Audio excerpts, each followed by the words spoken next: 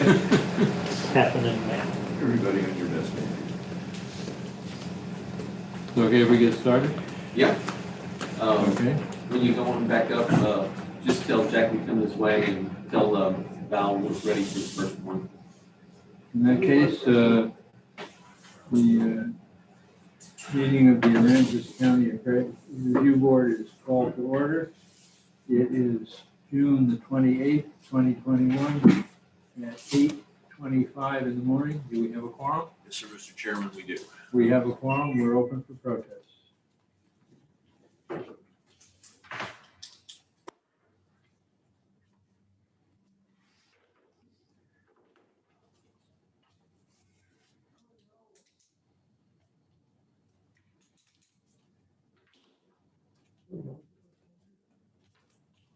Guessing it's this one.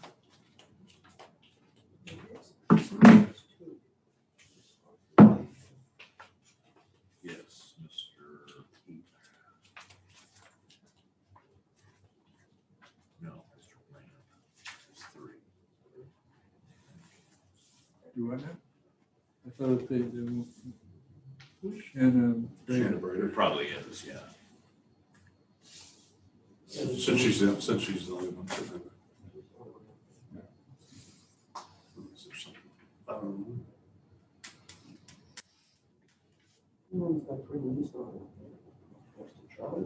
Yeah, that's hers.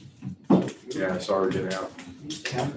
So of course, this next Monday we won't meet because of the holiday being on Sunday. right. And then we get the next day off, so.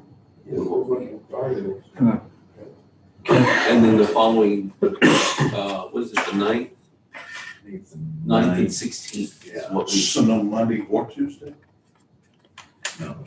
Just Oh, the day. no. The week after. No, this next week, there'll be no Monday, but there will be a Friday. And then the following.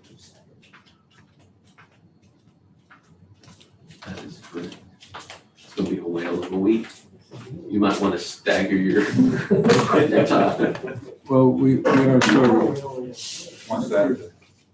I mean, Kathy, you're going to be gone. We have to offer one Saturday a year. Kathy, Sometimes. you're going to be gone Sometimes we have to. tomorrow afternoon, But I right? never read it for details. I'll be a little late after lunch, and then I have to leave. Okay, so I'm going to leave the book with Val. So you can do I'll do Wednesday morning. Wednesday morning. I'll leave. You won't be I here. won't be here Wednesday morning. You won't be here Wednesday.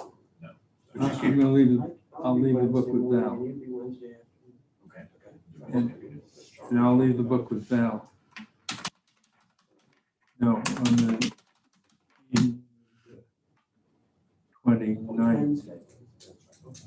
the 29th. I'll leave the book with Val and pick it up when you come in the morning. Okay? And Scott's certified as a timekeeper. Lucky you. He went through the I showed you certification. the 3. He went through the certification last week. I'm waiting for my claim certificate to come. Get hung on the wall. Well, you two will have to make all the motions. Okay. So you can't make a motion, or you just don't? As What's chairman, you don't make motions? No. Is that part of the Robert's Rules of Order? I guess. We've just never done it. No. No. That's right, we've just never done it. In 8 years. I've run a lot of sales meetings, but I haven't run a Robert's Rules of Order meeting since Well, college. open meeting. High school rules fraternity. versus Robert's rules.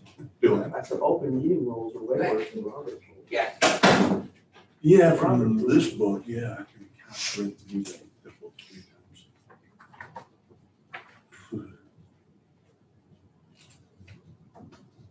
That's the first case number. I'm looking for it right now. We think it's 1288. It's Brader, There you go. 1288. yes, 1288, account 70355. We're ready if you want to bring it. Yes.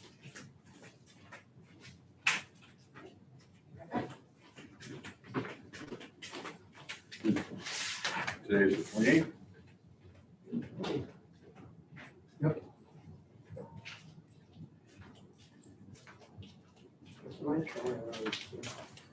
Huh? Yeah. Monday, Wednesday. Is there only one photograph under taxpayer value? I didn't see any taxpayer evidence. No, I didn't see Oh, there it is, popped up now. What is it, Mike? What's the case? 70355, case 1288. Is it? So, see, doing it now, they're in themselves. Well, Yeah. they're free of stuff is going away. It just slowly but surely. First it was pictures, now it's email. And, Google is just, they're changing all their terms of service and stuff. Well, particularly, it used to be photos, because limited storage. They changed that, so now that's. Is Miss Brader? Abby, Good morning. counts against you a lot. And then email now is also going to be included. Morning. Morning. We have some administrative to go through before we Of get course. to the meeting matter. Okay, I'll go through the script, and when I get toward the end, I'll ask you a couple of questions. sounds good.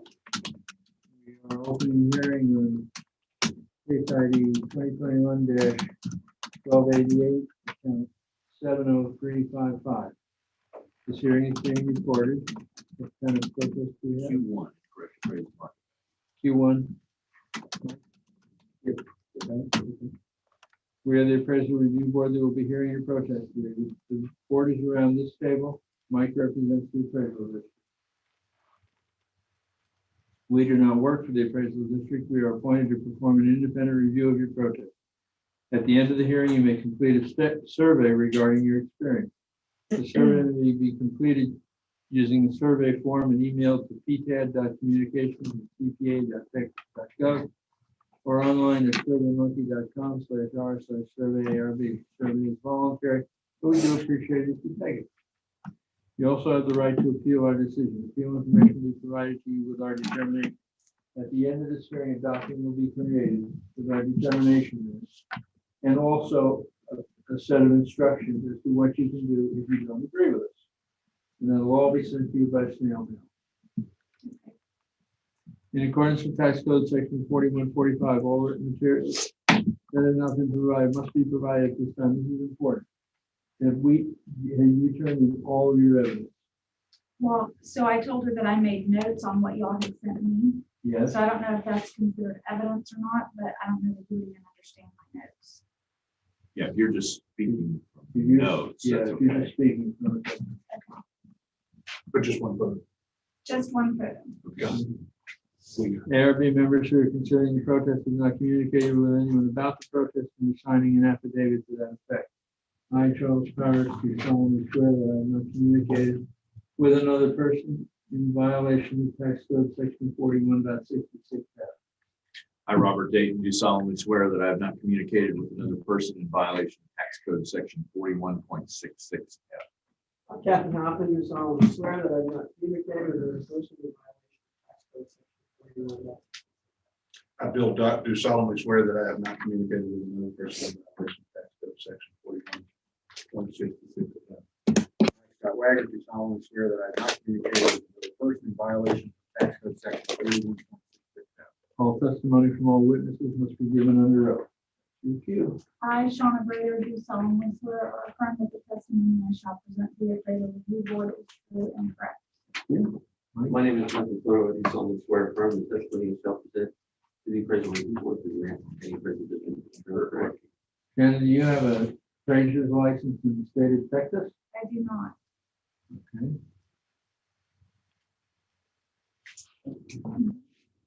Somewhere on the table, there is a chart that shows the procedure we're going to follow throughout the hearing.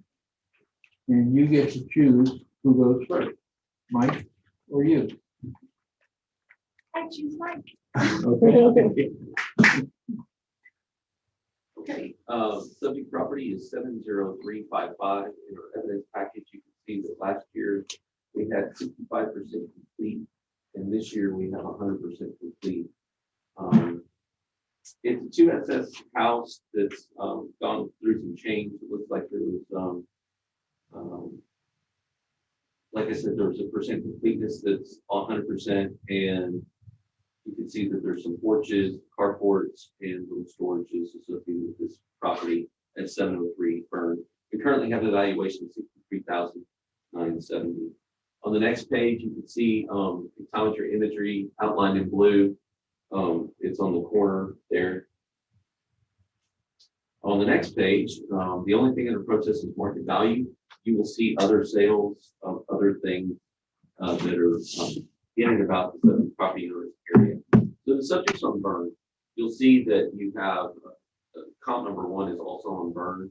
That one sold this year for $120,000. You can see that it has slightly more land than the subject, but there's a minor adjustment to that. Notice that the subject is a 2SS, and what sold was a 2SS minus, and it sold for $120,000. Obviously, that 2SS minus is much bigger than the subject. The subject's only 448 square feet, but there's an adjustment for the main area square footage in that line item. When appropriately adjusted for all of the elements, you can see that very sale, comp number 1, produces the value of $93,000 and change. Comp number 2 is also in that area. It's I think 1 or 2 streets over. It's on Pursuit. This one sold for $119,070. Notice that the land elements are very, very similar. You can see that the class is a little bit better than the subject. It's a 3SS plus rather than just 2SS. And it is bigger than the subject. It's 800 square feet rather than 448 like the subject. It's adjusted for both effective age and size. An appropriate adjustment with all of the segments renders a value of $84,000 and change. Comp number 3 is also in that same Vanny Market South area. It's also a property on Pursuit. So this is, you can see it's a pretty modest home. The sale is a pretty modest home. 816 square feet, sold for $70,000. January 21 sale. You can see land values are very similar. The adjustment to the overall MA is very minimal. That produces a value of $55,928. The median value for all of those sales is $84,360. The subject is currently assessed at $63,070, supporting the value that we currently have on the property. What's important to note here is that all of these sales came from meaning Market South area. It's all that area, that subdivision. The subject is on burn. The first comp is on burn, and the other 2 are Pursuit. I think it's, like I said, 1 or 2 streets over. It's all in that same area. These are all very small, modest homes. The subject is a very small, modest home. The median value that's supported is $84,000, almost $20,000 over what we currently have the subject property assessed for. If you'll look, continue on. Equity is not in question. You'll go to this in this general South Central Rockport. It's inclusive of that one. I believe we have how many pages here? 16. 16 pages, and we're 98% overall. And the last one, the last thing that you have, I think, is just a picture of the subject. Like I said, it's just a cute little, very small, modest home. But it's complete. We have it as complete 100%. You see a carport to the left and a nice little picket fence. We don't pick up the fence at all, of course, but some porches and some carports. That's all we got. Okay. Shauna, you have 2 minutes for cross-examination to ask him questions and 5 minutes for your presentation. So, I don't think I have any questions. I just don't really understand what SS means. okay. Yeah, it's stands for standard siding, which is a wood frame home. Okay, and then I didn't have a clue what this sales ratio report was. Okay. Sales ratio report is the totality within a specific area of all the sales within a specific area, and then it measures our appraised value versus the sale. Okay, And so in a perfect world, that weighted mean analysis, that top number to the bottom right, to the bottom right of the screen, that weighted mean in a perfect world would be 1, and it's 0.98. So it's actually below, but it's really close to 1. so I'm in an area that is outside the city limits. City limits actually runs down my street, so I'm on the side where I don't get trash pickup. And there's several of the properties I think listed on here that were actually commercial properties. So I don't know how all of that works, but it seems to me that that would have a different impact. Right. So the sales ratio is just the overall broad brush stroke. How are we doing in this general area? Mhm. And then the comps that we did on the grid are going to be specific to those streets, like Vernon Pursuit. So they'll be on the same street as yours and maybe one street over. Well, I would just say that this probably doesn't even apply because there's no way that I can compete with a commercial property because I'm not making money on the property. So anyway, that's what I have to say about that. I would like to go over the comps also. Mine is assessed at $142.79 a square foot. If we take, and I don't know why we skipped over the comp equity part of it, but I want to go over that as well. But let's start with comp number 1, 1039 South Burn Street. The lot size is 1,398 square foot larger than mine. It's also a family home, which to me makes it more desirable. My home is a 1-bedroom, 1-bath. So it's that you can't raise a family here. It's a 1 or 2 person home. It's also 38 years newer. And the cost per square foot on that one is $105.61 according to that 120 market value that you guys have it at. The next one, comp number 2, is also a family home. Its lot size is 898 square feet larger than mine. It's about the same age, and the cost per square foot on that one is $141.80.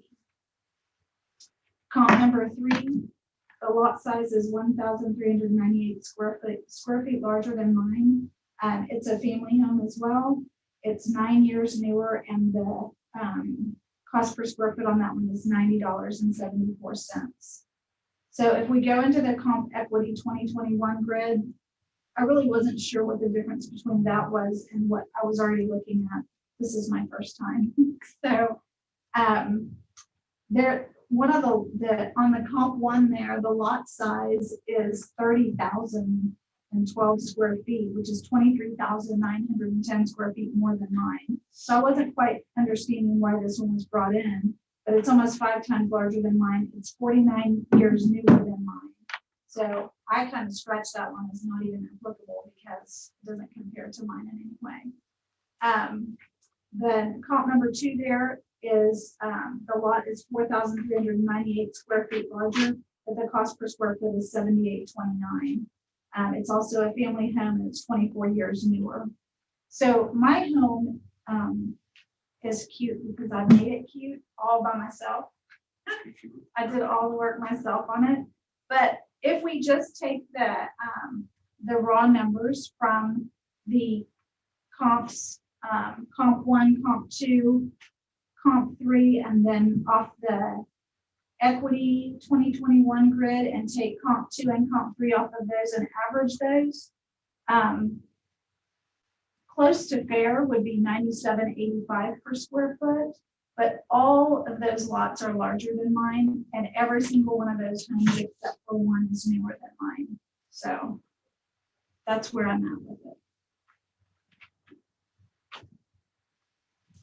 Yeah. That's all I have. Okay. And oh, the picture that I provided for you guys Yes. is across the street from me. So that's my view. Okay. And I think there's something to be said for that. I feel sorry for the man. I'd like to help him, but I'm a little scared of him because I know he has some mental illness. And Adult Protective Services comes over and checks on him periodically. Somebody lives there. There's a man that lives there. He mows his grass in his grass barefoot, and he comes out and checks his mow without shoes on. It's really sad.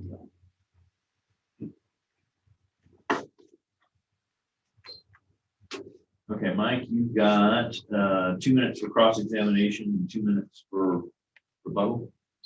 Right. As far as the why we didn't go over the comp equity, it's because it wasn't under protest.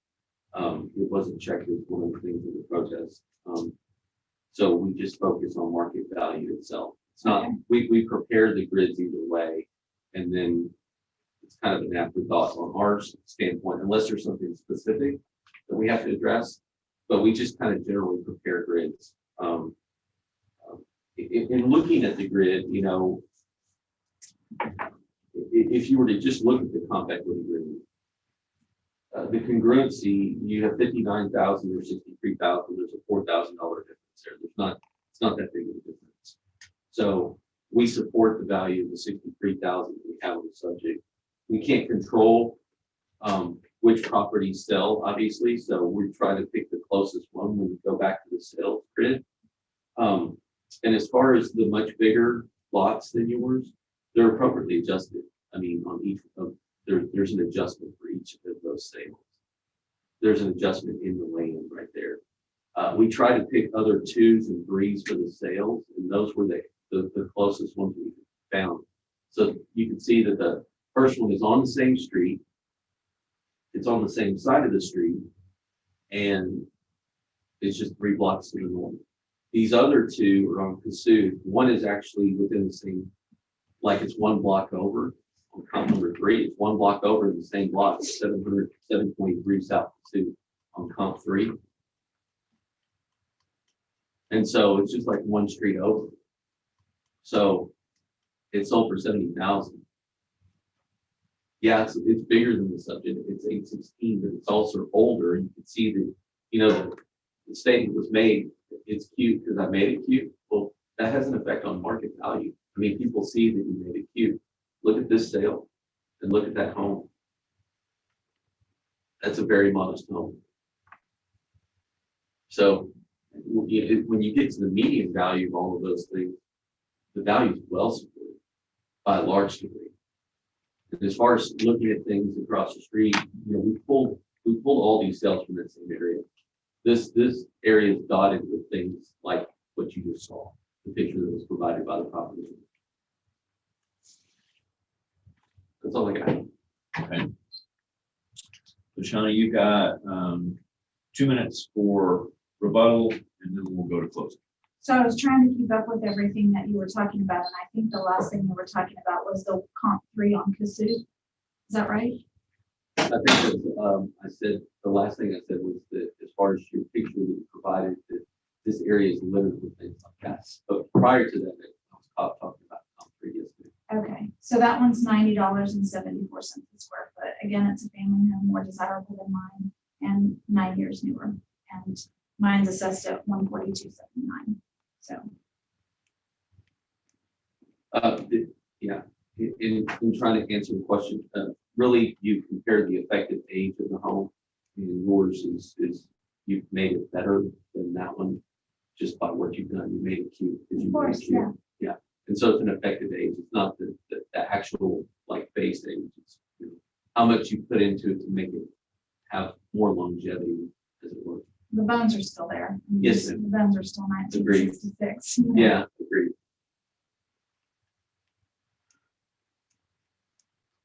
Okay. Anything else? I don't think so. Okay. And Mike, you've got 1 minute for closing. In closing, what I would say is the only thing in the process is market value, shown by a large degree by a factor of 20,000 over the median value. But the subject is well appraised. Small, cute home. That's it. Okay. So Shauna, you got 1 minute. Any final thoughts? Yeah, I think that we were talking fair about, I'm gonna do a little math here. That comp number 3, that's at 9074, mine's 448 square feet. If we do mine at 9074, exactly what that one's at, it's at 40,651.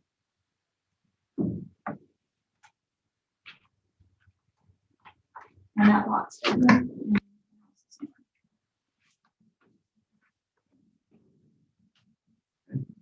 I have a question. What is your opinion? My opinion of the value, I think I said it was like 40,003 Oh, something. Land and Yes, ma'am. The, behind my house is one of those shipping containers, and I just had it painted to match my house, and then I have the carport, but, you know, it's not an overly huge yard, the fence needs to be replaced. So, and my view isn't great, and I don't get city trash pickup.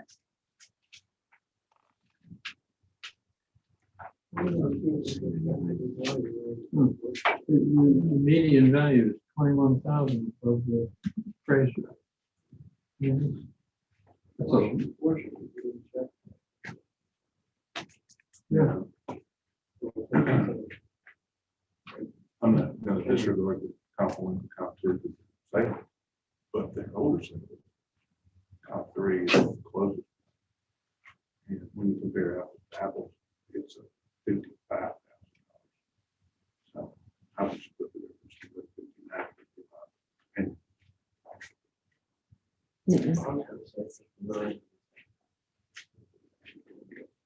Go for that. Yep. It's well supported at 63,972 also. comp 3 is a January of 21. Comp 3? Yeah.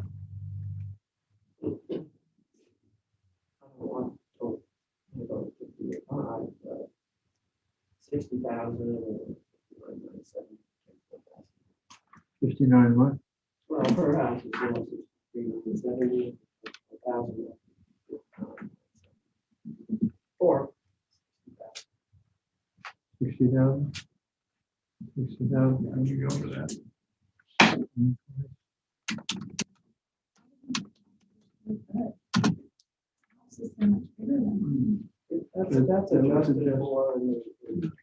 That was adjusted. Yeah, if you go down to the bottom, the indicated value is 55.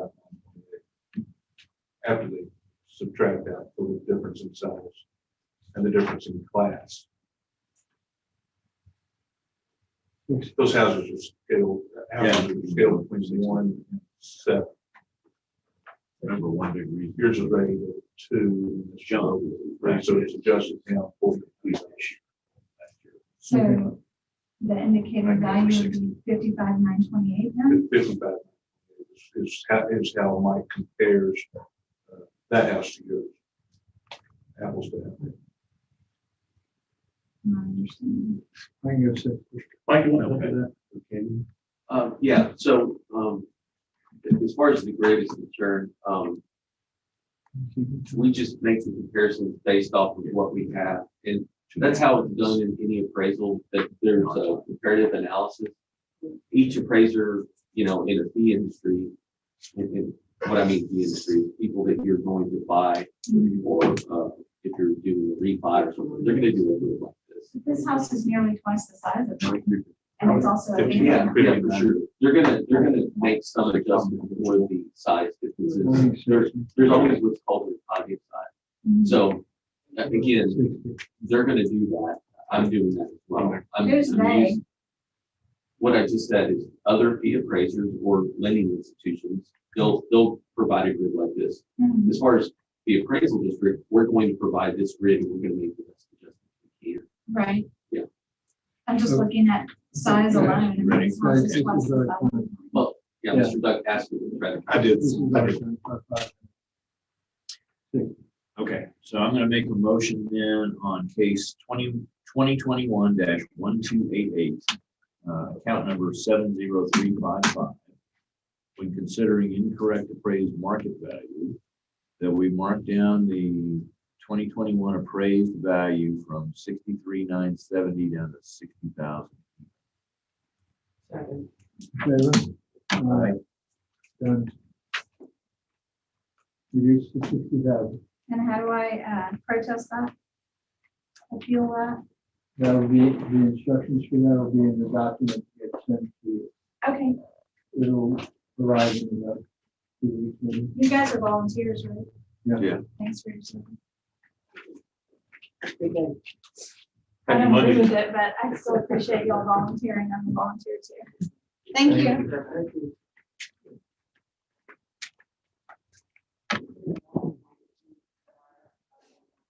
Same page. Oh, 66. Same page. This is a high level. You lose the adjustment. It's just a real estate.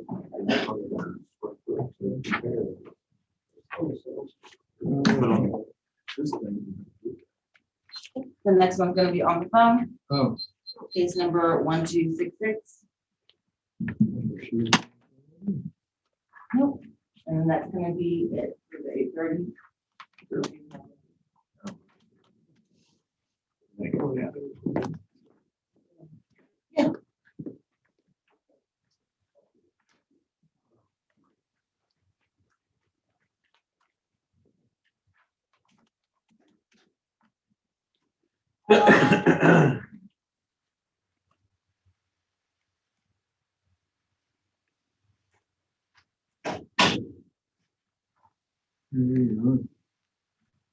That, from cutting grass and get it snagged on a, I don't know, some crap she's got growing in the front yard. Prickers. Huh? At Prickers. Yeah. Not only Anders, there's something that she's got, and they were just hanging down, so it's more just drainage. No. Grass burrs? Yeah.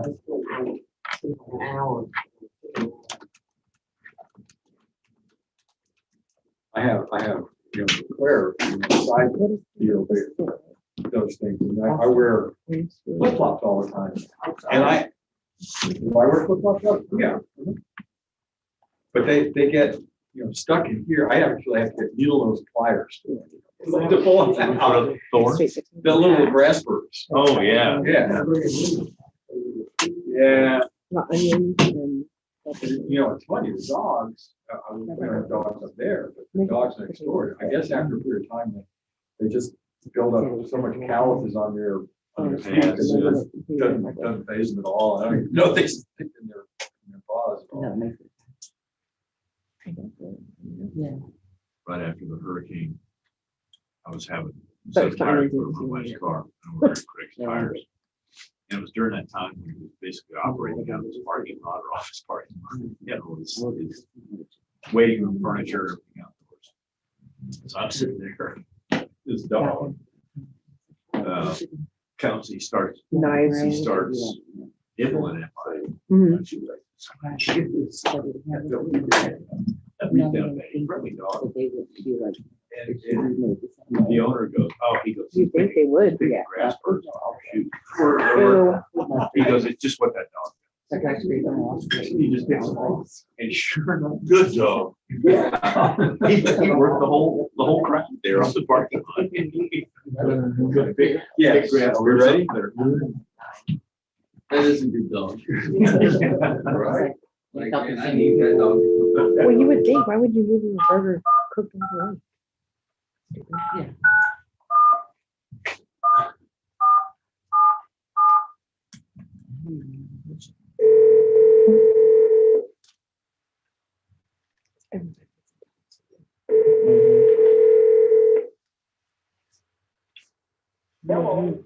Greg Foster? Yeah. This is Charlie Powers of the Appraisal Review Board. How are you this morning? Okay, I'm just fine. How are you? Pretty good. I'm gonna go through a script. And then when I get toward the end, I'll be asking some questions. So if you just follow along, I'll cue you when the questions come up. Okay, thank you. We're opening a hearing on case ID 2021-1266, account 25381. This hearing is being recorded. Robert? And under protests are Q1, Q2, and Q5 other, and other notes on the protest form say still under construction from Harvey. Okay. We are the appraisal review board that will be hearing your protest today. We do not work for the appraisal district. We are appointed to perform an independent review of your protest. The comptroller's office provides an electronic survey for you to offer feedback about your experience today that may be accessed at the appraisal district office or online at surveymonkey.com/r/survey ARB. Survey is voluntary. You also have the right to appeal our decision. Appeal information will be provided to you with our determination. That will come in snail mail after this hearing is complete. In accordance with Tax Code Section 4145H, all written material that has not been provided must be provided at this time. Have you submitted all of your evidence? Yes, I did a Okay. affidavit or whatever. Right. Right. Okay, great. The ARB members who are considering the protest have not communicated with anyone about the protest and are signing an affidavit to that effect. I, Charles Powers, do solemnly swear that I have not communicated with another person in violation of Tax Code Section 41.66F. I, Robert Dayton, do solemnly swear that I have not communicated with another person in violation of Tax Code Section 41.66F. Excuse me, I, Kathy Hoffman, do solemnly swear that I have not communicated with another person in violation of Tax Code Section 41.66. I, Bill Duck, do solemnly swear that I have not communicated with another person in violation of Tax Code Section 41.66F. I, Scott Wagner, do solemnly swear that I have not communicated with another person in violation of Tax Code Section 41.66F. All testimony from all witnesses must be given under oath. Mr. Foster, I am assuming that you are under oath for the duration of this hearing as a result of you signing the affidavit. Do you understand? Yes, Thank you. My name is Michael Soto. I do solemnly swear affirm the testimony you shall present to the appraisal review board for the Aransas County Appraisal District is true and correct. Mr. Foster, do you have a license to be an appraiser in the state of Texas? no, sir. Thank you. Do you have access to, or do you have the hearing procedure times document? It's a page. Yes, I did. I got that, yeah. Excellent. We're going to follow that procedure throughout the hearing. Would you like to go first, or would you like Mike to go first for the district? You can go first, that's fine. Okay, Mike? Okay, what we have is 25381. You have a property here at Keel Road Condos. Last year, we did not have it as complete. This year, we have it as complete for the subject property. The subject property is currently 100% complete by our records, and we showed $284,700 for the value. You can see on the next page, this is in the 900 building. So this is building 908. The subject property is outlined right there in blue. And the imagery. The next page is the sales comparison grid. There's two things, well, there's three things that the protester says, 1, 2, and 5. 1 is market value, 2 is equity, and 5 says still not complete, I think is what they indicated on their protest form. So for the comparable sales, what you got is you actually have two really good sales here. The two really good sales that you have are in the same building complex. The subject is 908, and notice that it's 900 up is the neighborhood, so it's a second floor unit. The comp number 1 is at 907 sand dollar. We have it at 900 up, and that was 281,000 was the sale there. That happened in March of this year. It's a very, very fresh sale. The next one in sand dollar is 912 sand dollar. It's also in that 900 building, 900 up, and that's 278. You can see that they have identical square footages. They have identical effective ages. So these are great comps. Comp number 3, it's a down unit, and the market reacts to that a little bit differently, gives a little more value there. You can see that that one went for 318. And so there's some adjustments for that, and you can see that the rendered value there is 288 and change. So the median value overall is 281,060. Again, even by our own evidence, there's a $3,000 warranted change that's there that we can support. From an equity basis, they're identical, meaning that 284,700, 284,700, 284,700, 284,700. All of these are up units. All of these are the identical square footage and the identical effective ages. Again, you're going to hear from the property owner about things not being done and, hey, the complex is terrible or whatever. The market forces are the market forces, okay? The summation of market forces are exhibited in market sales transactions. And what you have, I'm going to go back to the sales information. And again, I'm saying that we can support 281, not even the 284. There's a $3,000 change there. But understand, all of these terrible things that you're about to hear about in the next few minutes, those were all there when these people put their money where their mouth was. And they said, hey, I'll give you 281,000. Hey, I'll give you 278,000. Hey, I'll give you 318,000. All those conditions exist. You know, trailers being out front, construction still going on. Hey, I'll give you 318. Hey, I'll give you 278. So don't get bamboozled. Don't hear all this kind of hoopla. Just understand that this is the market value sales transactions. Okay, that's all I got. So, Mr. Foster, you have 2 minutes for cross-examination to ask Mike questions, and then 5 minutes for your presentation. So I'll give you 7 minutes on the timer. Okay, first of all, I'm not complaining about the construction. I'm not complaining. That was never my argument. I went through this, bought it in March. It got wrecked in August. I went through all of this for many years, and it was going to be our retirement home, which still is going to be our retirement home. What I'm saying is that I could not understand the difference from the 900 building, my unit, compared to the 500, the 600, 700, 800 building in the uppers. They're upper units. They're identical in square footage. They are identical to every way. And so my argument is why, for instance, in the 500 building, the assessment would be at 266,000, and my building, in other words, if a sale went in my building, no different than another building that was identical in square footage and like kind, and quality is what I would say. Why is mine assessed that much higher?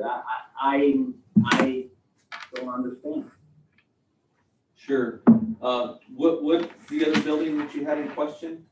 Well, the 500 and the 600, the 700, the 800, and the 900 are identical in the upper units, but yet all of those assessments are all over the place. They're different. Okay. And that's what I'm questioning.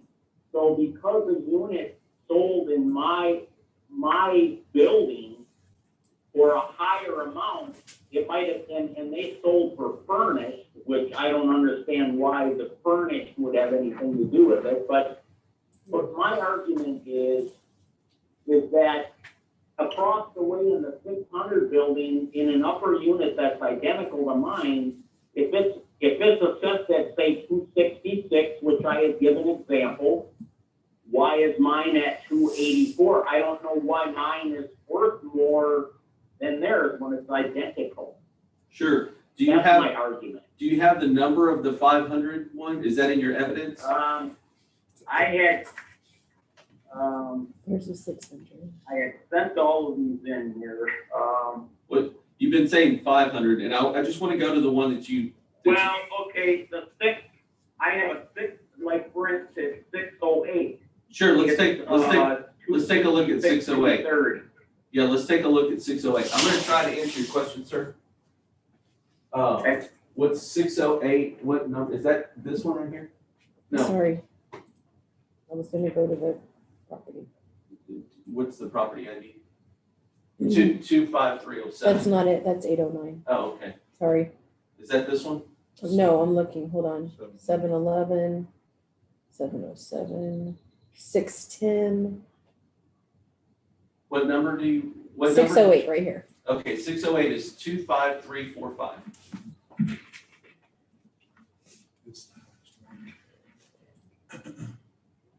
And that's why I had sent these examples in of Sure. buildings that Oh my were, goodness. and they're all the same, you know, in that building, but that's why they're identical.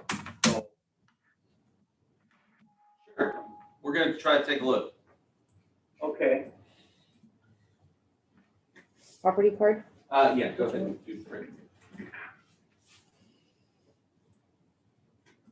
Okay, this one has a value of 266,230, 100% complete.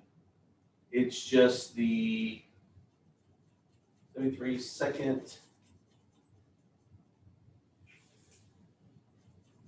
And 700 building, same thing. They're Yeah, all pretty those close are to the same. probably just driven from their market, meaning, let's take a look at what is this, 25345? Mm-hmm. Go ahead and pull that out. And go to pictometry.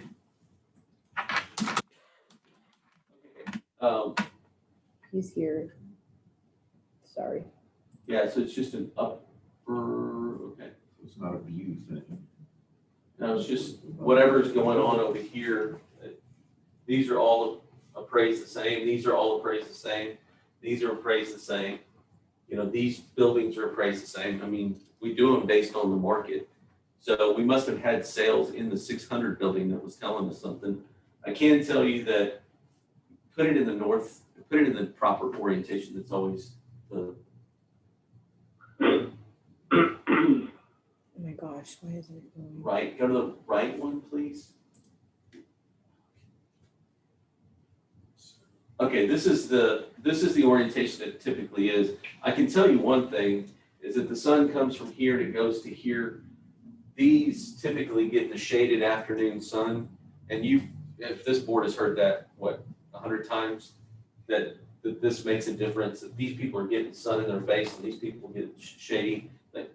I'm just telling you, the market reacts to certain things in different ways. I can tell you that all of these are appraised the same. So. If anybody who knows the best sun is it, knows comments is it. Big issue, yeah. And I didn't present any information other than I could go into any of my sales that maybe is in the 600 building. I'm trying to find one. And that would be in the sales ratio report. 611 was just sold, and that's lower too, and I know that went for more than 266. Okay, let's take a look at that. 611, which is directly across from my building. I don't show.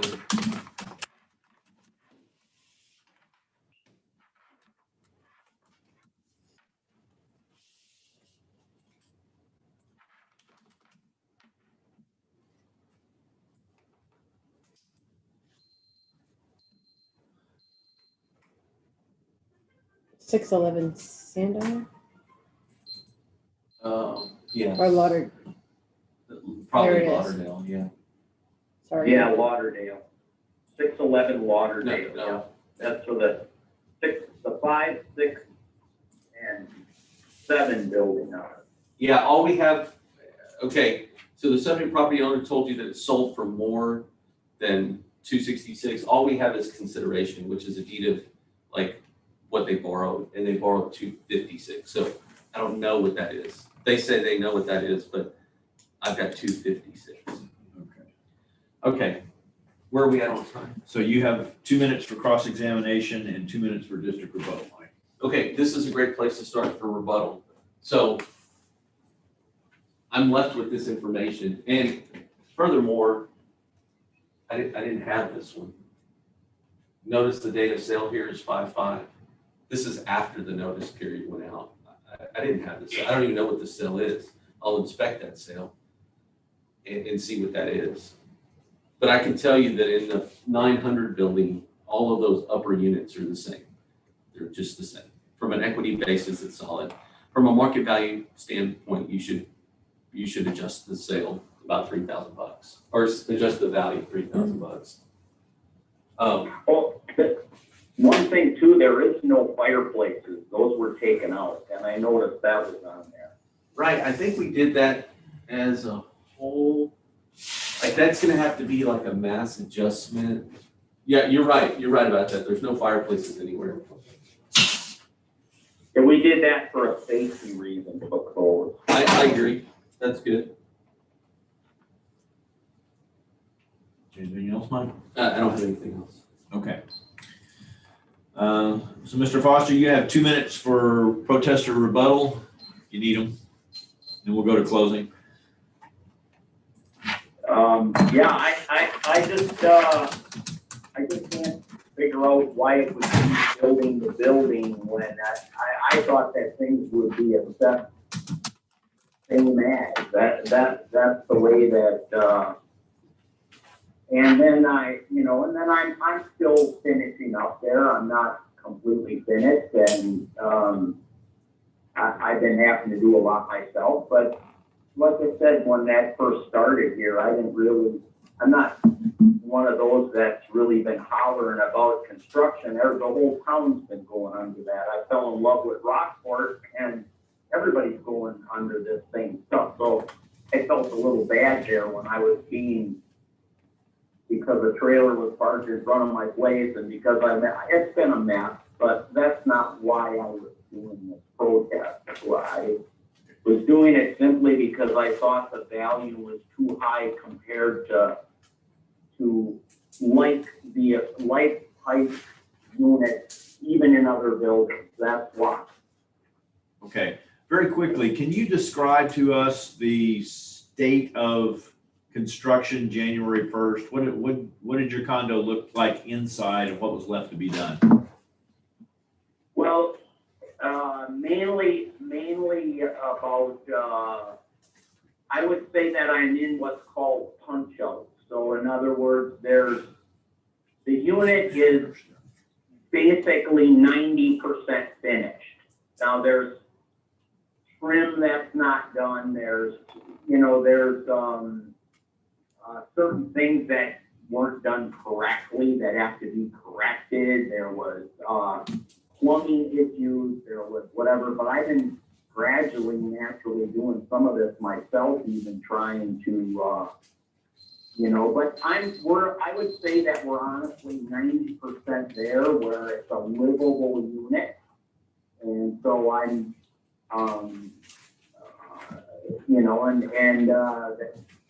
but it's just not finished yet. Some of the, and I don't know how that's based either, though, like the outside, the balconies aren't done, the stairways aren't done complete, the moldings on the outside ceiling, the windows aren't finished yet, so I mean, things like that. That's Okay.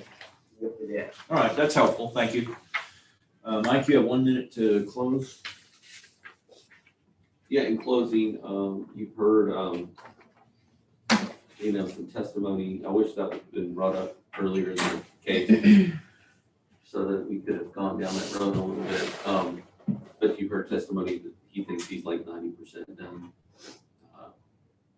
I don't know how that compares to the list that we would do, but it seems like what he described, that seems like a fair internal assessment of what he's got. So that's all I've got. Okay. Mr. Foster, you got 1 minute for closing. Any final thoughts for us? I just, like you said, I was just looking for the board to make I just didn't think that it was, a totally fair assessment. Now, did I realize that things were gonna go up? Of course I did. That wasn't my, it's just that I just felt that my building was being assessed. I mean, if somebody paid too much for a unit, or they paid for a unit that was fully furnished and paid $190,000 for a unit that had $25,000 worth of furniture in it, how does that, I don't know, I don't understand it, that's all. I guess I just didn't understand that. I just thought that all of the units would be assessed at the same. That's all. Okay. Some of the things you mentioned in terms of repair work were external, and some of his concern was what get done, but I'd be willing to take another $1,000 off, whatever he's got on the inside. Well, he said there was 90% complete as of January 1st. If you start with Mike's number for median number, 281,060, and take it at 90% complete, you get 252,954. And 1,500 for fireplace. No. They were already taken off. It's still on this board. Oh, it wasn't taken off. It's on, yeah. Oh, It's actually 1965 with the neighborhood. Go into the, I'd like to see that again, I didn't see it. go into the elements part. Oh, okay. All of these were done in mass, so, 266 at the bottom. go into For the the other main buildings, area. other buildings. And, you're gonna have to get off that to go somewhere else, like, click into this fireplace right here. And then, hit remove. Yes. And we need to do a note to make sure those come out. Recalculate, and then go into general. And go back into the improvement.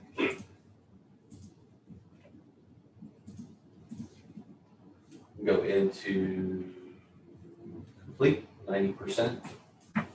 This is what you want, right?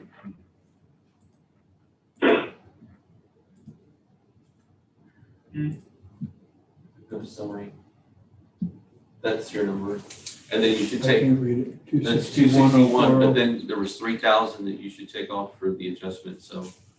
I think it was 180, 284 to 281, right? Yes. 281,060. So you should take it, I mean, with all that being said, that's the number minus the, and we took the fireplace out. Mhm. So it should be minus 3,000 off that, or whatever that difference was. 258, yeah, 258,040. 258,040? Yeah. I'll go with that. Yep, okay. I'm good.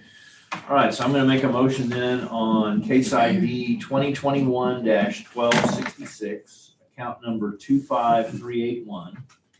When considering Q1 incorrect appraised market value, Q2 equity value, and Q5, the fact that the condominium is still under construction, that we lower the 2021 assessed value from 284,700 to 258,040.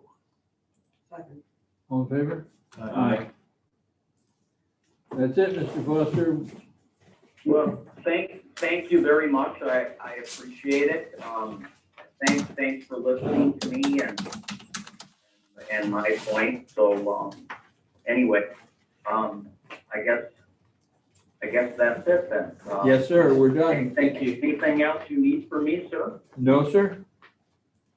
Okay. You'll get a document in the mail. Thank you very much. You're welcome. Have a great day. Bye-bye. All right, thank you. Thank you. I hope you have a good day. Bye-bye.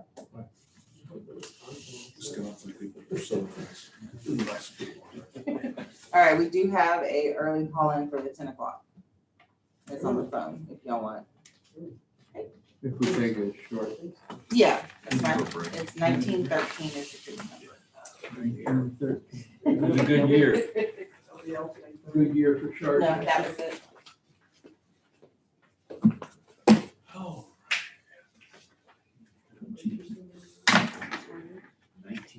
13. Yeah, last name is Intricum.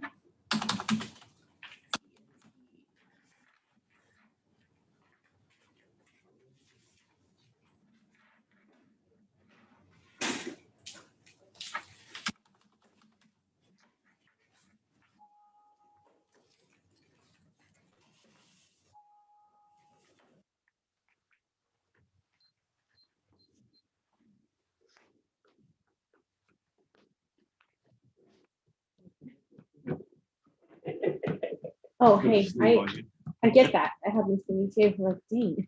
I broke my ankle doing that.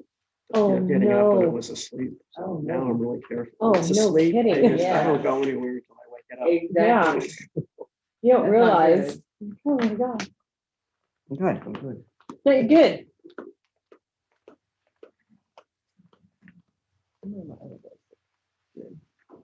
Now that was the number that I heard, correct? Yes. I like her say.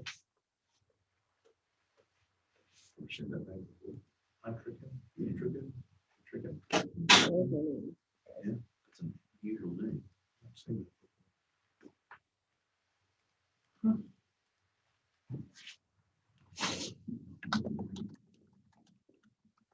I have big 4th of July plans. Stay away from the beach. Yeah. Watch the fireworks. Hopefully, get out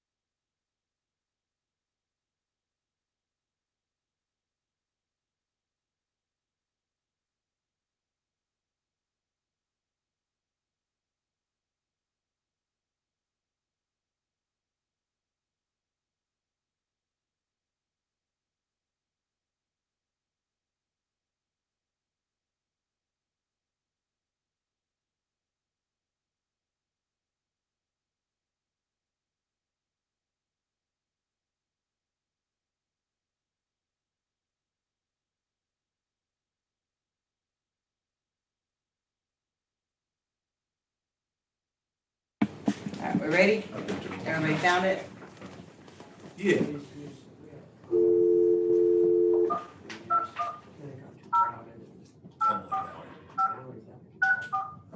Kauai.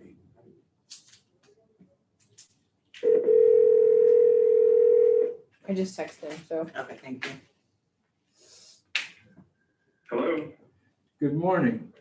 good morning, how are you? This is Charlie Powers at the Appraisal Review Board. I need a little Hey, help. Charlie. I need a little help pronouncing your last name, William. Intricate, Intricate. Okay. right, you got it. All right, great. Well, I have to go through a little script here at the beginning, some administrivia. Just follow along with me, and I'll have some questions when I get down toward the end. Thank you.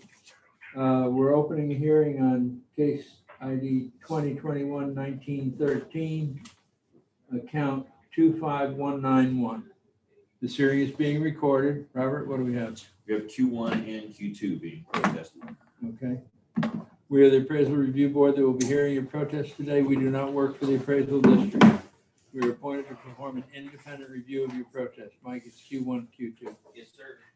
The Comptroller Office provides an electronic survey for you to offer feedback about your experience today that may be accessed at the Appraisal District Office or online at surveymonkey.com/r/survey-ARB. Survey is voluntary.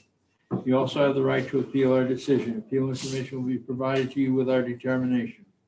In accordance with Tax Code Section 4145H, all written material that has not been provided must be provided at this time. I'm assuming, sir, that you have sent in all of your evidence. Is that correct? Yes, it was delivered on the 23rd. Excellent, thank you. The ARB members who are considering the protest have not communicated with anyone about the protest and are signing affidavits to that effect. I, Charles Powers, do solemnly swear that I have not communicated with another person in violation of Tax Code Section 41.66F. I, Robert Dayton, do solemnly swear that I have not communicated with another person in violation of Tax Code Section 41.66F. I, Kathy Hoffman, do solemnly swear that I have not communicated with a person in violation of tax code section 41.66. I, Bill Duck, do solemnly swear that I have not communicated with another person in violation of Tax Code Section 41.66F. I, Scott Wagger, do solemnly swear that I have not communicated with another person in violation of Tax Code Section 41.66F. All testimony from all witnesses must be given under oath. Mr. Entrigan, I'm assuming that you're under oath for the duration of this hearing as a result of you signing the affidavit. You understand? I do, thank you. Very good. My name is Michael Soto. I do solemnly swear affirm that the testimony you shall present to the Appraisal Review Board to the Aransas County Appraisal District is true and correct. Mr. Entrigan, do you hold a license as an appraiser in the state of Texas? Do not. Okay. Do you have handy the hearing procedure times document? It was sent out in the packet. Yes, it's on my computer. Excellent. We're going to follow that procedure throughout the hearing. The choice you have to make is whether you go first or the appraisal district goes first. I can go first if that makes any sense. That's fine. You have 5 minutes to state your case. Yes. The reason for our questioning was that our house went up over $100,000 in 1 year. Excuse me. And in our particular situation, we have a lot next door to us that was previously a house before Harvey has since been torn down. And on the other side of our house was a house that was damaged by Harvey and it had been unoccupied and it's currently under remodeling. So it didn't seem like our property should have gone up that much in 1 year with the things next to us and the conditions that they are. That's all I have to say, I think. Okay. Never really done this before, sorry. Okay, That's all right. that's fine. You'll have more time to speak later. Anything else for now? I don't think so. I think as I understand it, the appraisal is as of January 1st of this year. Is that correct? Yes. Correct, okay, so that's, yes, those were the conditions that I explained there. Thank you. Okay. All right, Mike, you have 2 minutes for cross-examination and then 5 minutes for your presentation. Yeah, it looks like all of the change was just market value change. I don't believe that we've got anything as far as,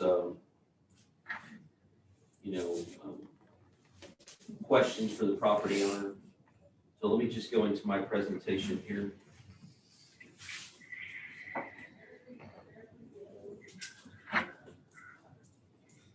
So what we have is the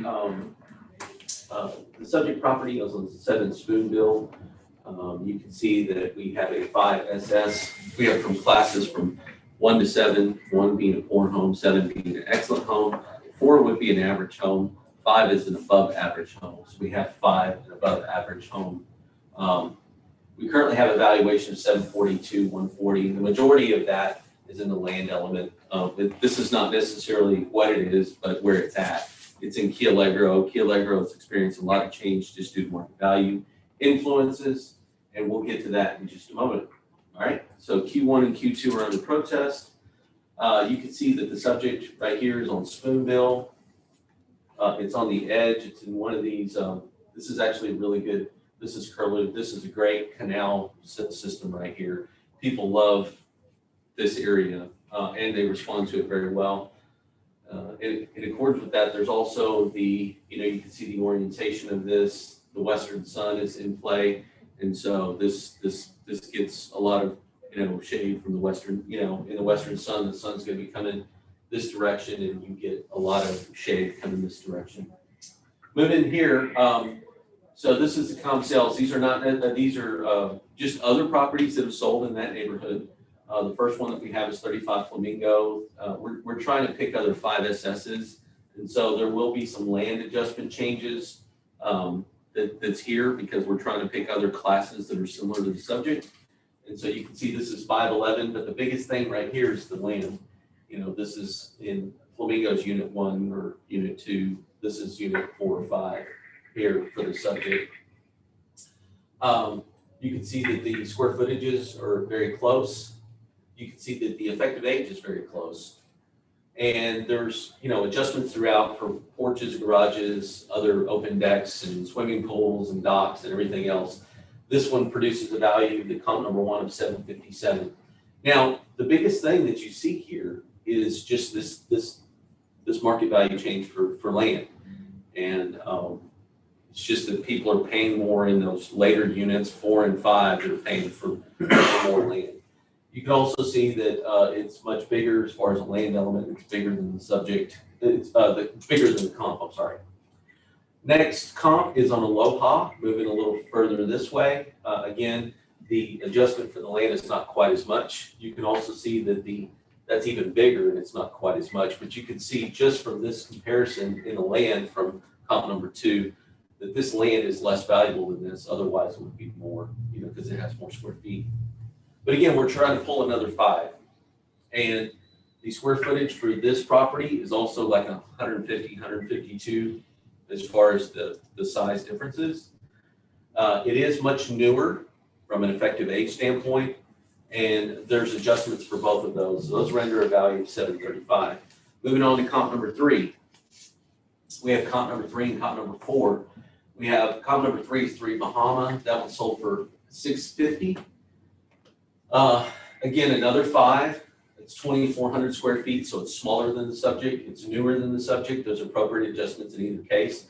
You can see that in both of those, the land element is getting the adjustment is smaller here because it's coming further this way. This one renders a value of 781 and change. Comp number 4. Now, comp number 4 is going to be your best comp from, like, what's the closest thing that's to me. Albatross right here, you'll see that land value, which is the majority of the value for the whole property. I mean, it's Key Allegro. So this one's closest. It's actually more valuable than the subject. And you can see that because it's got more land. But it's probably on the exact same table that the subject is. And you can see that it has a value of 569 on comp number 4. Again, this is not an SS, it's an ST stucco rather than a frame home. But it's a 5. It's a little bit bigger, it's a little bit older, and it renders a value of 741 and change. It's a pretty good comp when you consider the subject's for 742. So it's a pretty good comp when you consider, hey, this one's the closest to it. Moving on to comp number 5, right here. This is a Bay Shore property, sold for 745. You can see that the land element is adjusted. It's newer than the subject. It's about the same as far as the 5. It's much smaller than the subject from a main area. Renders a value of 751. The median value is 751. The supports is 742. Your best comp out of that is comp number 4 because it's the closest to it and it's the closest as far as land is concerned, in my opinion. All right, moving on to equity. These are not necessarily, oh, did I have another comment? No. Okay, moving on to equity. The median value, these are not necessarily sales, they're just other 5s. And we're gonna try to get close as far as the land value. You see that there's only a $33,000 adjustment here. That's a close land value.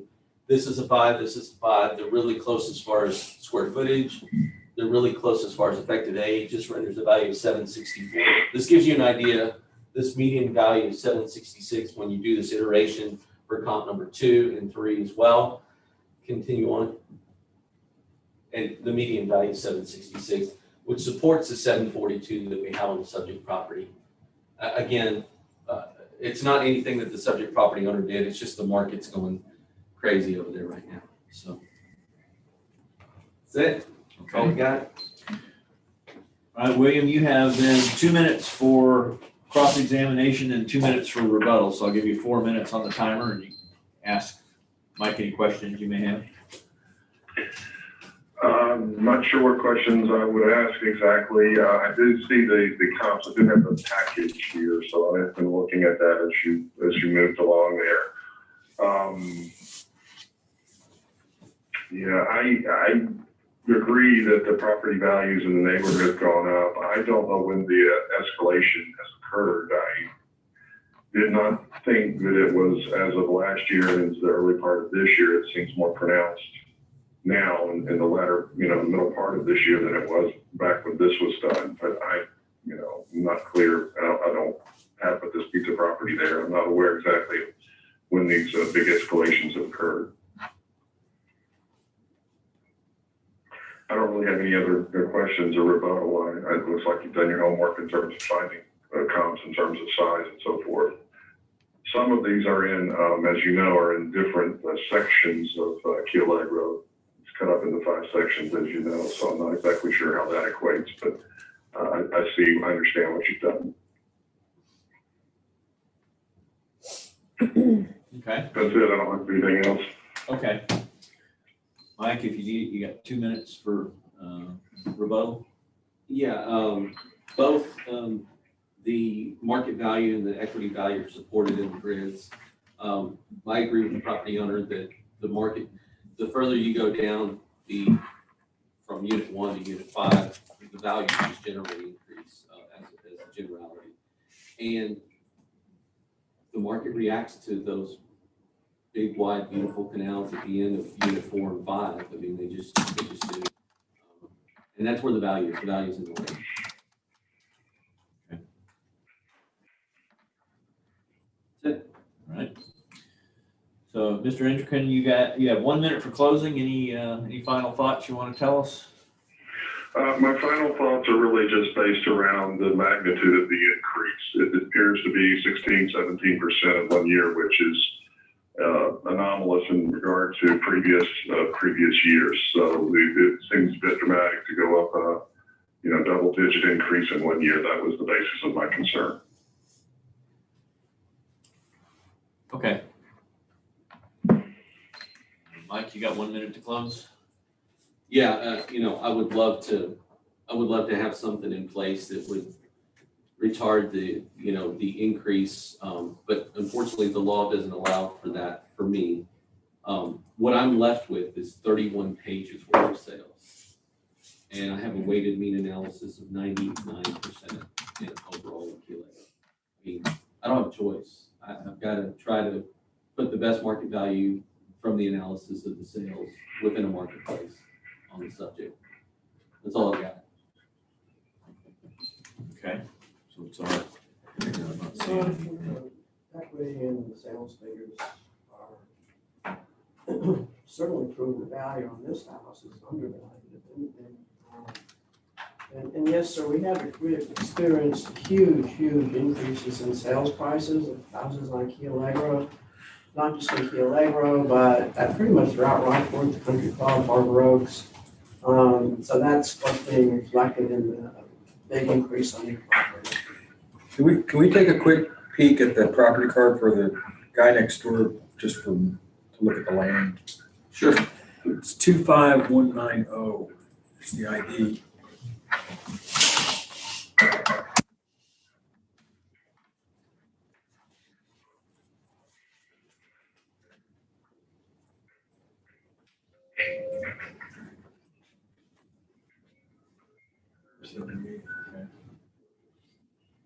$70 a square foot.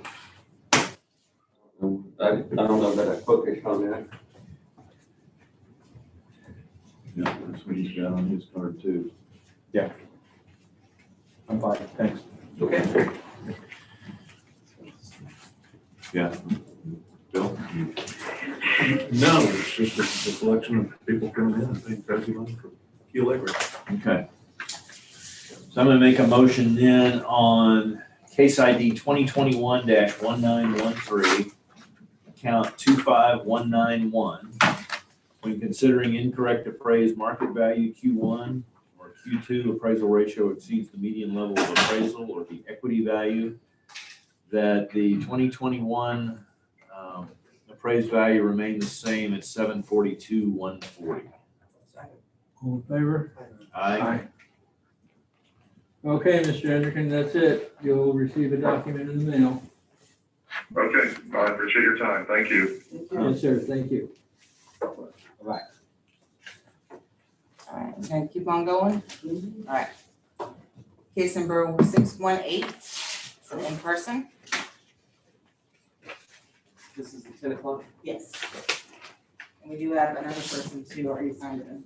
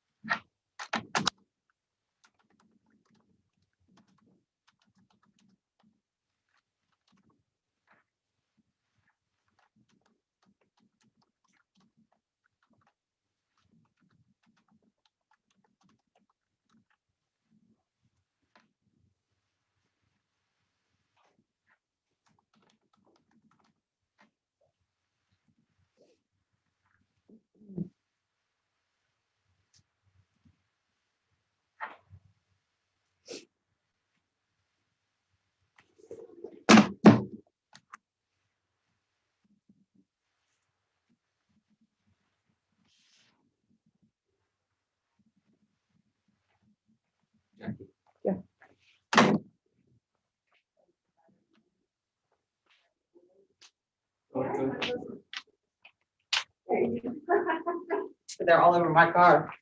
All right. This is gonna be your area right over here, okay?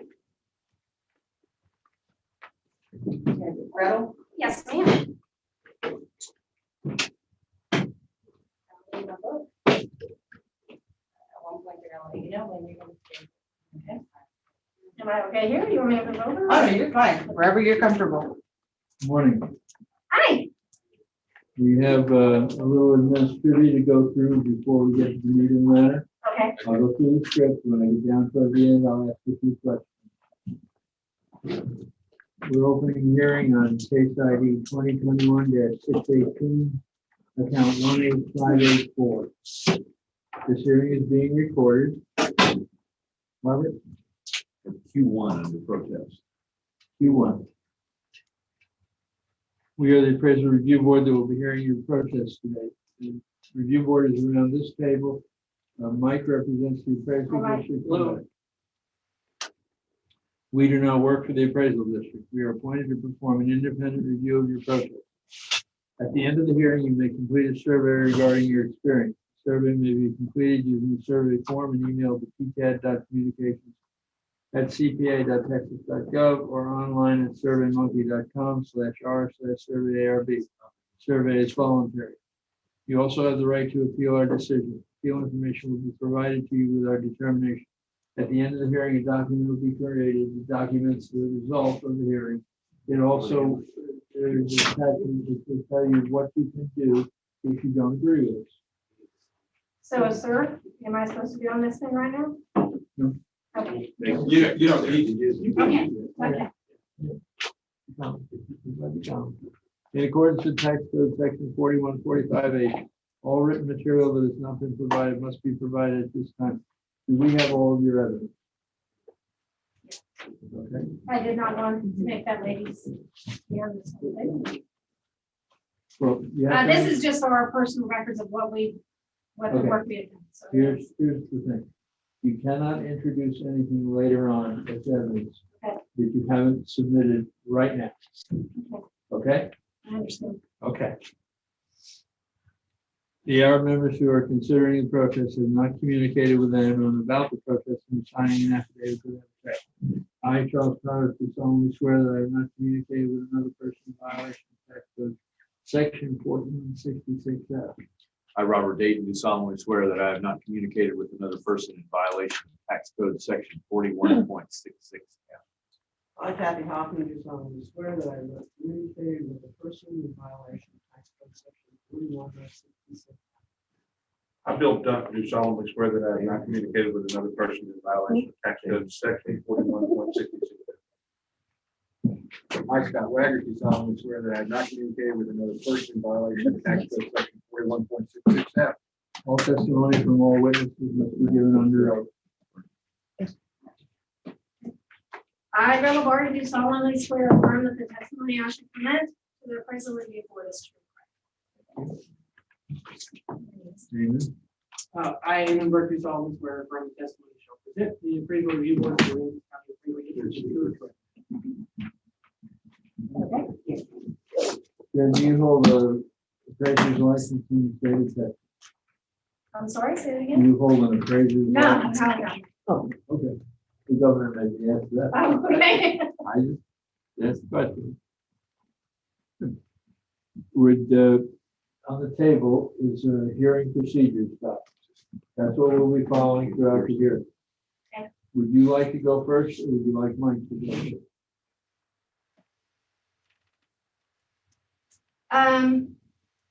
Are we in the blue? We're in the blue, right? We're only talking about the blue. Okay. I'll go first. Okay, you have 5 minutes.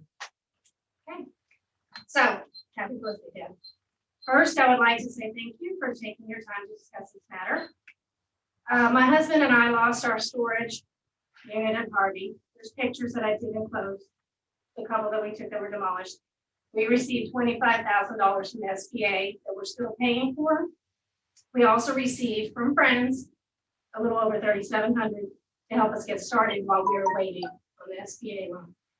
We have about $1,800 in that account. We had a separate account for that. And someday we want to maybe get lights to work in there and not to drag an extension cord because some of those pictures that I did upload are bad because we're carrying an extension cord. The 2 garage doors that we put on, my husband had to trade his great grandfather's rifle and the man paid for the doors for us. Okay. When talking to Mr. Burke, he stated that warehouses had desks and walls. And we, as in you, need to crack down on those for taxes. Our storage is just that. It's a storage building. It's personal. We have no walls. We're never going to put walls in there. As you see from the picture, we have storage. It's a mess because we still haven't cleaned it up from Harvey. Mr. Burke said he's a numbers person. I teach reading and writing. I'm not analytical. I don't pretend to be. This is our storage. The sheet that I gave you has what Mr. Burke claims are comparables. Most are businesses, which gives me the page he included, income calculation worksheet. I have one in here and I did upload it. There's no income from this storage. These are some of the ones he compares our storage to, okay? There's no income from our storage and there won't ever be, okay? This worksheet that he put on here, this is what he's comparing ours to. This worksheet that he put on here is not applicable to us. He also enclosed another one, income equity grid, comparing our storage to be in our electrics, which is our neighbor. Brad is our neighbor. And another warehouse I didn't get a name for. Have anybody been inside BNR? It's beautiful. It's a brand new building. Okay, I went and researched all these. I drove by most of these places. I don't understand why our simple personal storage is compared to commercial warehouses, furnished with walls, desks, just as he says. They're all income producing properties. Ours is not. Ours will never be on any of that list. Ours has our junk from our house and from our Hurricane Harvey, whatever we could say, which is not much. Ours is simple wood siding. It's not metal. Okay, it was the cheapest we could buy with our money that we got from SBA. You can't compare apples to oranges. Okay, most of what Mr. Burke compared our storage to is either businesses or brand new or newer buildings. Our storage is wood, and that's it. So the cheapest wood siding. We put this part of the building back together exactly on the same slab that was already there. It's not bigger, it's not grander. We have window units stuck in some of those that none of them work but one for some of my pictures and things like that we have stored there that I don't want to get ruined. Some of the things that were my mom's and dad's that I don't want to get ruined. The rest of it, we have the old tin. None of those air conditioners work, okay? We have tin, and that's how it is. What we did take off, what we salvaged from that tin, when we put the wood, we donated to a local business. We've only used SBA money that we got in those $3,700 donations. How can you compare this to some of those wonderful new buildings? The one that you guys showed a minute ago with the fish across, that one has bookcases, it has a bar, it has a commercial refrigerator. It has, I mean, it's cool. I wish we could have that. You can't compare that. How can you compare this, that one? Yeah. I mean, if you look inside, I didn't print all the pictures inside, but it has leather couches. It has, like I said, a commercial refrigerator, commercial wine fridge. I mean, come on, I can't afford the wine to go in it. All these, you can't compare those to what we have. And those are commercial. Mine is not a commercial. We happen to have a commercial residential zone. Maybe we should put it, I don't know, it's just a storage. It's just a barn to put stuff in. You can't compare it to downtown businesses, which some of those listed Walgreens and Sherwin-Williams. How can you compare ours to Sherwin-Williams or Walgreens or a boutique downtown? There's some downtown shops on there. You can't compare our storage. One part has our ruined stuff from Harvey. Like I said, upstairs we have some of my mom's. And my mom and dad passed away. I need to stop you here. You'll have some more time later. Okay, thank you. So Eamon, then you have 2 minutes for cross-examination and 5 minutes for your presentation. First, on my tablet, for some reason, the first page is blank. Yeah, it's really weird. Okay, so this is account 18584, and you see 2020 market value, 43,700. You want to know why our warehouses were revalued? That's why. That whole property with the land, the building and everything was $43,000. In the blue. Yes, the entire thing is $43,000. You scroll down a little bit. Actually go down 2 pages.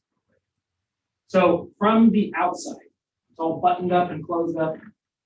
You don't have X-ray vision. It looks like, it was hard to tell. Is it a house? Is it a business? I don't know what's going on. Some places that look like this they're like man caves on the inside, like extravagant. So the class on this, if you see the class that says WH3, well, as soon as the property owner told me what it was like on the inside, it's obvious that it's not WH3. Down there it says change the WH1 for photos. So a lot of the evidence is just explaining where the valuation came from. It wasn't something just made up for this one property. It just warrants an adjustment. Go down a bit. So it was noticed at like 323, which really, if it had sheetrock on the inside and if the park it looks like it has a residential or office space it would be worth that all day long, easily. I mean, wood frame and siding is worth more than $1 million this year. So, but if you scroll down, their settlement offer, this would be, we get to clip it off. Oh, no, there it is. Should say 161,820. It's kind of covered up. Roll down. Oh, I'm sorry. Roll down. Yeah. So based on reclassing, that's what the value of this thing probably should be. It's not $47,000. You can't even buy the materials to put this together yourself for $40,000. Huh? Okay. No, that's what he's got, but it's also the current value. It's like that's what we're saying now. Right, because it's a standing settlement. Is that where the 161 or? Yeah. Well, it looks like the property code shows it's also. I'm agreeing with 161 at most. No matter what you guys do, 161 is the most it should be worth. Yeah, you portrayed it as like it was a change, but we don't see it. It's not reflected. Go ahead. I'm sorry. Yeah. Well, unfortunately, the income portion of our software was written after the software was done. So I do all the income stuff in some weird little hole that does not sync us very well with the rest of it. There's a lot of stuff that will not. This. I live here? Do you live there? No. No, nobody lives. So you just do, Yes, and there's no electricity.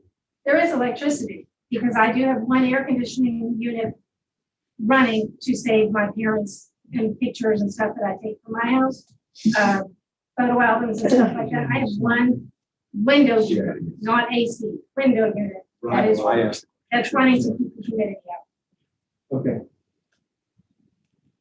Anything else, anyone? You still got? Is 161 on here or 161,820 on there, what you propose? It is. I've offered it to the property. She said she still wants it. You offered 161. Yes. Okay. And how did you arrive at that? By reclassing it from warehouse class 3. Do you have comps for that? Yeah. Yeah. But I can't. I have to defend. I have to provide evidence to support how we arrived at it. Like that's So this is not your notice value. Our notice value is right there at the bottom of this worksheet. 323. The notice value on the property, or what we have, says 161. Well, here, look, here. I'm sorry. Right. And then this is the same. Yeah, this is not the notice value. It's just current value. That's not the notice value necessarily. It can be. That's its value in our system. So you're working on that value. That was the notice. Again, if this place was done, it would totally be worth that. But it's just not. It's just Is it showing 100% currently? Yeah. I mean, because this is, it could be used, like, what it be used for, what you do.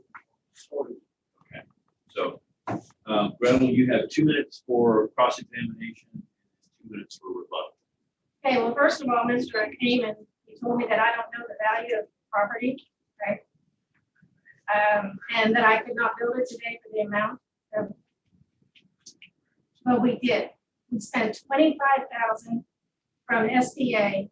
We spent $3,700 and we still have $1,800 to maybe one day put a light switch in so we can see what we're doing in there. There's no lights. Like I said, we have electricity to run the one window unit. We run an extension cord with the light bulb so I can take those pictures for you. Okay. He said we couldn't build it. We did. We did that from the same slab that was there. Okay. We spent about $26,000 because we still have $1,800 left to maybe one day get a light, something so we can see. I don't think 160 is fair. I'm not saying that it shouldn't go up because 43. But 160 for a storage facility, just personal, we're not renting it out, we never will rent it out. It's got our junk in there. And that's it. And he's comparing apples to oranges, guys. I mean, some of those, I drove by most of them, the storage buildings, and they are nice. And if you want me to get technical, ours is a piece of crap. I mean, it is. We did the best we could with the money we have. Put something back up there for our storage. So, what you have to remember, you're not, when you say we spent $25,000, you're completely throwing in the trash. Your time, your work, your That's management, including the people that the land, built it. It wasn't our time. the part We of the had, building that wasn't destroyed. There's an enormous amount of stuff you already have. Are just not valued. You really, if you start, like if you're me, if I want to have what you have, I have to buy the lot, I have to buy concrete, I have to hire contractors, I have to do permits. Buying your building. and I have no problem with the value that you have on the land. It's the building. It's not, to think it's worth over 300,000 is preposterous. To think it's worth 160 is ridiculous. Okay, should it go up a little bit? Probably. Do I know? I'm not a numbers person. I teach reading and writing. What I think it might be valued at is anywhere from $50 to maybe 80. Because if we did spend $26,000 to put it back, we're never going to have walls. Hopefully one day we'll have lights. We're not ever going to have sheetrock or desks or anything else all those other ones have. It's a storage. Plain and simple. We have lawnmowers in there, a lawnmower. We have my mom and dad's stuff in an air conditioning car. And we have boxes and we have a barbecue pit. We have some stuff from other friends that asked us to put like their paint, like a painter. You know, we have some gallons of paint. That's about it.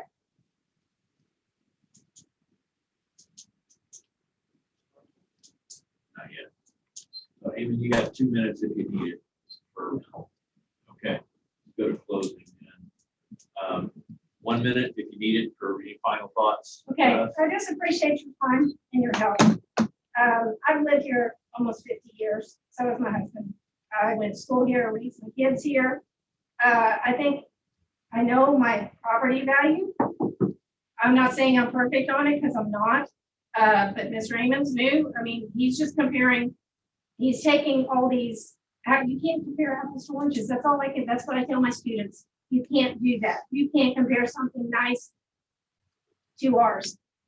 So we threw up some garage doors. That was my husband's great grandfather's rifle. The man put those doors in for us. And we put some wood siding, the cheapest at Proville. And we put a roof on it.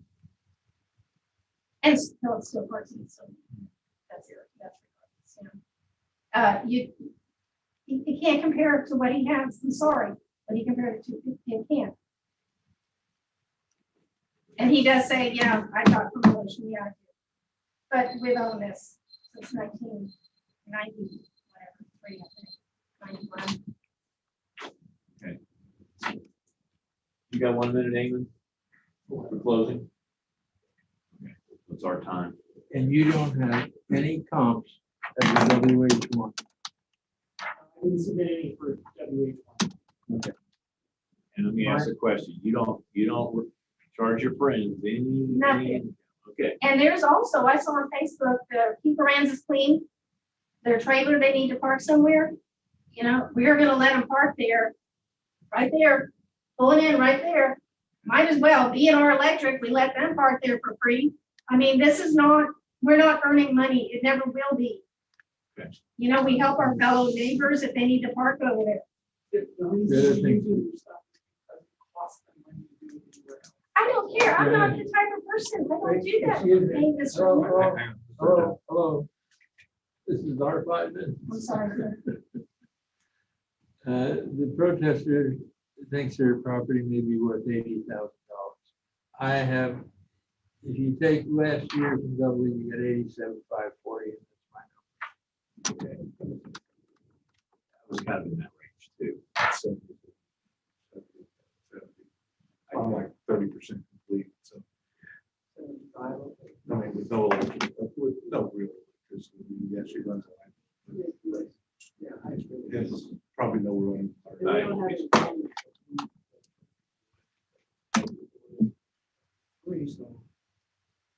There's no evidence presented of comps for WH1.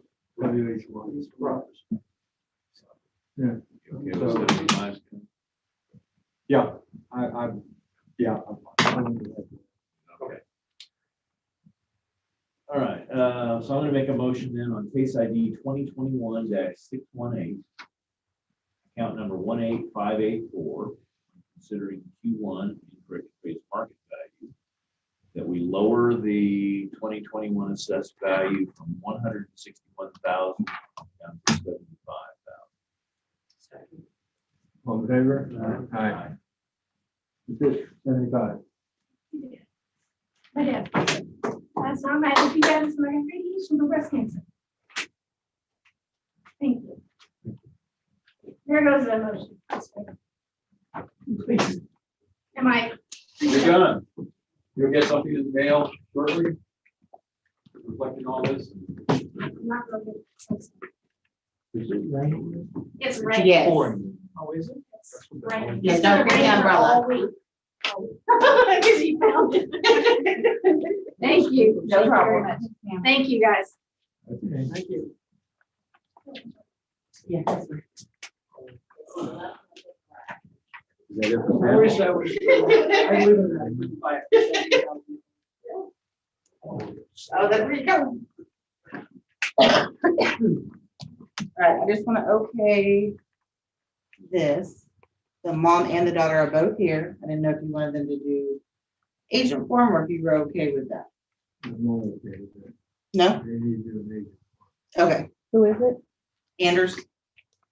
Case 1343.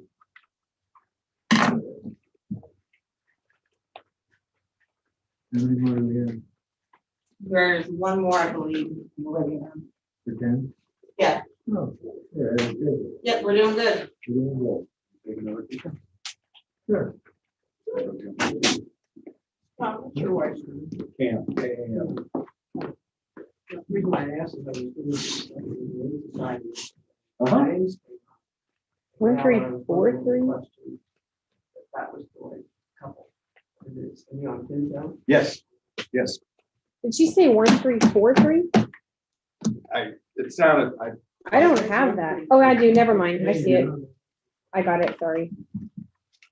33537. Yes. Thank you.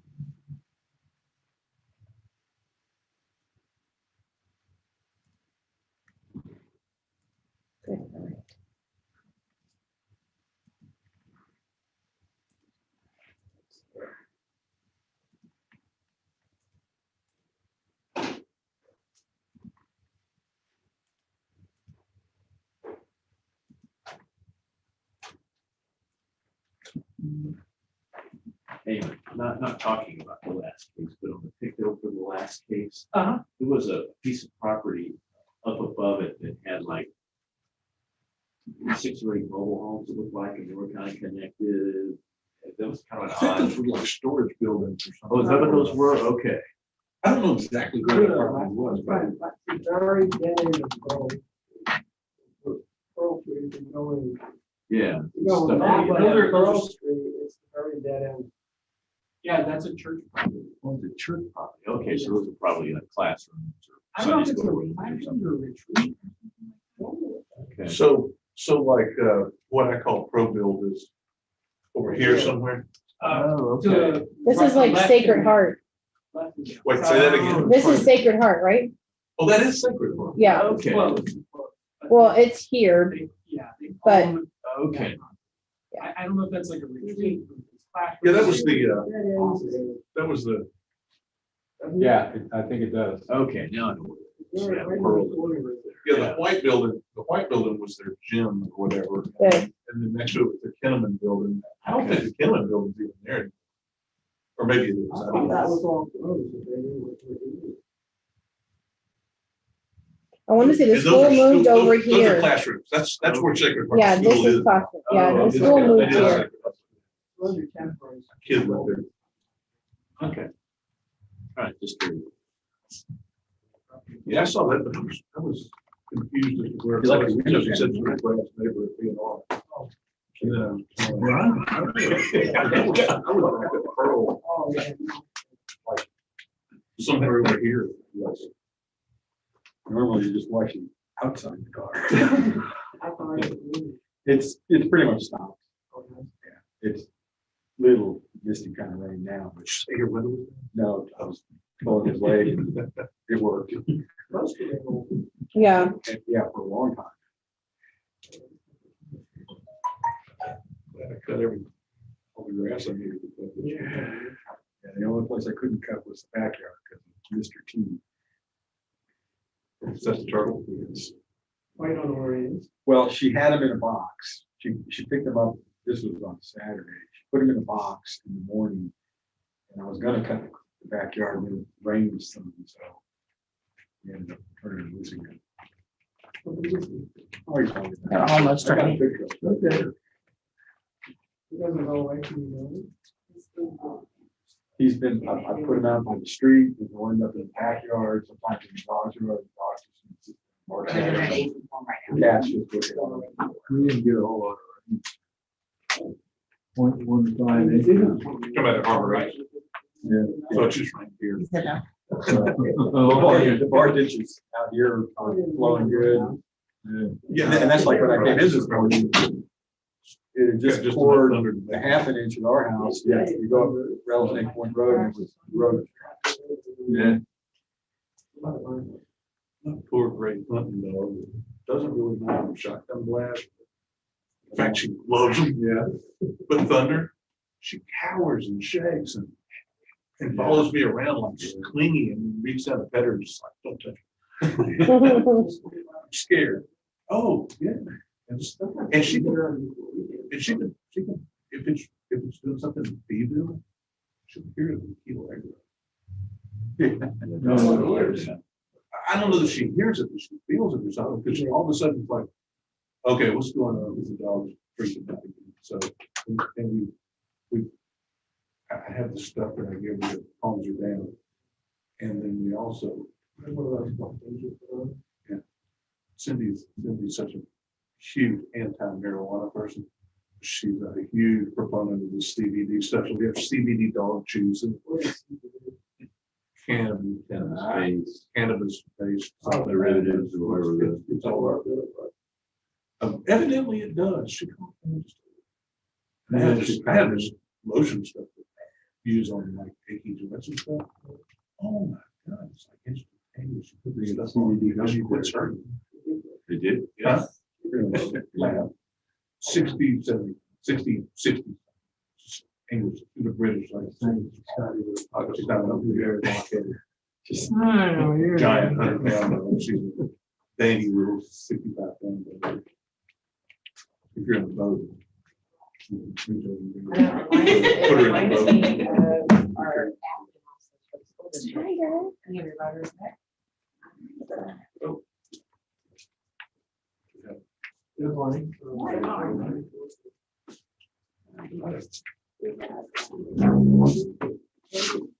Yes. Okay, we have some administrative that we need to go through before we get down to the meat of the matter. I'll go through the script and as I hit some spots, I'll ask some questions. Okay. Opening hearing on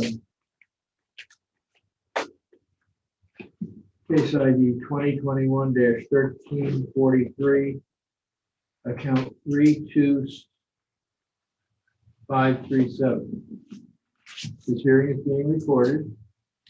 Under protest is Q2 equity value.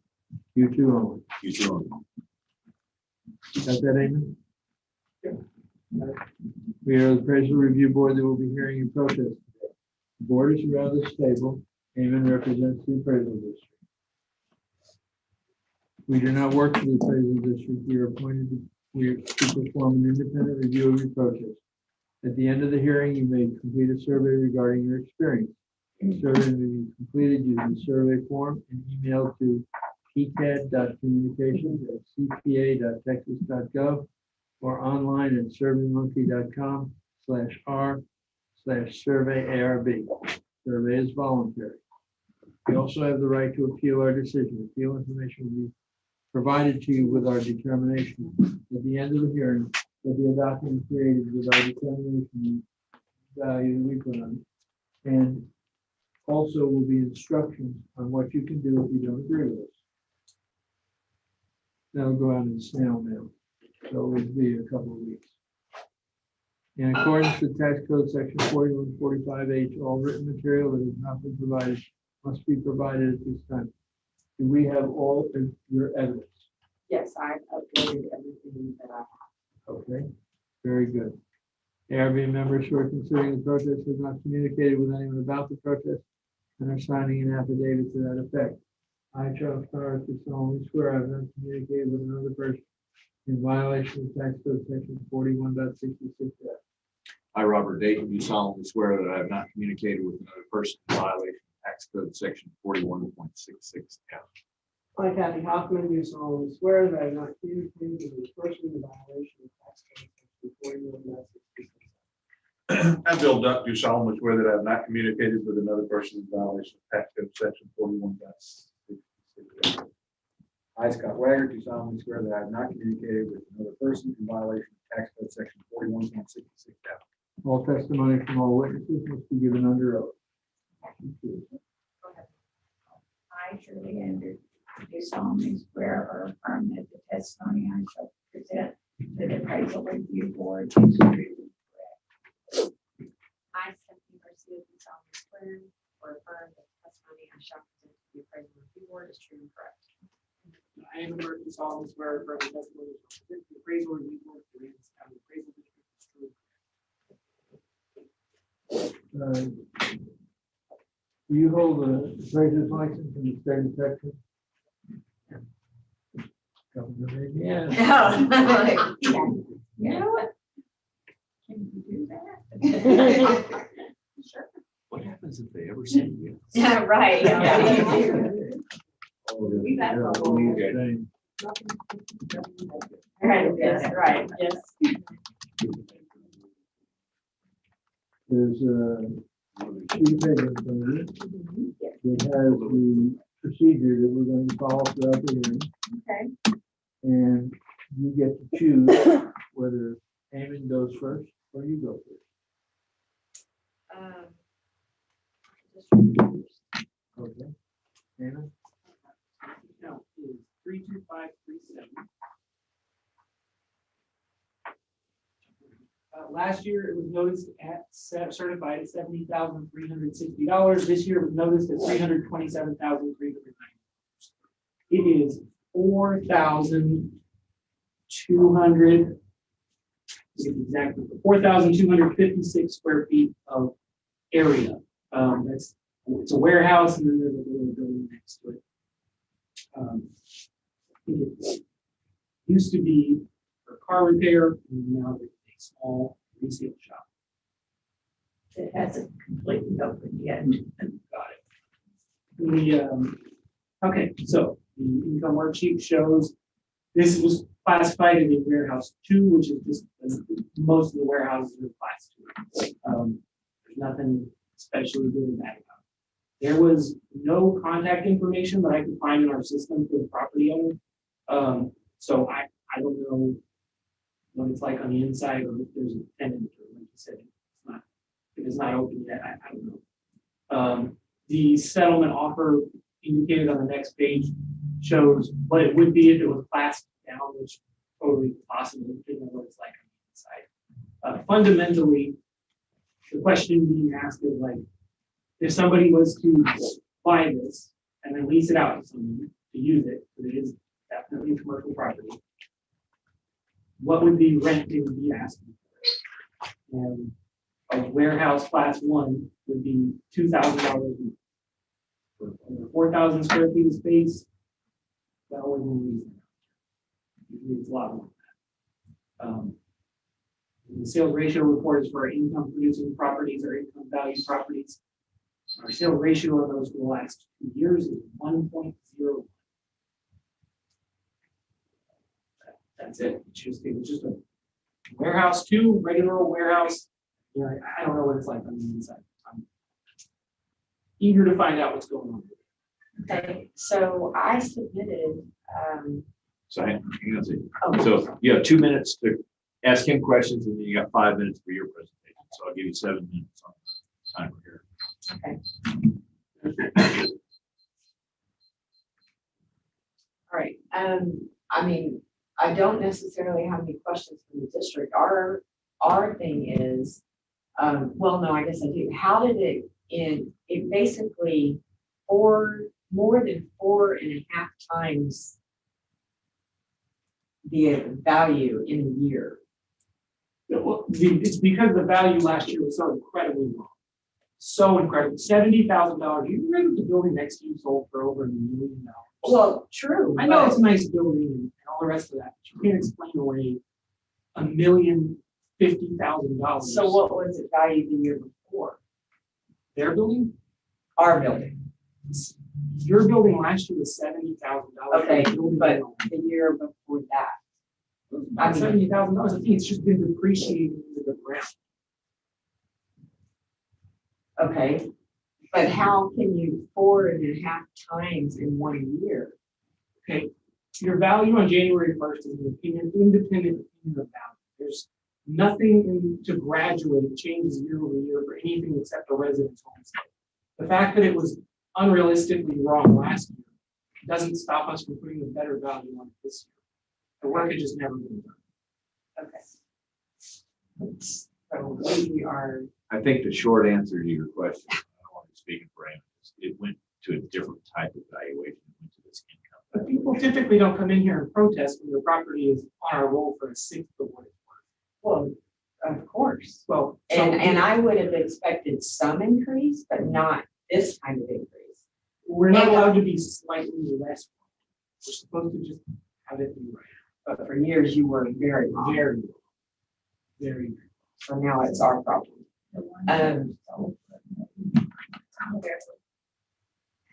Spreading the.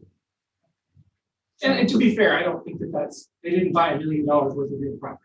I think they bought about $750,000. Yeah, that's a brand new building. Well, yeah, exactly. But it gives you a sense of like what planet you're on. We're not in a world where that's 70 grand, where you can get $25,000 a year in rent from somebody. For $70,000, it doesn't happen. Okay, so that's that. I guess my point now is it's in bad shape. And they've done work to the, what we call the wooden building, which was the main shop back then. And she does have a small retail business going, which isn't bringing in, I mean, her receipts were $500 for last year. Who is her? Is that run by a tenant? No, that she is the property owner, which I don't understand how you wouldn't have contact information. They've owned this property my whole life. There's none, like no phone number or whatever submitted where I could find it, give you a call. Okay. I submitted the information with that. I know I had my phone number in there. So, but here's what we're looking at. So, I mean, I don't think the value is reasonable at this point. And it's the metal building that you see is basically personal storage. There's no business being run out of it. There's no revenue. We don't lease it. We don't to anybody. And they received a loan after Harvey in a total of, what was the total? 57,000, which is basically what's been put back in there. So what can we do with that valuation?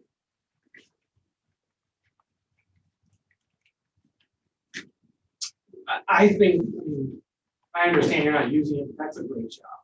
I understand that, but we can't. It's not worthless. No, but It's we're not. not, but they aren't planning to rent it out. It doesn't It's change not, what it's worth. I mean, it's like if somebody has a house and says, we're telling you your house is $400,000 worth of house. You say, well, I'm not selling my house. I'm not trying to buy your house. I'm just telling you what it's worth. And it's just not, it's easy to lease out to somebody who's, you know, car mechanics all around here are a week out. They're busy. They're slammed. I get my car work done. Hey, I don't see any problem with getting $2,000 a month rent. well, there is a problem because their personal things are in there. They don't want to rent it out. I don't have a place to. They put don't have all a of our place to put it. personal Stuff. And my And his- husband's not in the shape. to He's do 100% disabled. So I looked that up and your permitted, I believe it's one other property. So your primary residence homestead, if you're 100% disabled vet, is completely tax exempt. You don't pay any taxes. Right, correct. You're allowed one property that's not your primary residence to get some sort of reduction. I think it's a DD4 or DD. I don't remember. I can't remember which one it is, but it's a significant tax abatement, basically. Okay. Do you know if that's been optioned on any other properties? Does he own any other properties? No, we don't. This would be out. So that I'm correct. I think that can be applied to this. Okay. Well, that's what I would like to do then, Yes, because absolutely. I don't know that I'm going to be able to open that little resale shop, actually. Sure, I sure. just have to sell stuff out of it on Facebook and Well, and that forget it. exemption for being a disabled vet is, it doesn't matter what property. You're just only allowed to put it on one property that's not your house. Okay. Well, yes, we would definitely want to do that. That would help. That would help. No, that would be applied later in the assessment phase. That's just to get like a homestead type designation. It's not a value. Would that, It would reduce their would tax. that be retroactive to January 1 this year? Yeah, the taxes haven't even been assessed for this. Good They point. get assessed in October.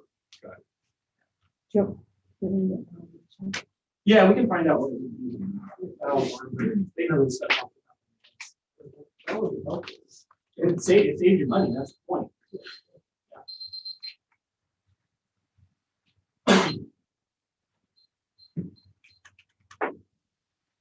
Okay, when she gets back, you'll have 2 minutes for cross-examination, and 2 minutes for rebuttal.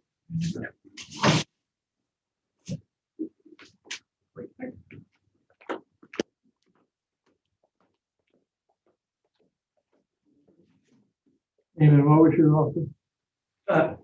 It's 257.30, but it could just be in here. 250.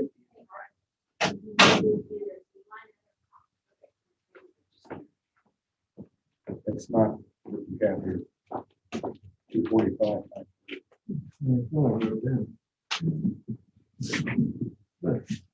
Oh. That's fine too. She seems to have it shown as WH2 all over except one note on WH. Yeah, stuff does not populate. You know, those, the equity sheet and stuff, our system doesn't make those. I have to make those in Excel and an SQL query program. Our software does not help me do my job.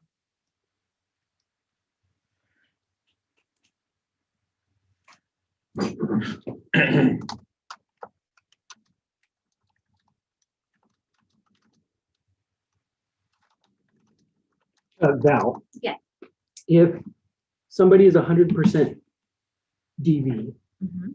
their residence homestead is 100% exempt, and then they get one other property that gets to have a different exemption on it, what is it? It's a DB4, a disabled veterans 4. It requires a different application Okay. that needs to be filled out, and they can only do it on one other property. Okay, and that abates 40% of the value, right? It doesn't leave it at 40%. How does that work?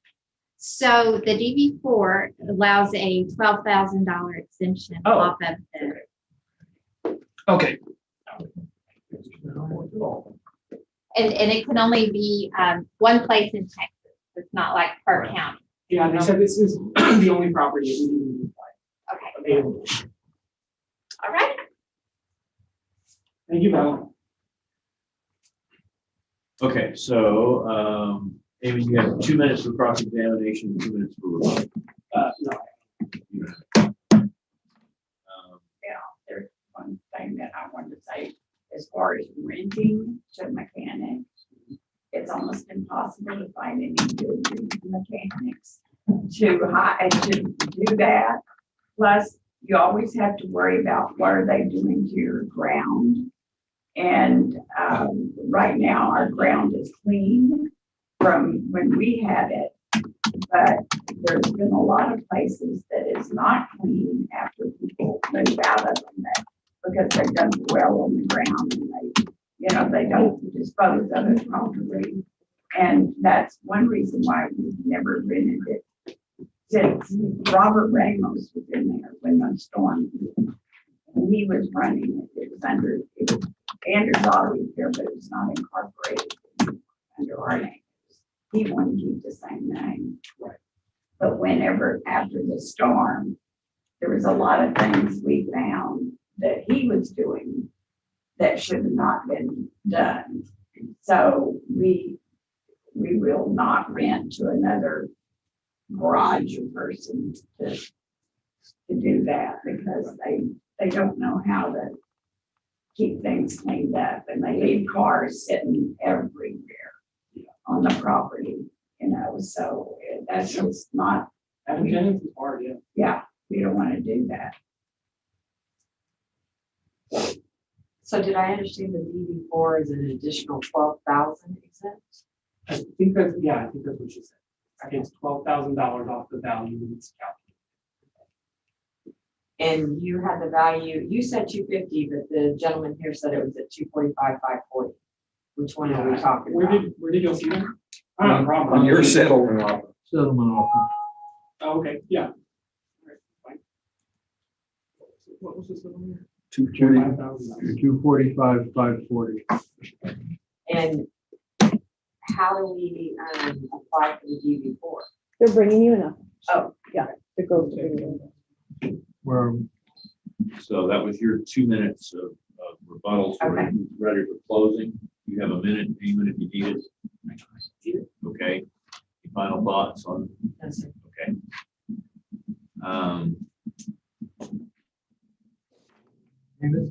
Yes. Did you classify this as WH2 or WH1? It seemed, thought I saw both flash by. It was classified as a 2. It's plausible that it could be slightly less. Yeah, I'm probably going to next year. I'll put a note in here to do that. Let's do that. The value as a 1. That's the 245. That's the 245 number? Yes. Yeah. Without being obstinate, And your settlement offer line does show WH2, so your market value of 245. Look at the lease rate. The lease rate's different. Instead of $8, it's $6. Yeah. That's what changed. So going to a WH1. The lease rate goes from 8 to 6. Okay. It says class W. Yeah, it's just that, but he manually inputted 6 here for the lease rate, which would have been, if he had changed this, I believe, if you changed it to WH1, you would have automatically changed that lease rate to 6. Right. Okay. Why, Go ahead. why does it still say Andrews Auto Repair? That hasn't Well- been in existence for a while now. It's just the segment label for the primary purpose of those things is for the field appraisers to know what properties they're at when they're out there. They know which one it's at. There's actually an improvement segment in our system that says Penny's Pocket House. We're into her time. Yeah. Which hasn't been there for a really long time. But So- if it, And I'll dig my heels. do you guys, what's the name of the store? Snooping vintage. decor. It's worth more than six. But it'll probably get changed to that, just because it's, more apparent. Right. They shouldn't have to pay rent to the county to rent the building. Right. I'm with Bill here. Okay. 150. Let's take into consideration. Yeah, Right. that's like. No, That's, no, that's. No, that comes after the time. Okay, so I'm gonna make a motion then on case ID 2021-1343, account number 32537. And considering Q2, the appraisal ratio exceeds the median level of appraisal or the equity value, that we lower the 2021 appraised value from $327,390 to $150,000. Second. All in favor? Aye. Done. We're done. We're done. That it? This one? Have a great fourth. Have a great fourth holiday. Oh, thank y'all, we appreciate it. Okay, y'all. Okay, all right. That's my favorite. No, they're horrible. Thank you, we appreciate your time. Here, take one of those. Bye. Shoot, that was her favorite. Tell her I said. We got one. Oh, that is. Yes, absolutely. Six, five, We have more. page Cool. Page 5 of six, mine. 5. So it's a 5. What else do you say? Is that really? Oh, Now, turn it sideways. It does look like a 6. 1650.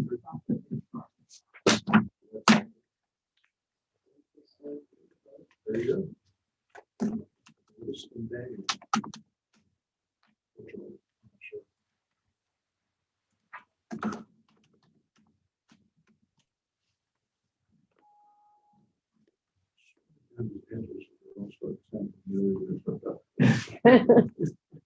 Sure, we didn't do this one already. We've probably done 20 of them. We're in comp songs. Yeah. What they call that, the redevelopment block.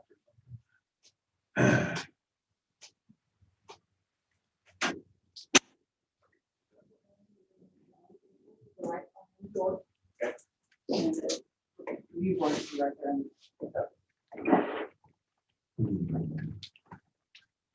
This is Mr. Sharp. You want to share this one? See that, but then I'll let you know when. There.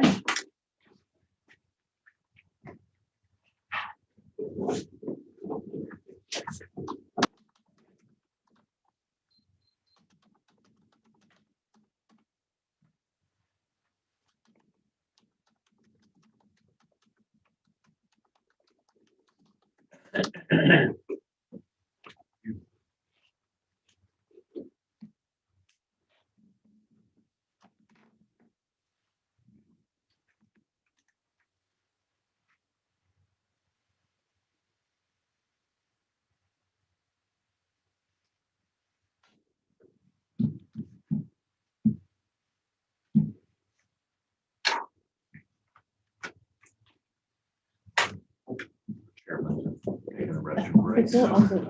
But you could send it awesome.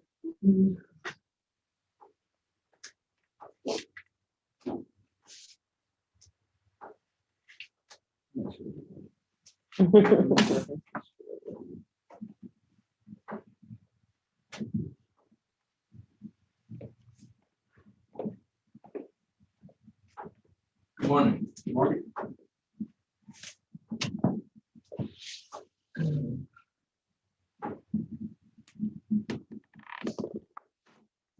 Daniel, yes, sir. make sure I have the right one. We have some administrivia to go through before we get to the meat of the matter. If you just follow along with me, I'll have some questions toward the end. We're opening a hearing on case number 2021-1653, account 66354. This hearing is being recorded. What's under protest is Q1 and Q2. Okay. We are the appraisal review board that will be hearing your protest today. We do not work for the appraisal district. Eamon represents the appraisal district, and we're the review board is around this table. We are appointed to perform an independent review of your protest. At the end of the hearing, you may complete a survey regarding your experience. Survey may be completed using the survey form and emailed to pcad.communications@cpa.texas.gov or online at surveymonkey.com/r/survey ARB. Survey is voluntary. You also have the right to appeal our decision. Appeal information will be provided to you with our determination. At the end of this hearing, a document will be created, documents what the result was, and it'll be sent to you, along with instructions as to what you can do if you don't agree with us. In accordance with Tax Code Section 4145H, all written material that has not been provided must be provided at this time. Do we have all of your evidence? Yes. Okay. ARB members who are considering the protest have not communicated with anyone about the protest and are signing an affidavit to that effect. I, Charles Powers, do solemnly swear that I have not communicated with anyone, another person in violation of Tax Code Section 4166F. I, Robert Days, do solemnly swear that I have not communicated with another person in violation of Tax Code Section 41.66F. I, Kathy Hoffman, do solemnly swear that I have not communicated with a person in violation of Tax Code Section 41. I, Bill Duck, do solemnly swear that I have not communicated with another person in violation of Tax Code Section 41.66. I, Scott Wagner, do solemnly swear that I have not communicated with another person in violation of Tax Code Section 41.66F. All testimony from all witnesses must be given under oath. Thank you.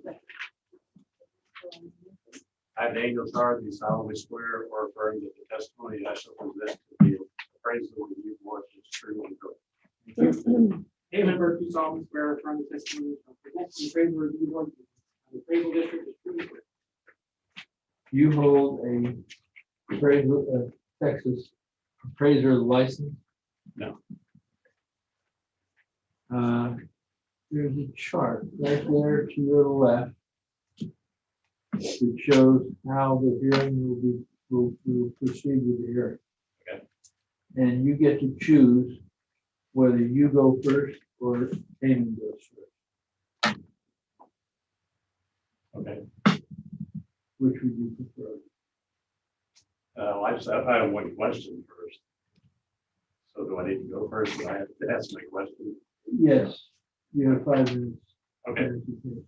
We were sent a settlement offer and by emails, but I don't know what the, I didn't understand what the dollar amount on the settlement offer is. Those are listed as 140.15. Yes.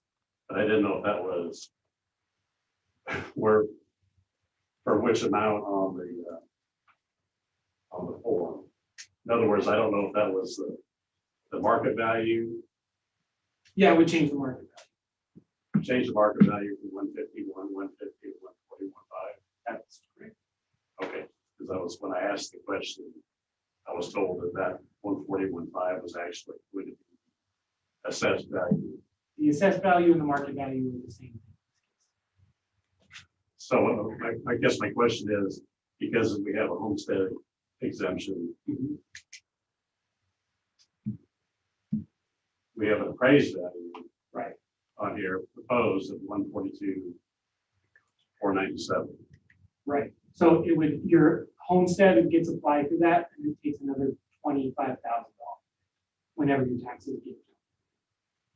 Maybe a better way for me to ask the question is, if your settlement offer 141,500, what would be the appraised value?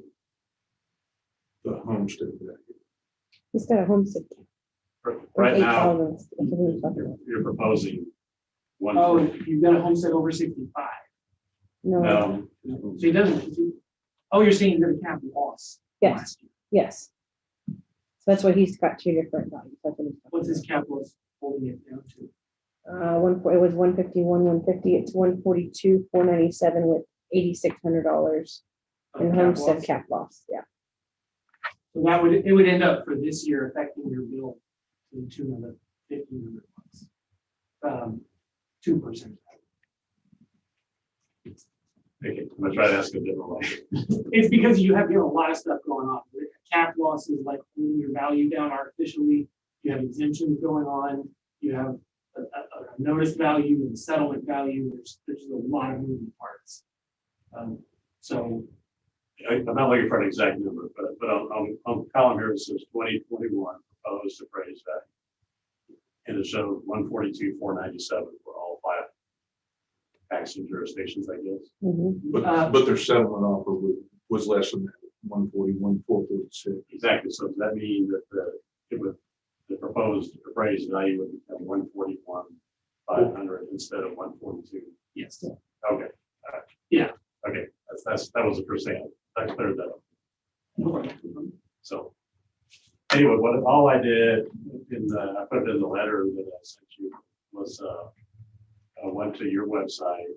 So I'm assuming that all those numbers are correct. I just took properties that were built 1999 and newer and looked at the 2021 market value and tried to establish how much per square foot the value is. You know, I don't have this information came off of the county website. So Did you end up with a total market value? Was that in well, you had those are your numbers. The 2021 building value, that's for the structure. That's not the land. That's not the total market okay. of each of those properties. And I took the value per square foot that you were proposing for 2021. And we're at the top of the highlight. That total should be down to the 713. Shouldn't have been on the printing. So then I averaged it. For the 8, it was $89.13 a square foot. If I dropped the highest and lowest, it changed it a little bit. So what does that, what is the total? End up? $89. We're 1,044 square feet. I don't know how to calculate it.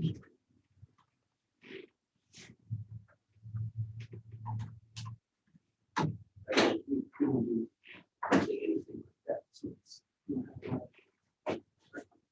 for it.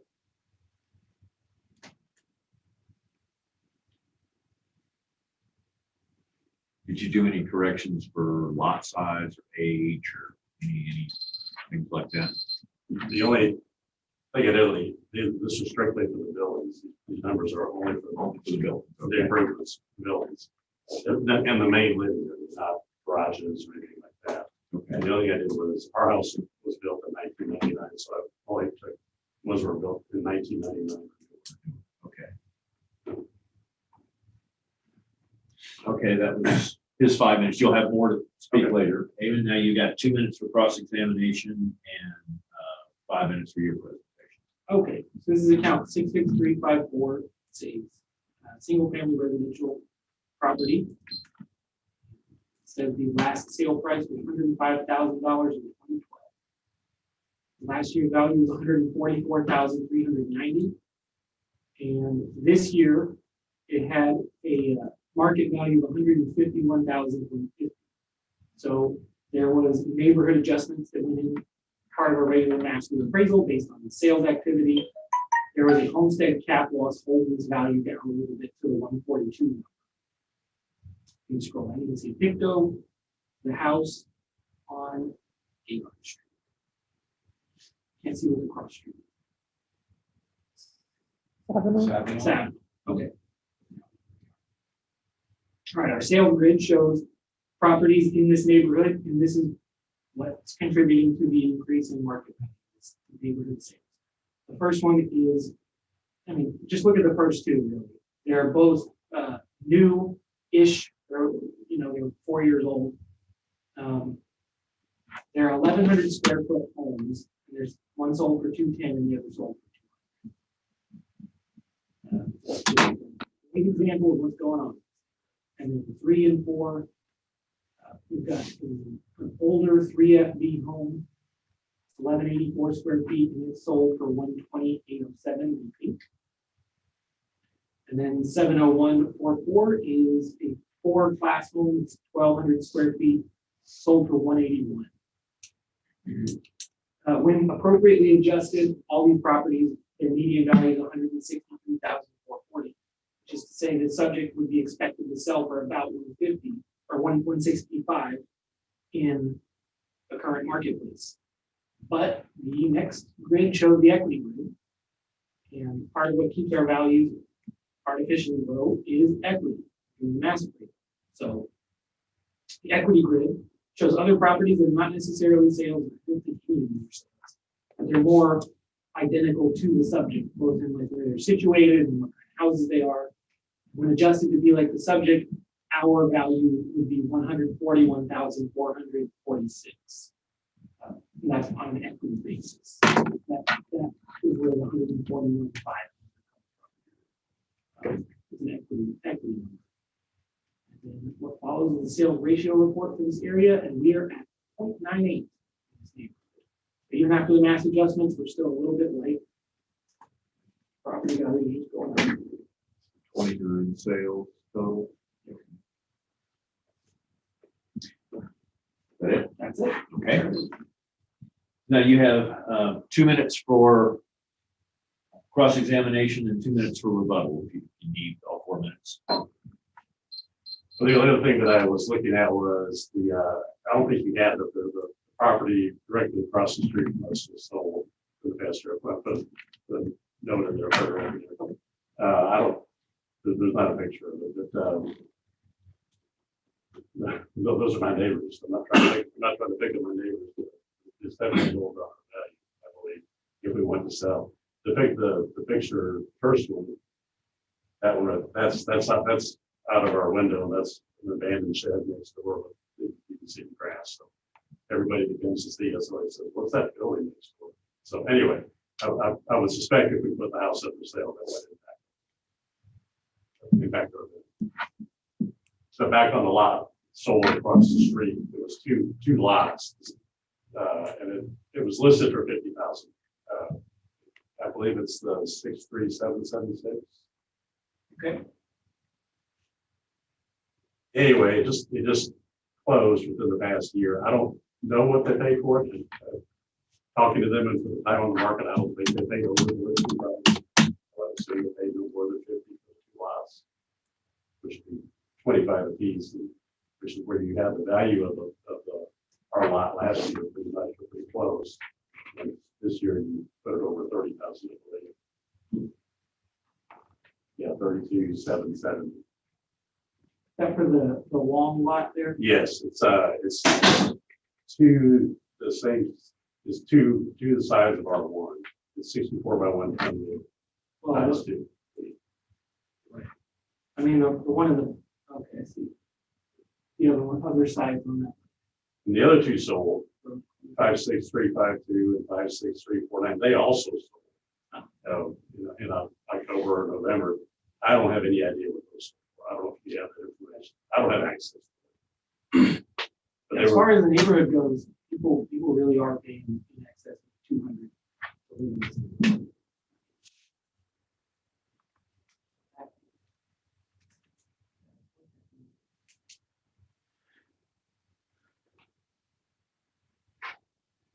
Can we look at, say, we're on his time. Would you mind if we look to see what the information on the lot across the street? no. Okay, we look that up. Which Okay. one? There's 3 he mentioned. Which one do you want to see? 63776. Maybe some economy scale discount there, but just curious what.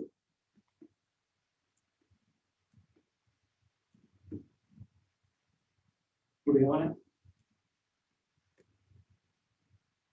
What's our market value on it? Our market value is 49,150. What did you say? 49,150. Sold in 20. No, 2 times. So Almost 2 times. It's twice as that. It does.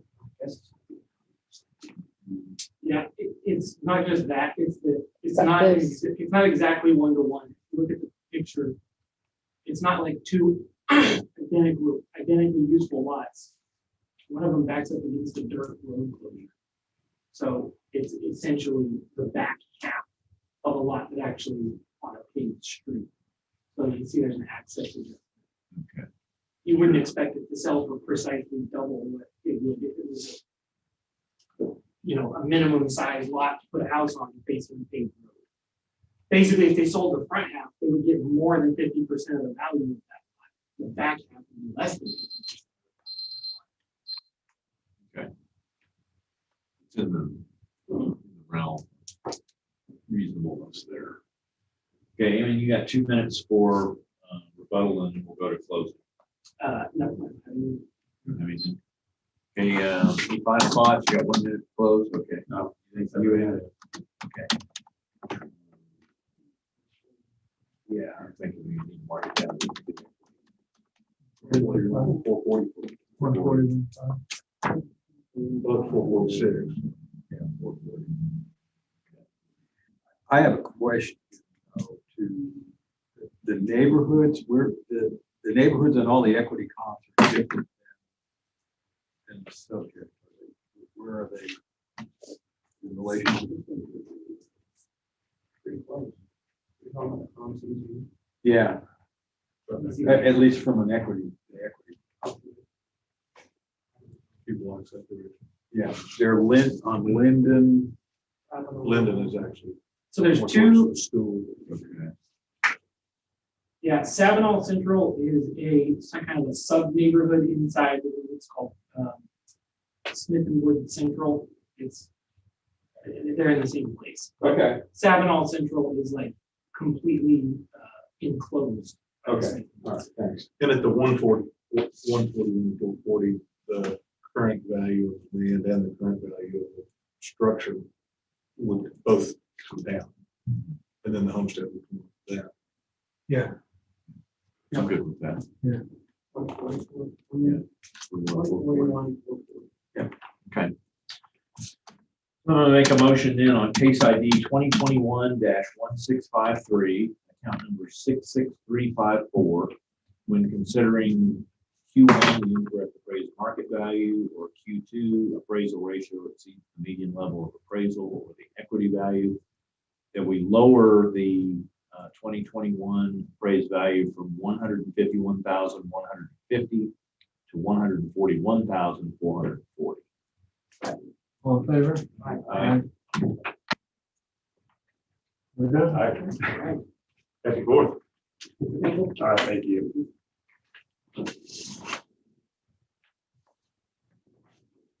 That's it for the 10 o'clock, but we have letters. Letters. No, you'll get a notice of what happened here, but we're not gonna get into that. Thank you. Have a good day.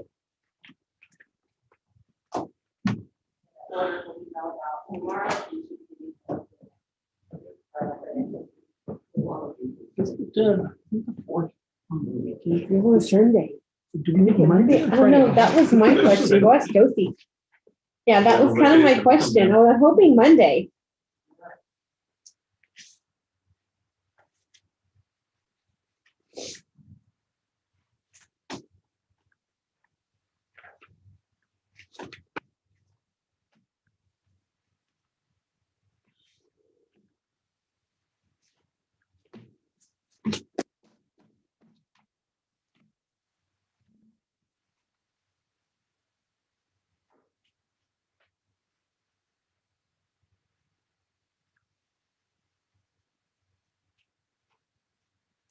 So I didn't drive my car all weekend.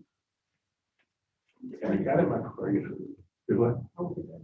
So I got in my car yesterday afternoon, I think just to move it.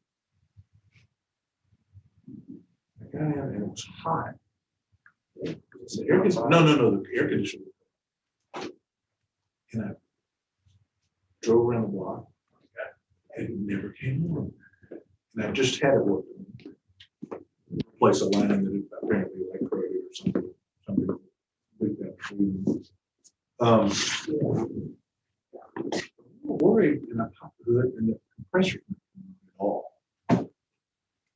Your low pressure cutout switch from running when it's empty.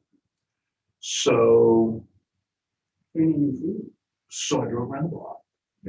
Nothing ever happened. It was hot. We went to dinner last night because Cindy's niece and nephew both are in town with their families. And so we went to dinner last night. We drove perfect. I got up this morning. I was like, man, I really don't want to deal with this right now. I mean, you know. And one of the things that kept coming on yesterday that I forgot about was the rear hatch. Morning light, said that you rear access, rear access or something. Yeah. But I forgot about it because I was a little more concerned with air conditioning. So I'm trying to work out in my head, how am I going to get here, get over to certified, let them. It should be on the drive, right? Here, and then, Yeah. because we're And then short yeah. family, so we're all doing all this mess. The first one is, this morning, when I get up, I walk out early, because I'm taking. Yeah, here, and I'm working on transportation from there. I remember the access, and close the access, get in, crank it up. And Never going get a 60 chance. degree order. Because it Does knows that. that. Could that have shut it off? I don't think so. I can't imagine why there's no time. I don't know. You're great to go. Good. Okay, first letter. Mr. John Stoney received the 24th, which was Thursday last week. Yeah, dated the 22nd. What's the property? Property ID 14122 and 14123. It says late delivery. After that, it says Dear Appraisal Review Board, I received my notice of appraised value dated April 28th, 2021 on June 19th. I wish to protest the 500% increase in appraised value. Called the appraisal office on June 21st, 2021. Instructed to write the review board to explain why my request was passed the deadline. Evidently, my notice was delivered to the wrong address and it did not arrive at mine until Saturday, June 19th. The review board set the value several years ago and the unusual circumstances concerning the land still exist. I beg that I be granted a hearing regarding these properties to protest the valuation set on. Sincerely, John Stone. What's his address? Not the local. 11 Highway 35 North, Rockport, Texas. And that's his residence. No, that's for here. That's 11 on Highway 35 North is this address. Yeah. Okay. Sorry. His on the notice of appraised value is 2238 Bird Island Drive in Corpus Christi. Let's try again. You want to know where his property is? No. I was trying to figure out where the Yeah. The notice was supposed to go. I think. Did we mail it to the wrong address because we didn't have another address? Or is that the address? The address we have on file is 2238 Furlong. That's what I'm saying. That's where. He said it was supposedly delivered to the wrong address, but He didn't say which address. Yeah, and he lists his return address as 2238 Bird Island Drive. Well, did he include a copy of that thing that he said? I received it on June 19th. No, he didn't approve or include anything that would have indicated like an envelope that it was postmarked, June something. Well, maybe it's made, since it went to the right address, possibly just made up the fact that it. I'm not seeing any evidence here that it's I don't know how anything. you Just We've had several that have had mail issues, and I don't know what to say. Well, he hasn't given us enough proof as to any dated stamps or anything. To me, that indicates that it's required to get the. really And wasn't. his notice to protest was, He didn't say- no, I'm He didn't saying say. the deadline was May the 30th or something. May 28th. And he didn't receive it until the 19th. That's an odd time, it's not like I didn't get it till Monday following. I mean, it's an odd day. It's like almost 3 weeks later. I think we need to. Nothing to do. Okay. So I move on property ID 14122 and 14123 that we not grant a late hearing for good, because no good cause reason was given, no evidence was given for Mr. John Snow. Second. All in favor? Aye. I didn't hear you. Okay, next one is letter dated June 22nd, property ID 70146, Deer Appraisal Review Board. I respectfully am requesting a late protest, please. My wife and I own this property. The appraised value is well over what we paid, and we will sell The property. Oh, and what we will sell the property for in this market. The property is unoccupied and for sale. There are no offers coming forth at this time. The proposed increase is nearly 40%. There are no similar properties nearby. Please help us by assessing the properties, maybe something, but I can't read it here. Fair value, what we want to pay. Fair value, we want to pay fair value, and we'll do so. We apologize for this late request. No cause for the request. No. There's a second page here. American Property Services out of Houston.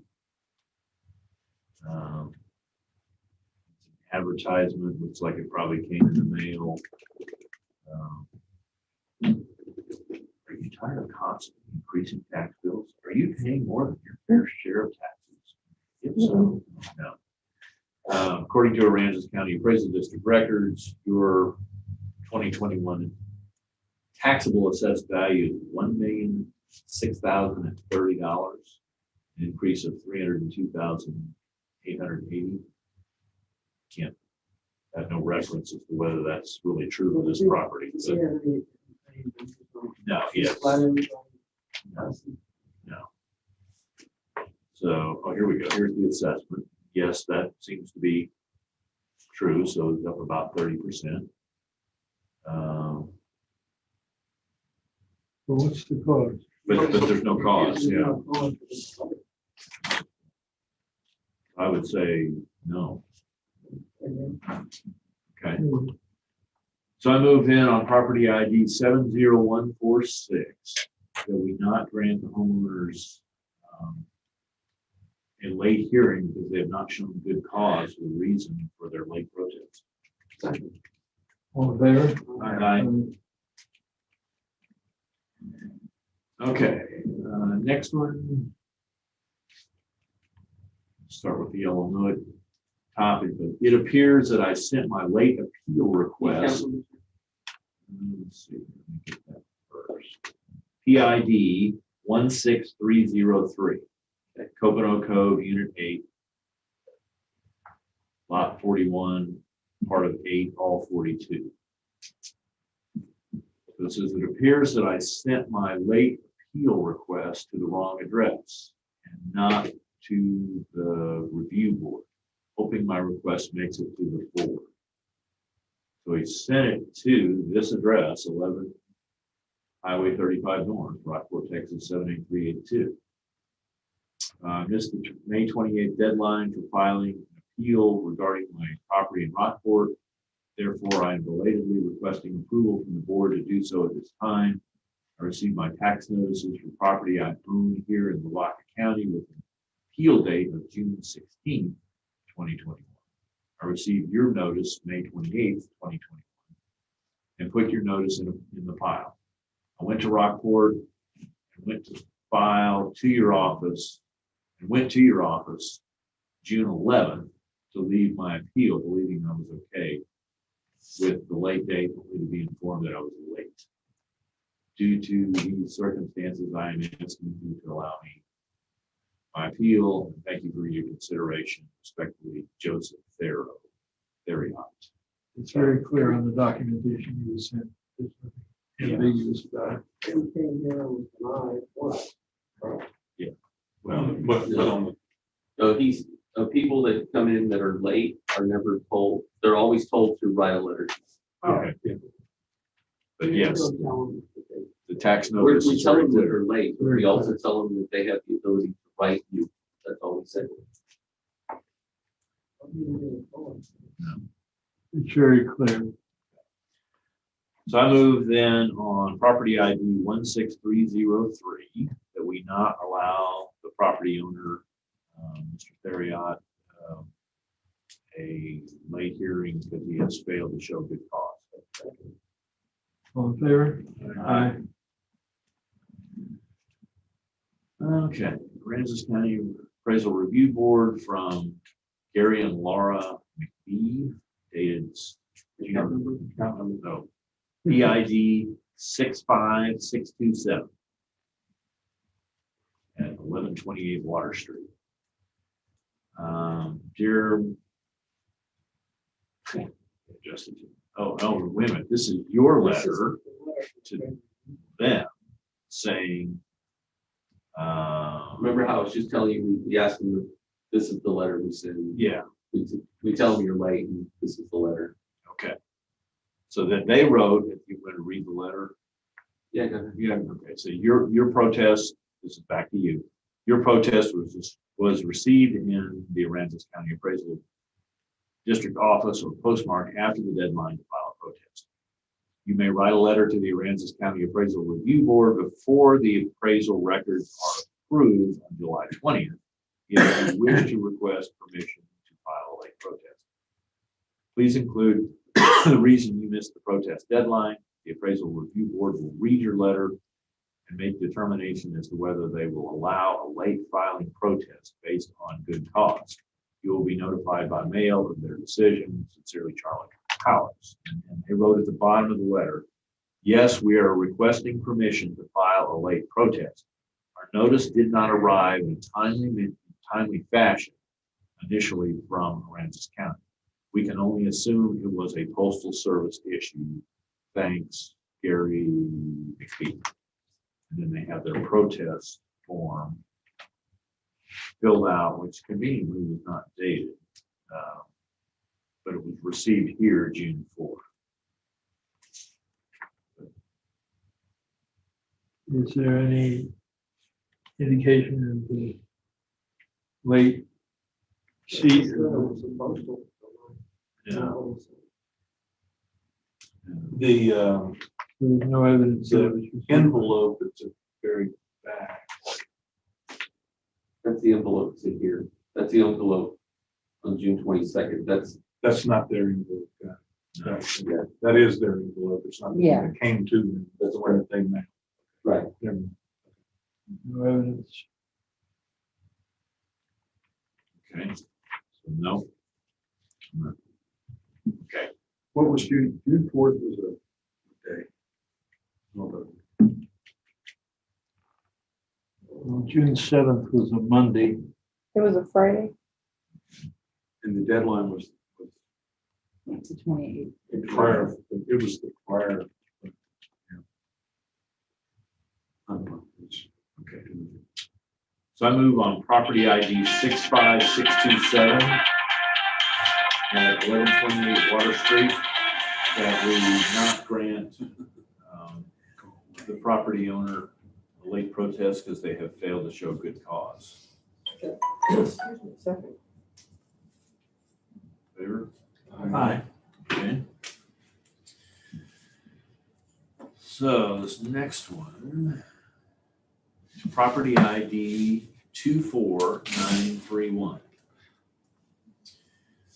And this is dated June 24th from Susan Cobb Hill Trust and the Douglas John Cobb Trust and the Chris Everett Cobb Trust. There's a Dallas address. Dear Charles, I received your letter denying our protest. I received in my office the notice of appraised value on May 3rd, 2021, which stated that the deadline for filing a protest was May 28th. I mailed my letter and property appraisal notice of protest 2021 on May 13th. Please see attached the certified mail receipt as evidence that my letter was mailed on May 13th, the same day I wrote the letter and 2 weeks in advance of the deadline. Never in my wildest imagination would I have thought that it would take over 30 days for my protest to arrive in Rockport. Had I known, I would have chosen a different method of sending the appraisal district, sending to the appraisal district. On another note, I mailed a similar protest letter to Como County Appraisal District on the same day and have the hearing with the appeal board there on June 25th. I do not know why my protest made it to Como County, but not to Aransas County in time and manner. The reason for the late response is not mine, and I look forward to your approval of my protest. Sincerely, Douglas Cobb. So, this mail, yeah, there is a certified receipt here, a copy of it. So did they indicate on this one that they already appealed to you? Like they've already said, it says, I received in my office, which stated the deadline. I received your letter denying our protest. Yeah. Have y'all already ruled on this and now she's giving you more evidence, or they're giving you more evidence? No, It's not 24931. I'm guessing it's the letter you send out on the late stuff, right? You said you send. We sent a letter out. Right, yeah, I think that's what she's now responding to. Okay. For that one. This one? Yeah. That's just our letter. Go to next. Yeah. Yeah, Next. right. Next. To Rockport, Texas. So, no. I'll give the exact address. To Rockport, Texas, Okay. 78382. Go to the next one. Close, You look close at that. the receipt, And go to that one. I think that's today's. it's got the address. Yeah, it should be. Yeah, so, I think the letter they're referring to is our letter, because I don't see anything else scanned. Yeah. I digitally. don't think- Right. I agree. This doesn't. Okay. I think he's got a receipt. Yeah. Yeah. It's in the mail, and Right. This, certified mail receipt, let's see. It was signed by Donna Plummer on June 14th when it arrived here. Yeah. Yeah. Delivery information, Rockville, Texas. What's this? From Salina. I think we need to hear. Yeah, the May 13th says that they put it in the mail May 13th, which is timely. And if you look at the last four digits of the code, it's 7459, and that's the receipt 7459. So they look like they have good cause. Okay. Yeah. All right. So I move then on property ID 24931 that we grant the property owners a late hearing because they have shown good cause and provided evidence that they mailed their protest on a timely manner, May 13th. Yeah, I don't know why, but we've had problems with this. I mean, people have had problems with certified rather than just regular mail. Yeah. I don't know what. Second. Sorry about Favor? that. Aye. Right in the middle of your. That's it. Yeah, the post office has had trouble with those certifieds. Yeah. Let's see, this last one, I don't see a property ID number. 26622.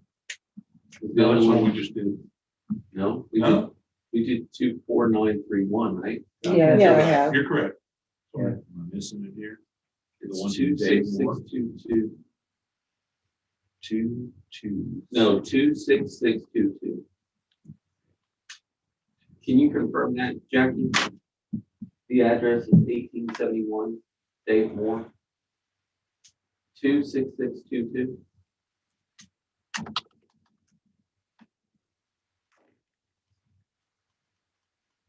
187 North Fulton Beach Road, mailing address is a P.O. Box 2183 in Fulton. Dave Moore. Yes, David and Kelly Okay, Moore. that's the one. Okay. Is that the one you're reading? Yes. Okay. So this is from Mr. Moore, property ID 26622, addressed to the review board at this address. Dear Aransas County Appraisal Review Board. We are writing to ask for the opportunity to protest our property taxes for 2021. We understand the deadline is passed, but request an exception since we never received anything in the name. The rise in the tax appraisal value for our property is not consistent with adjacent properties. And we request the opportunity to present our case to the board. We are fully prepared to make our case. We welcome the meeting at any time. Thank you for your consideration. There's no protest form or anything, not that it necessarily has to be, but Okay, close it. yeah, so we never received. Did he just buy it? What address do you have? Go into summary. We have a PO Box 2183, so it goes to a PO Box in Fulton. This is an address in Fulton, 1871 North Fulton Beach Road. I'm sorry? I say his letter has return address of 1871 North Fulton Beach Road. Right, all we have is a PO Box because that's what's on the deed. Yeah. Yeah. Typically, that far down the Fulton Beach Road, they don't get mail service. Yeah. It's a rural carrier that just, it's an independent person. Go to Gotcha. images and go to portion and see if If there's you no don't have other a mailbox, correspondence. whatever you don't get mail. Yeah, go to deed. Yep. Keep going. Yeah. Sounds like The next page, sorry. What's But that? it's unclear whether that is his. Yeah. He didn't say. No, it's on record. So. Oh, go back. Okay. But he never gave them his. That doesn't Go to probably next. don't receive mail there anyway. Well, we don't know. We should be Sure, We don't know. it's not. Why would you put that as your return address? Kevin, why would you put that as your return address if you weren't getting mail? I have two addresses, a PO box and a street address. We got 18, so after recording. And we lived on Depends on what I'm doing, North what I Fulton do. Beach Road for a year. Do And go you get to, mail delivered to that street address? yeah, maybe. If you No, wanted that's- to go here, you should have changed it on officially on your So record. that's- Yeah, I mean, That's the thing, if that's not valid. and Where's the- where This did it is go the to? one. That's the other guy, right? That's this guy went to this guy. What was that? Yeah, so now the question is, we're gonna send a response that says we're denying you, and where are we gonna send it to? Is he even gonna get the rejection? Well, Potentially not. Possibly. Yeah, we do have something back in September showing that they never received anything to PO Box, but I mean, we have to know. I mean, people have to tell us. Yeah, no, I understand. Oh, yeah. And if, you know, he wants to change it to something else, but Yeah. maybe he has a PO box. That's the I one. heard that one. what, say it again. Maybe he does have a PO box. That's the one, might be the wrong one. This is the last one you have to roll on? Yes. Let me look at one other thing. I just need to make sure, because we typically get the stuff that, you know, we just use what we see in the deeds or whatever. I'm gonna ask the deeds clerk. Okay. I haven't heard this. Oh, keeps hot things hot, cold things cold. How does it know? Doesn't know. Like in Basil District. Want to change your address? How are we supposed to know? Well, I can understand. Oh, there's a ton of places that you can get up there, right? You can't rely on people who are not doing that. That's what they're supposed to do. So you don't have to correct. Oh. Well, what is that? Yeah, Yeah. it's their responsibility. It's their responsibility to make sure that the address is correct. Yeah, well, even now, I don't know. Yeah, she didn't include a copy of the envelope. So that was.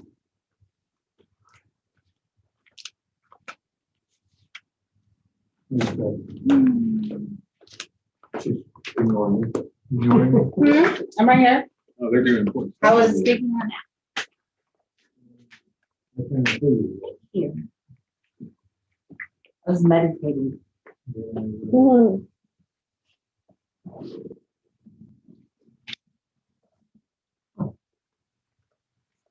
Conundrum. It's a conundrum. It's always hard. Well,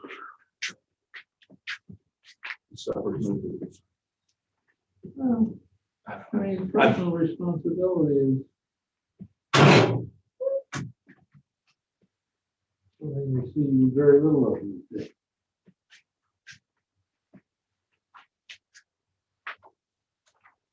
Participation, focus, and mind results.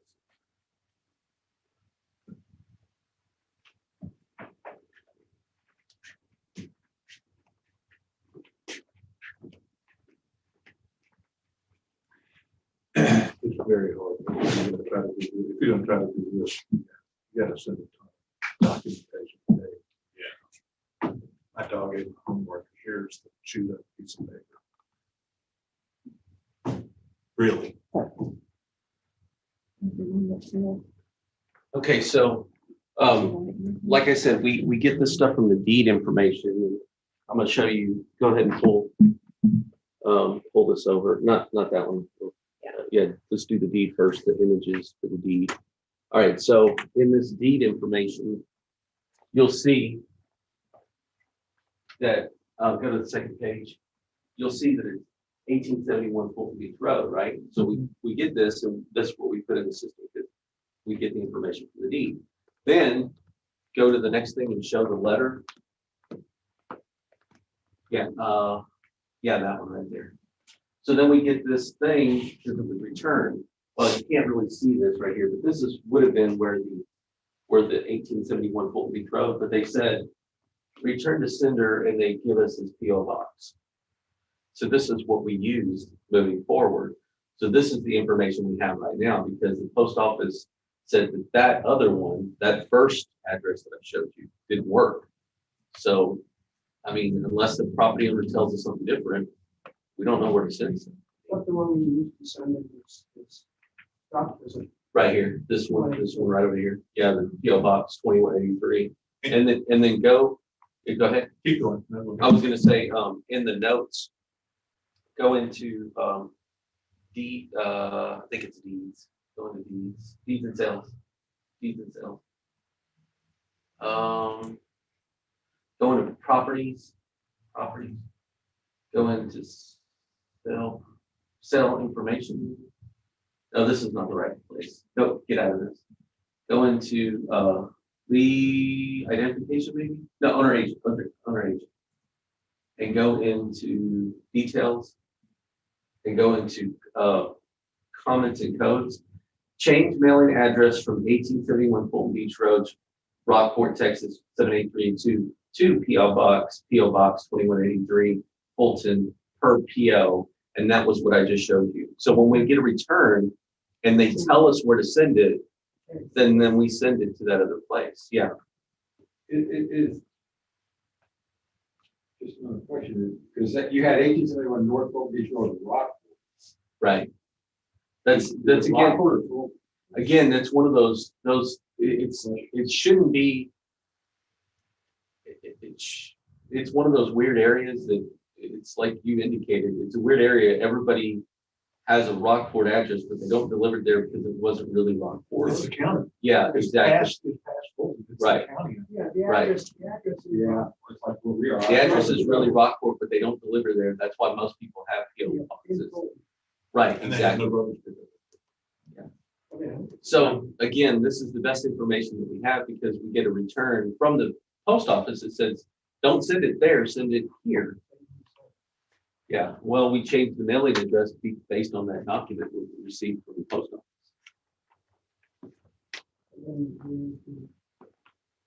But the thing that had the return to sender deal on it, was that something you guys mailed? No, we got something from the post office that said, this is a bad address, don't use this address, use this address. Was that before you sent? And. It was before we sent the notice of appraised value. And you didn't get a return to sender to the PO box. PO box didn't kick back. So apparently it's in the box somewhere there. Generally, Donna works through theirs. I can go have a conversation with her, but it's typically scanned in. Like that one was scanned in. So it would typically be scanned in. I can't say with certainty unless I asked if they, but I think she scanned all those in already. If you'd like, just wait a couple more minutes, I can ask the question. Not a problem. Sometimes what happens.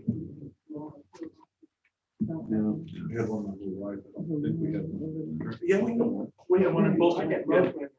Oh, yeah. Occasionally, somebody will put the wrong, That's still done by hand.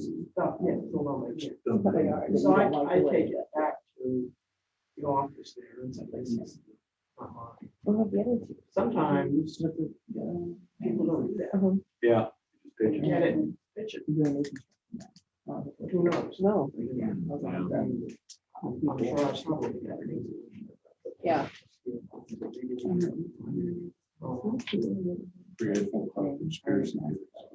Yeah, right. Could be this. It sounds like. Yeah. So we can't, and Dave still. Yeah, right. Because his letter still has his street address for returning, so. Or we'll never know. Yeah, if somebody tries to reach out to him, yeah.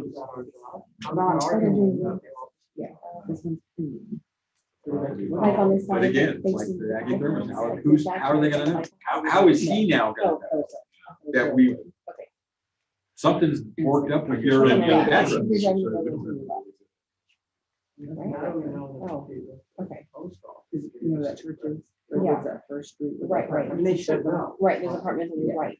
I mean, on your left, that's They're all right. good questions. Yeah. The house is on the right. And I'll say this. Oh, right here, okay. They're great. The one on Gotcha. Pearl Street. I'm fine at home. Oh, gotcha. They had one that was pending. Everybody goes. I'm like identical. Almost, but this is a little bit smaller. They're both on two walls. That's Didn't I hear that? my- And you go there, they know you. Gal, it's the.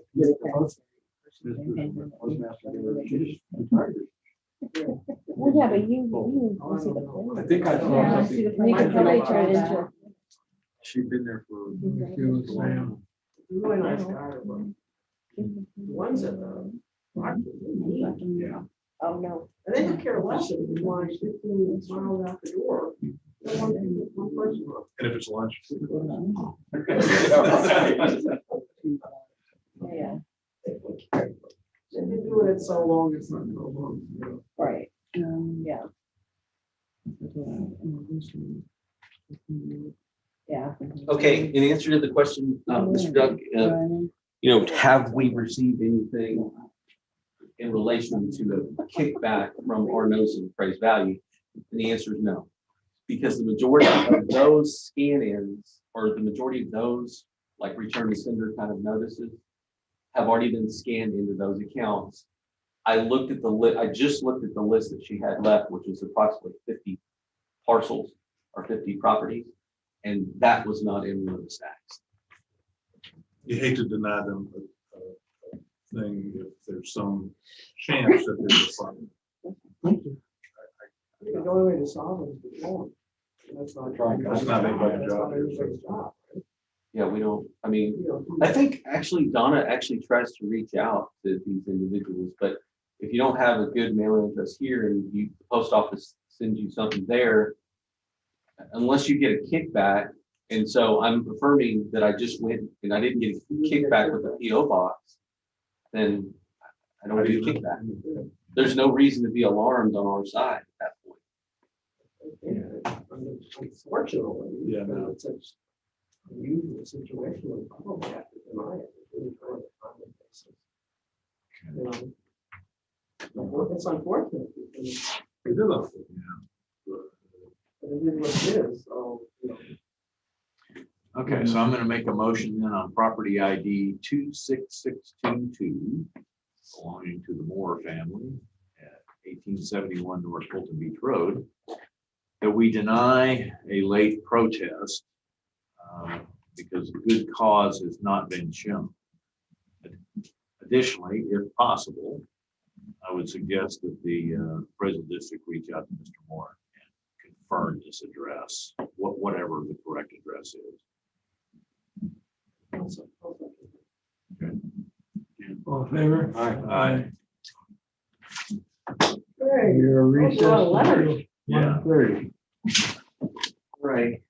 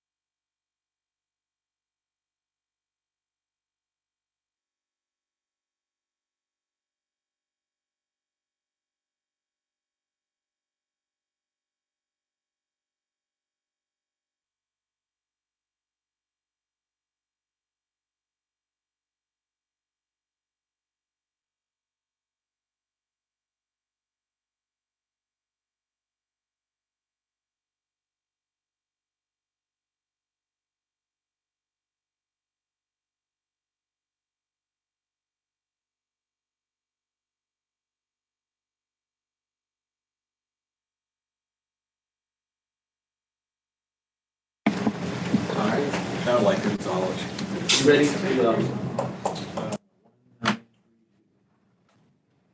Bottom of page 7. Powers, live again with the Zoom. Oh, we're live. Yeah, We're waiting for. Appraisal Review Board for Aransas County is back in session.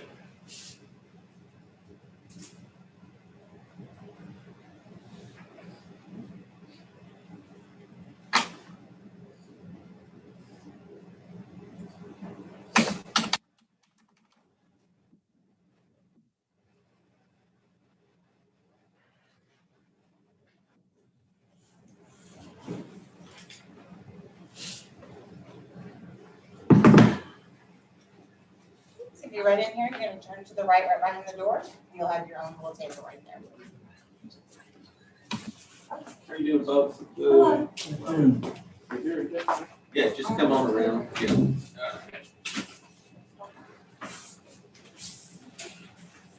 I'm going to let you know when each one over. Say this and then sign Good afternoon. it. We have some administrative to go through. I'll go through the script and toward the end I'll ask a few questions. We're opening a hearing on case 2021-1932, account 33013. This hearing is being recorded. Protest is Q1 and Q2. Got it. Okay. We are the Appraisal Review Board that will be hearing your protests today. We do not work for the appraisal district. We are appointed to perform an independent review of your protest. The board is around the table here, and Mike is the appraisal district representative. At the end of the hearing, you may complete a survey regarding your experience. The survey may be completed using the survey form and emailed to pdad.communications@cpa.texas.gov or online at surveymonkey.com/r/survey-ARB. Survey is voluntary. You also have the right to appeal our decision. Appeal information will be provided to you with our determination. At the end of this hearing, a document will be created documenting what was concluded. It will be sent out to you by snail mail. Along with it comes some instructions on what you can do if you don't agree with this. In accordance with Tax Code Section 4145H, all written material that has not been provided must be provided at this time. Have you submitted all your evidence? To tell you the truth, I don't have any evidence. Okay, Okay, that's, Okay. but that's okay. we were thinking this kind of different. I've gone through some church and I didn't go through this. I just talked to them. Right. Okay, I got it. ARB members who are considering the protest have not communicated with anyone about the protest and are signing an affidavit to that effect. I, Charles Powers, do solemnly swear that I have not communicated with another person in violation of Tax Code Section 41.66F. I, Robert Dayton, do solemnly swear that I have not communicated with another person in violation of Tax Code Section 41.66F. I, Kathy Hoffman, do solemnly swear that I have not communicated with another person in violation of Tax Code Section 41.66. I, Scott Wagner, do solemnly swear that I have not communicated with another person in violation of Tax Code Section 41.66F. All testimony from all witnesses must be given under oath. Oh, I just resolved to solemnly swear or affirm that testimony I shall present to the appraisal review board is true and correct. I, Deborah Gonzalez, do solemnly swear affirm that the testimony I shall present to the appraisal review board is true and correct. Thank you. My name is Michael Soto. I do solemnly swear that the testimony that I present to the appraisal review board for the Aransas County Appraisal District is true and correct. Do either of you hold a Texas appraiser's license? Yes.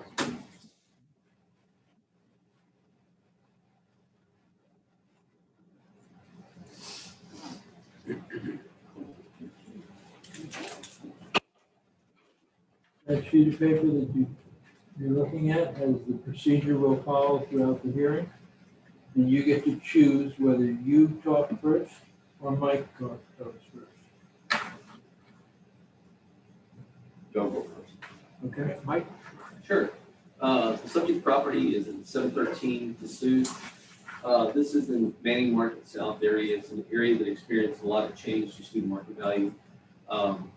It appears that that the subject property experienced some of that market value change as well, primarily in the land element, I believe. Yes, the land element.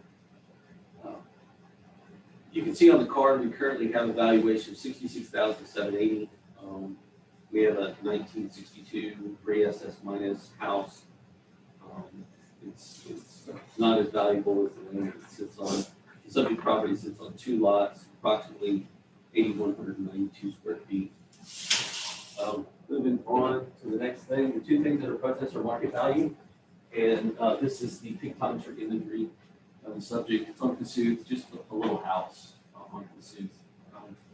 You can see that the first thing that's protested is market value, so we're going to answer the question of why did it go up, and then the second question is going to be how is it appraised in relation to its neighbors. The very first thing is just sales in this what's called Smith and Wood Central area. This is on Cassuth. This is North Cassuth, not Manning Market South.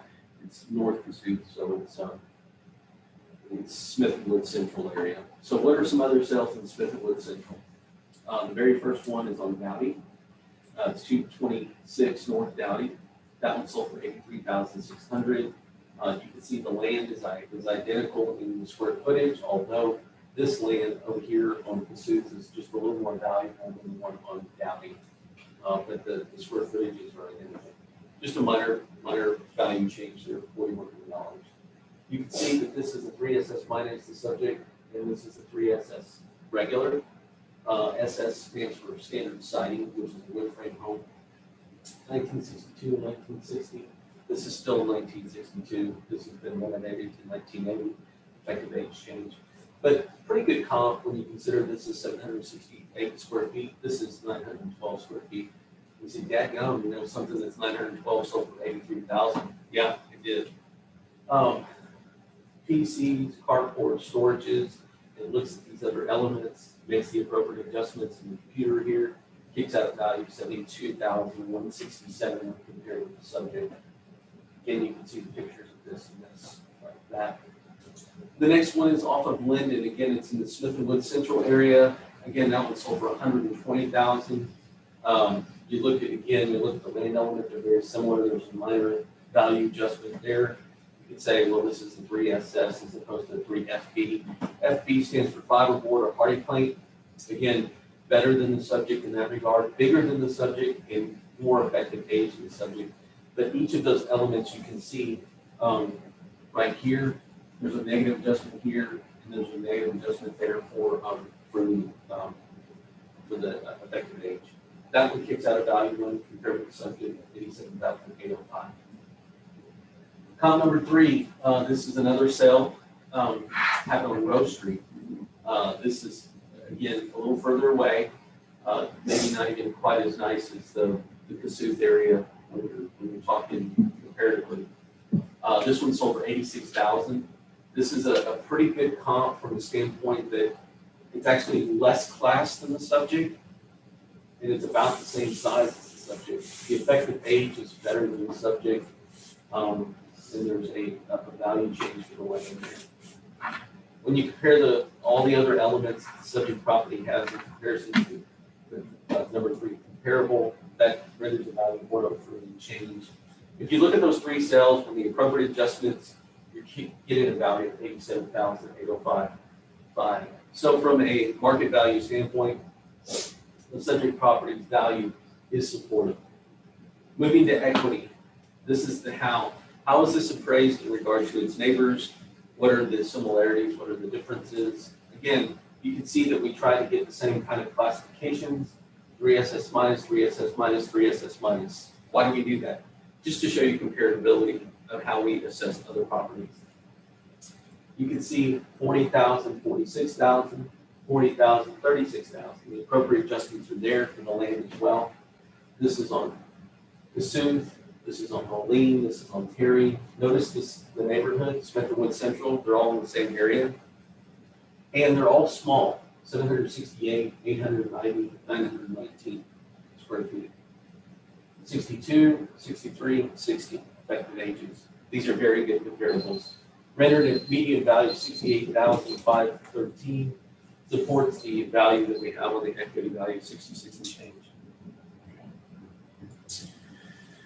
All right, you have 2 minutes for protester cross-examination, to ask him any questions, and then 5 minutes to make your case. I give you 7 minutes. Yeah, this is all cool. That's great, you know. However, we have a modest little home in the neighborhood that has drug dealers. And then when there's mobile homes that are falling apart, the street is, we're in the 3 houses on one port where I live. Then across the street, it's all open. It's mobile homes, there's this and that. How you come up with these numbers, that's great. My concern is that if it's going up 20,000 from last year, that next year is going to go up 30 and then 40, and then I'm going to end up paying more taxes and more taxes and more. When does this stop? I mean, people have to live where we live, and people are always going fast. There's always cops going by there. You can talk on the market value, how it's great and this and that, but the fact is, we live there too. And I don't see how it can jump up $20,000. It's just unreal to me. But I like all the information. It's pretty cool. Anything else? You have anything? I have a question. All I really wanted was answers. Okay. Anyway, the point is, the median equity value is 68.5, right? And the other value was 87. That means you could sell it for 87? Is that what you're saying the market value would be? Yeah, the comparable sales says what you can sell it for. Have you driven in that area? Of course. Have you seen those homes? Yeah. That is a I've joke. worked I'm at the so sorry. appraisal. Yeah, I've worked at the appraisal district for like 16 years, and so yeah, I'm familiar with it. I mean, we're talking serious poverty in that area. I know. What's surprising is that I mean, this is in that area. These are sales of. I mean, I can show you the proximity to your house, and so the influence of the market is the same. Have you seen the houses like 4 or 5 houses down that they closed down because Sure. they have drug If you want to dealers look at over there? yeah, if you want to list, you want to show it to me, I'd be glad to look. It's over to the left. What would that one price Where is it? Where's this? It's right down the street. That's us, right? So it's the next block over to the left. Just zoom out one more time. We're not debating this. This Yeah, is serious. I How think it's it's a moderate little one. 32,994. Which one would you like to look at? 32,994. Is it on this side? Is it right here? Would you like to If I'm look? not mis- if I'm not mistaken, You want to look at the value here? Yeah, just out of just out of curiosity. curiosity, because that, 32994. That's, yeah, but it looks worse than that now. oh my God. Are you serious? 110,000? No, that's not it, because we're on pursuit. 32994, is that the one that you mentioned? Yeah, but on But that's, pursuit. yeah, that's. It is 611. That's for sure. Okay. 611. So Yeah, that's probably it. 110,000. That has not, that's been vacant for over a year now. There's 2 or 3 cars there, they're just trash. It's covered by a, nobody's gonna buy around that. So it appears that we're paying for the property. It's a property that has the value, the land, not the home, correct? your land, your improvement went up a little bit, but the land went up the most. Yeah. So this one, what he's saying, what we're concerned about is 20,000 in 1 year. That's a big jump, and we don't plan on selling. Right, That's a right. whole second number. But we want to leave the, a legacy, and that's a lot of tax. But what I'm saying is going to go up 20,000 every year? So, I think there was a question in there, like, is it gonna go up whatever next year? I don't know. I mean, the market's gonna tell me, and it's gonna tell you as a result. When does it stop? 'Cause, Yeah, when the market says, people when the that market says to retired, stop. Right. We just retired, that's why we're able to come here. Yeah. We finally retired, and then I see everything going up and I'm going back. Yeah, I wish I had an answer for you. So when the market says that's enough, and it flattens out, then that's when it flattens out. When it goes down, that's when the market says it goes down. When it Does our goes taxes up, go down? the appraised value will, for sure. Yeah, but what That's what I taxes did we have this to pay at the end of the year. I'm sorry? what we have to pay at the end of the year, will that go down? Well, you only have one appraisal date per year. So it was January 1 of 21 is what we're talking about today. And so in 22, if there's a different market, then we'll see what that market is. It could go up, down, or sideways, I don't know.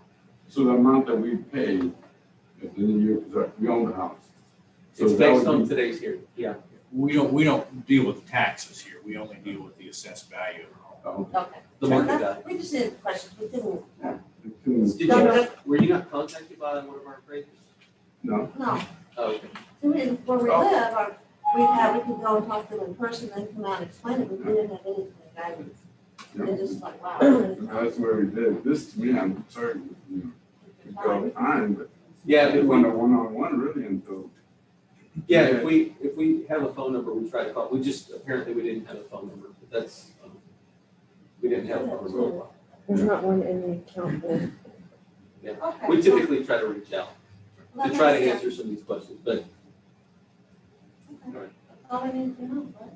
We're retired. This ends when everybody in California is moved here. Yeah, and, where's the other one, where in the next time, New York, New York. Yeah. along with all the rest of the drug dealers. Working, People are just spending unbelievable amounts of money for properties and houses. Oh, absolutely, yeah. that's happening if they're insured. But insurance, like where we live, somebody flips a house and it was maybe built for 85,000, they sell it for 260,000, that'd cost everybody else's. I can see that, but where we live, we're in the barrio, I mean, it's just no fancy neighborhood. So that was confusing to us, that they can. Especially when there's mobile homes that are falling apart. Junk cars. But it's, remember, it's a land, it's a land, it's not a house. Nobody makes can more buy and sense. say, you know, I'm gonna pay $800. Pensions. Okay. Got 24 seconds if you need it. Oh You're my done. gosh. I'll give it to you all. Okay, Thank you for allowing us to please question. sure. yeah. Mike, then you got 2 minutes for cross-examination and then 2 minutes for rebuttal. Yeah, what we've seen, and you make a really good point, like, hey, we're in this area that's kind of low value area. You called it the value. What I would say is that there's increased competition at the bottom just because of its price point. So if you can imagine the market, and I know this is kind of waxing poetic a little bit, but if you can imagine the market, there's 100 people in the market. They say all of them are waving money. I want to buy stuff, right? I want to buy stuff. Over here on this end, you've got number 100, guy number 100. And he can buy everything from a $10,000 property all the way to a $10 million property. He's waving money, right? Well, he's in the market for this property, this body of property right over here. But this guy that's number 1, he can only afford this one right here. But he can't afford a 20, and he can't afford a 30, let alone a $10 million property. So what you have is you have increased competition at the bottom because they're overpaying for things that normally they wouldn't because of that increased competition. So when you move up in price, you have less people that can play the game because they just say, I don't have that much. I can't, I can't put down that much. But this guy over here can play every point along the game. And that's what you see, is you have increased competition. It's called, and you know this, you don't have to be in real estate, it's law of supply and demand. The more scarce something is, the more valuable it is. And that's what you're seeing in the marketplace. And I'm sure you're seeing it in shirts too. The San Antonio area is super hot right now. Yeah. Okay, well, that makes sense. I guess if we wanted to sell it and stuff, it's cool, but we're not. Yeah, and as far as when it stops, we just don't know. I mean, we know when the market says they're paying less or similar values than what they were in the previous year. In closing, what I would say is that the market value and the equity value have been supported in the grids, and I think that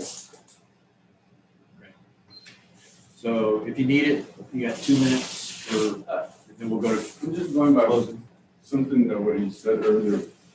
One of our place is over here, and you went to another house that was over there. So we don't know what that area looks like. You're talking about market value and all that other stuff and what supply and demand. Well, I don't know what that other area looked like. It was probably a heck of a lot better than our area. So if it's the same, and that house is selling for almost the same amount, they're not gonna buy my house, they're gonna buy that other house. Because of the neighborhood, because there's not that house that's been trashed for a year, well, over a year now.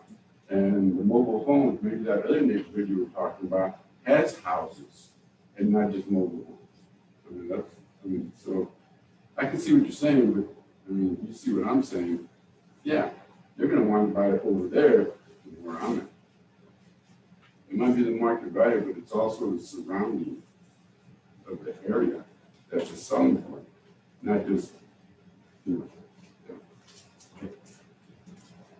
Okay. Any final thoughts? I don't get all this stuff, but it's cool. Okay. I mean, it is what it is, I would have prepped myself more and, read up and all that other kind of stuff to go into this, but we're just normal people that retired and just trying to enjoy life now. Okay. Without having to get absorbed in money. Oh, that's it.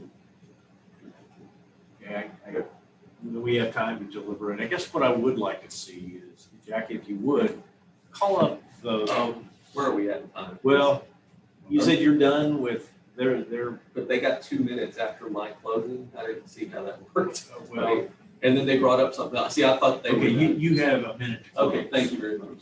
Click this right here. I just want to show that we're pulling from the same area. Click what? I'm sorry, Mike. Click the right arrow right here. Yes.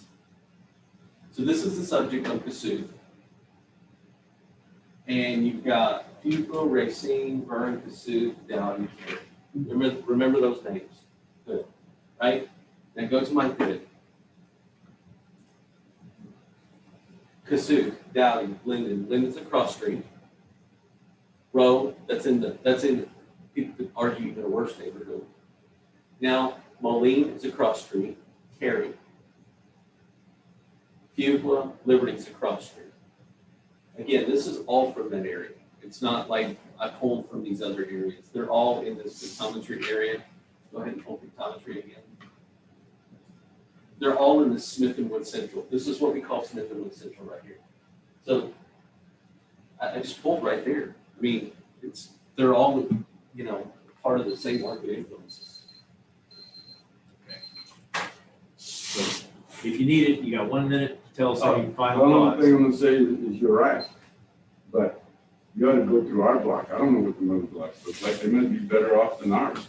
They still do not have that house that's been abandoned with the car junked up, and they don't have across the street where you have just mobile homes and things like that that are somewhat falling apart, but I know, I realize much about it, but the selling point is that I'd buy somewhere else than buy where the drug dealers used to be and all that stuff. Okay, so now it's our time. Jackie, if you would, call up either 33012 or 33014, either one of those lots next door. I just want to be sure, since land is the predominant value here, that they're being appraised at the same land value as their neighbors. And there may be some. That's their land value right there. Okay. Oh, it's still- But the price was Okay, so they're within a few dollars, okay. $5. $5 a square foot, okay. You want the other one? How does that compare to theirs? It's the same. It's the same, okay. Okay, so it's equitable. So two.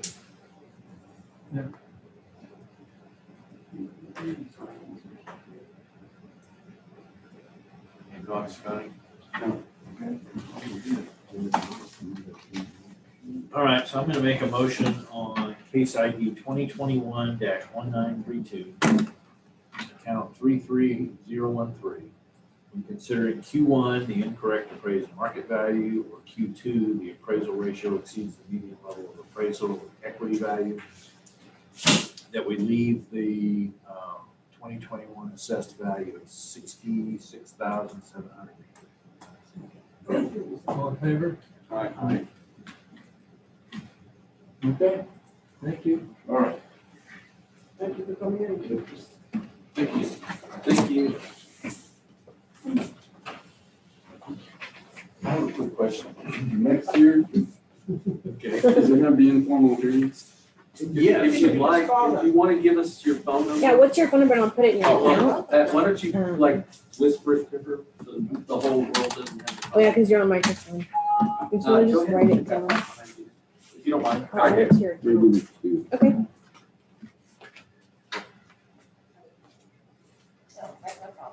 Yeah, we do try to reach out if we have a phone number. Don't guarantee, but we try to reach out. This is interesting. Thank you all. Okay. Thank you. Thank you. Thank you.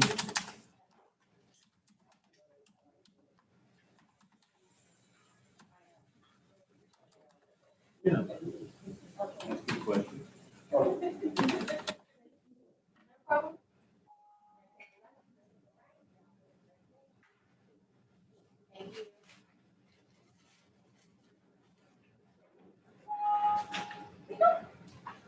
Alright, so that was it for the 1:30. The signature here. But we do have our 3 o'clock, our agent. He actually just sent in a bunch of affidavits. So we're getting them switched in right now. Are they gonna read all affidavits? Just affidavit.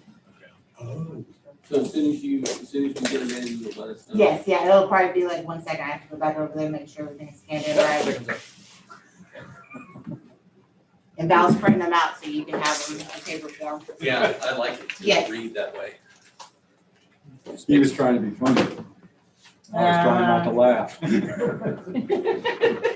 Yeah, If I do that again, she's gonna come over and slap me. everybody just. Sorry, Robert, did I give you a look?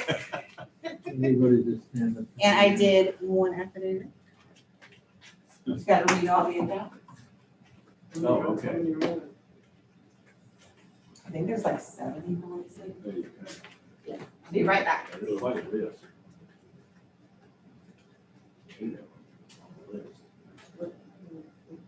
So 3 o'clock. And that's all, oh, so every one of those is,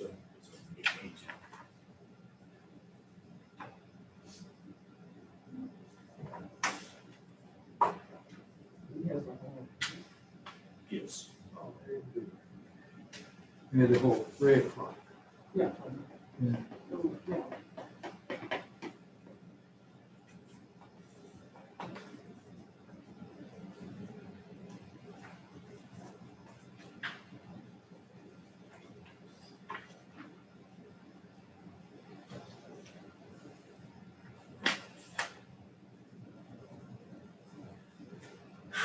well, sorry to have been late.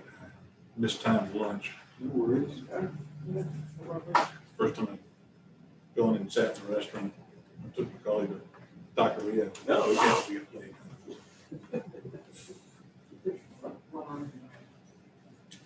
Yeah, the Dr. Ria in front of, Tackle Town. Yeah, Okay, I like that That's place. a good.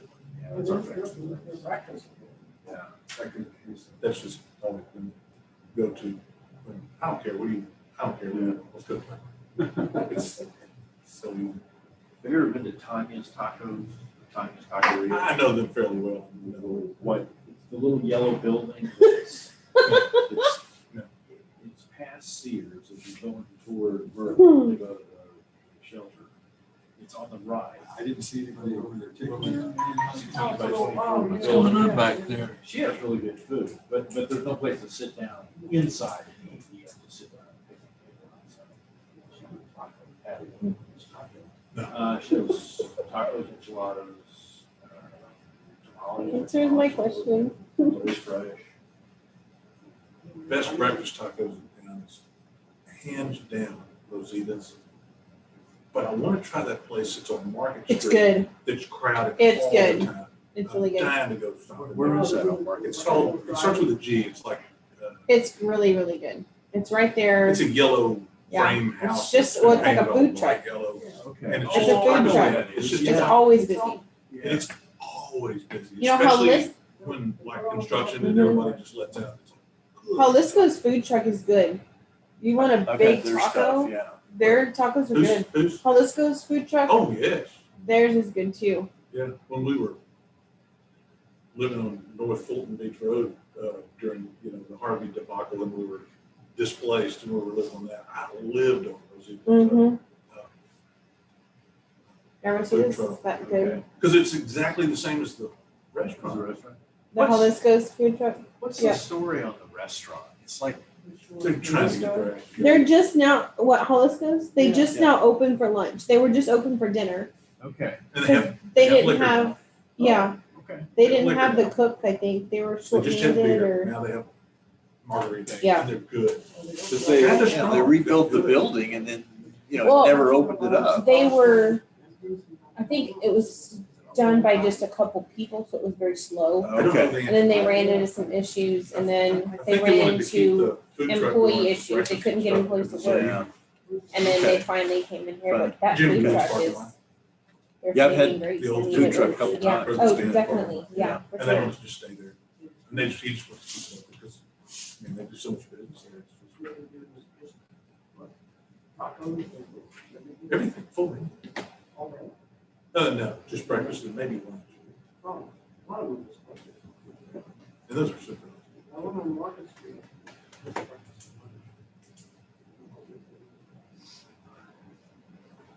And usually taqueria goes really fast, but today, not so much.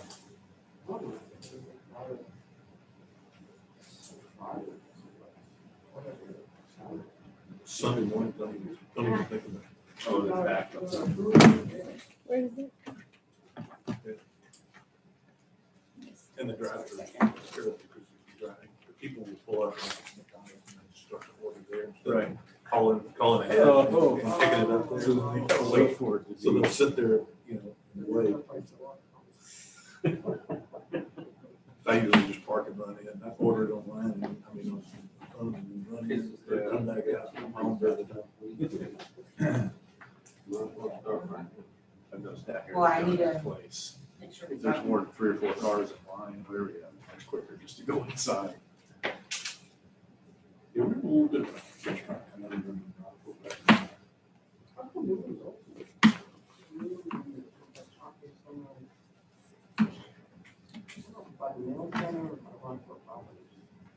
That used to be, oh, well, there's. Yeah, the people got to be, there is a new place now. Mike, does it start? I knew the 13, Peacock was 15 and go closed, down. but Is that I right? hadn't heard what. And the Philly thing, really good for like Philly cheesesteaks. and Okay. It's still open. It was, oh yeah, it's where, 35 each used to be. I think. it's still- Okay. Yeah, it used to be a food truck. It was a food truck for a long time.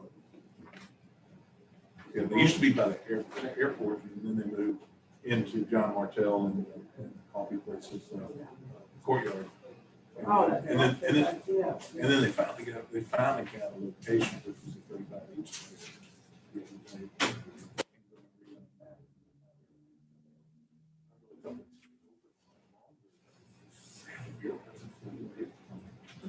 Close early.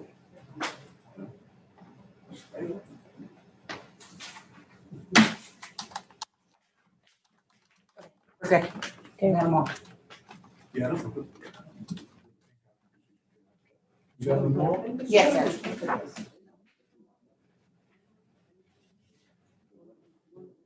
Do we have the, It is, it opened this weekend. we have the affidavits, right? It opened this weekend. Yes. Okay. Yeah, that's what I was doing. I was making sure they were all scanned in and printed. All right. Okay, so we're opening a series of protest hearings for accounts handled by who's the, Everything was 15. Doesn't say their name on whose accounts are these? We're ready to go. Yeah, Who's the- we're going.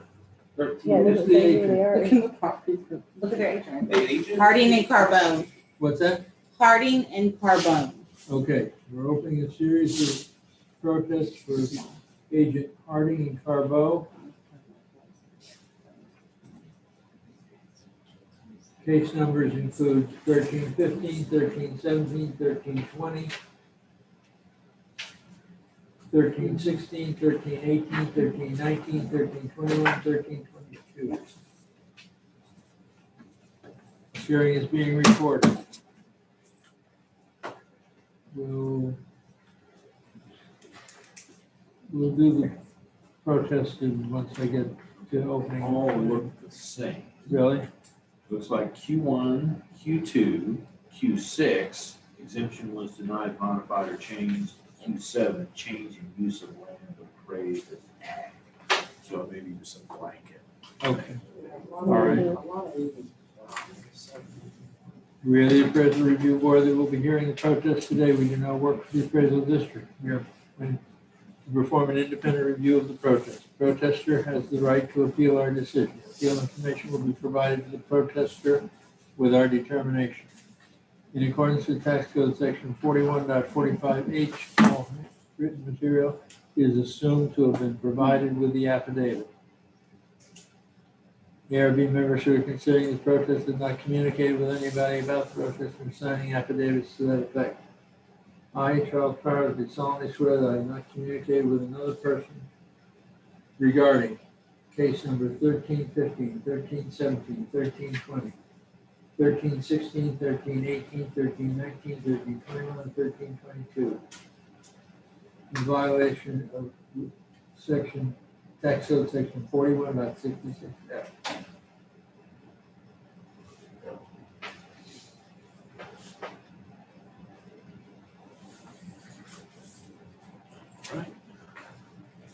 I, Robert Bacon, do solemnly swear that I have not communicated with another person in violation of tax code section 41.66, and this pertains to account numbers 13229.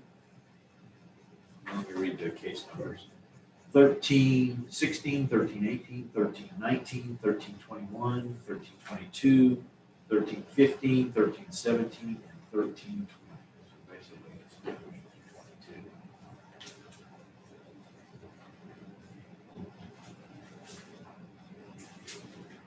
I, Kathy Hoffman, do solemnly swear that I will not communicate with a person in violation of tax code section 41.66F, pertaining to accounts 155, 157, 116, 118, 129, 121, 122. I, Bill Duck, do solemnly swear that I have not communicated with another person in violation of tax code section 41.66F pertaining to case numbers 1315 through 1322. Do I need to know one at a time? Yeah, I there. don't think so. Yeah, 15, 16, 17, 18, I can't do 19, 13, 15, 13, 16, 13, 17, 13, 18, 13, 19, 13, 20, 13, 21, and 13, 22.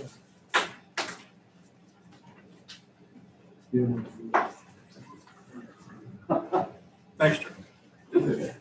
I, Scott Wagner, do solemnly swear that I have not communicated with another person in violation of tax code section 41.66F as it pertains to case IDs 2021, 13, 15, 16, 17, 18, 19, 20, 21, and 22.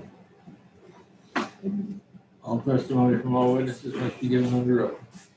My name is Michael Soto. I do solemnly swear or affirm that the testimony I shall present to the appraisal review board in the Aransas County Appraisal District is true and correct for the following cases: 1315 through 1322. Okay, and we will open the first case, 2021-1315, account 12136. Okay. Before we get started on all of these, since we swore into all, and because all of the protest items are identical, I would like just for the record to say that I will be addressing Q1 and Q2. Q6 was exemption was denied, modified, or canceled. Again, the burden of proof is for the property owner, so that would have to be presented in an evidence affidavit. I will say that in Q7, which has to do with ag, but I just did a review of all these properties, and there's only one that would even have that potential, which is case number 1321, and we will look at that one when we get to that one. But all of the other properties are residential lots in nature. As a general outline, okay? You want to keep this list? Thank you. Yes, sir. You want the light off? Sure. Sure. Okay. This is, right. It says Wade, Neal, and Marion Neal, or Neal and Marion Wade, I'm sorry. Allegro North Condominium Unit 407. It's account number 12136. Values over market value, values maintenance compared to the properties. And it says appeal package 1, pages 6. For the property owner is asking,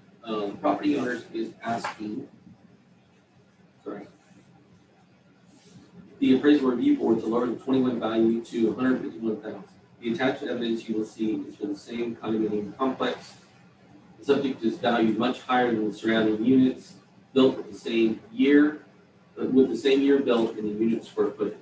The subject is at 289,820.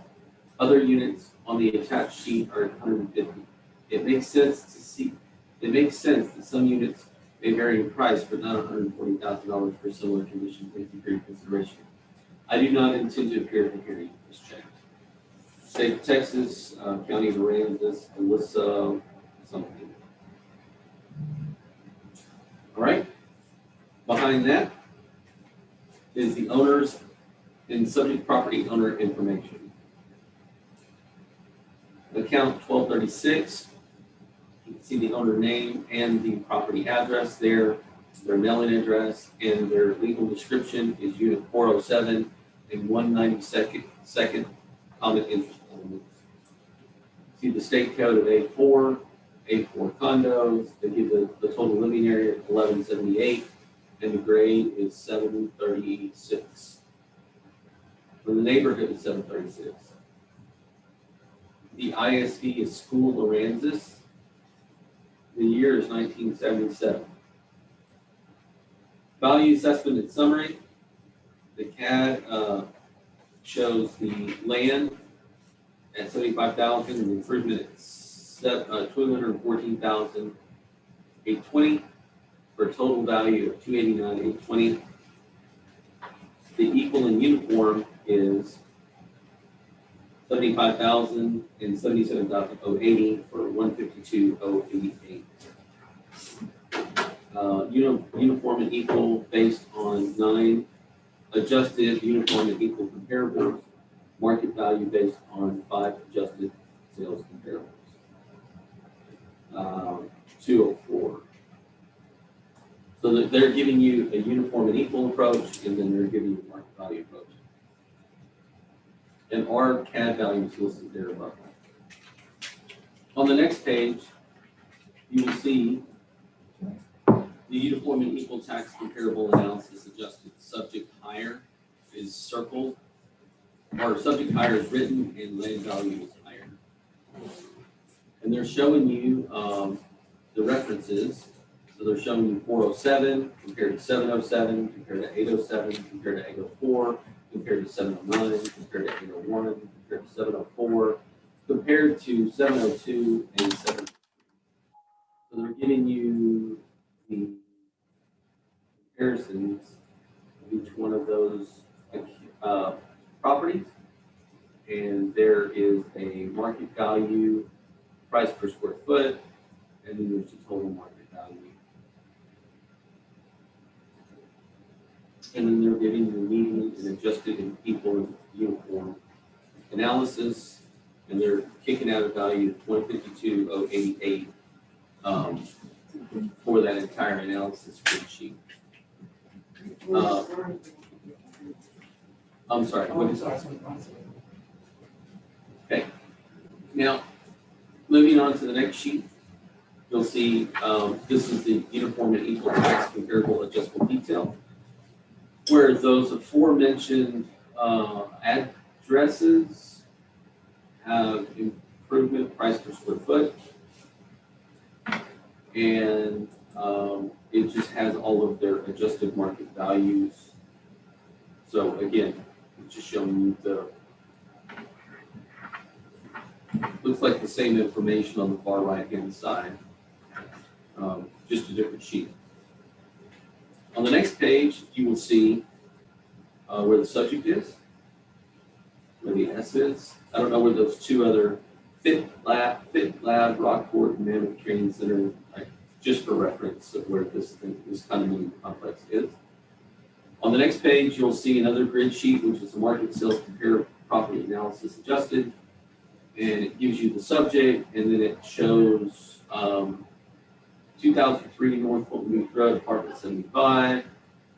Then it shows 1809 Hillcrest, apartment 406. It shows 2003 North Fulton Beach Road, apartment 28. Shows 221 Marion, apartment 201.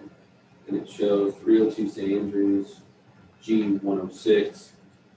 And there's some analysis that's there. It tells you what the sale price was for each one of those. So on the very first one, is that the subject? First one is the subject. It's saying the sale price. I don't know that that's the sale price. I think that's just put into the grid for comparative analysis. The others are sale prices for A, B, C, D, and E. 150, 98, 189, 93, and 101. There's a comparative analysis associated with the improvement price per square foot, and then a total value for an improvement adjustment price per square foot adjusted sales price.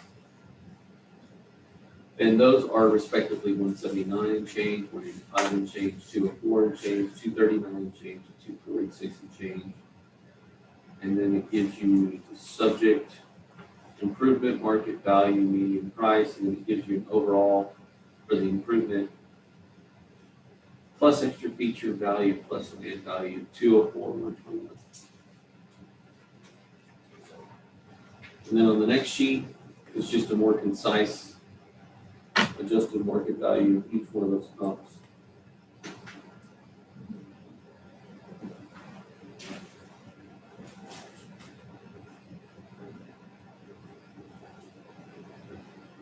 Each one of those comparables for sales are not in this complex. No, they're not even close.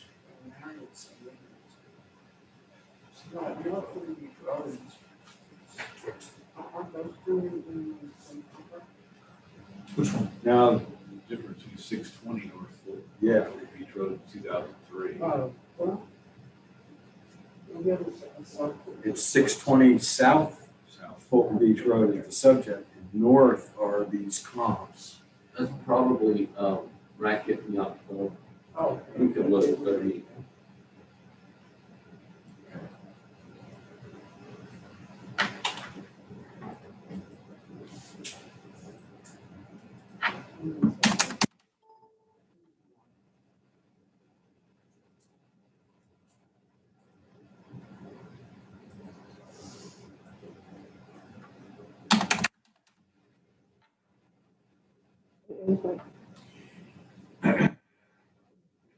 Still, there appears to be a huge difference in equity. They use comparables in that complex. And they all range from 149 and change to 161 and change. This one 289. Just let me know when I can go into my cross or, because they're not cross, but I'm gonna look at his uniform and we'll look at it in detail. Okay, I'm ready. Okay, so the subject is 407, and one of the things I'd like to point out in their evidence is their evidence. I'm sorry. It's okay. Uniform and equal. These are all part of the same complex, 620 South Fulton Beach Road, but there's different numbers here, right? And the subject is 407. And notice that none of these are in the 400 building. So what's different about the 400 building? Let's take care of that. I don't know that the pictometry will pull out, but I believe 400 buildings this. I believe that's a 400. Yeah, see, the pictometry is not pulling out. It'll be in your, I'm sorry? I'm sorry, I thought it would highlight individuals on ours, but it didn't. Yeah, I believe this is the 400 building. And the reason for that is if you go back to the card. I'm sorry. Yeah, you were pointing. Yeah, let's see. This is not, this 400 building is going to be, well, I don't know, I can't tell from the picture. But the common elements, I'm just going to compare it to other fours, you know, for rebuttal, is what I would say.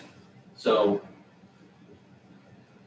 I mean, I could do it your direction, or I would just say, well, show me another fours, but how I would rebut this. How are some other properties, you know, uniform and equally appraised? You should be able to look at another 4, and if it's complete, then it should have a requisite same value. Okay. One thing. Yeah, they're gonna be different sizes. Go ahead.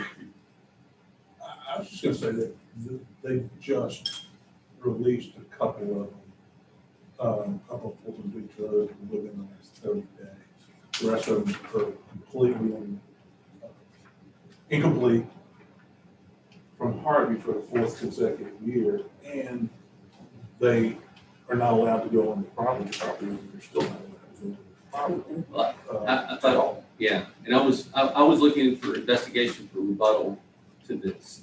The subject property owner's agent presented no information that this was not a completed structure. Is that a true statement from the affidavit? Okay, so let me go into my evidence, and then I'm going to try to answer the question of uniform and equal for building number 4. Unlike the subject property owner's agent, I don't have sales in this unit. Why? Because there are no sales in this unit. There's no sales in this condominium complex. They're just not. So I have to make the same kinds of things. I have to pull from Marina. I have to pull from Bay House. I have to pull, what's the next one?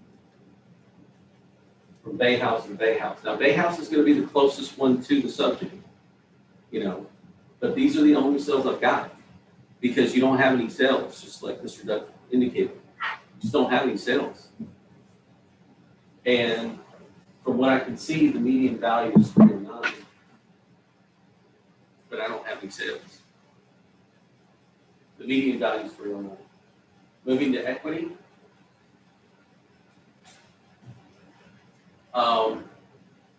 I have to look specifically because the number is truncated and you can't see it for each unit. So I would have to look at these, but I can look at these because I presented them as evidence. We could look at them. But I can show you that they're the same square footage and they're the same effective age and they have the exact same value, 289. Go to next. Another one, the 1178 square feet.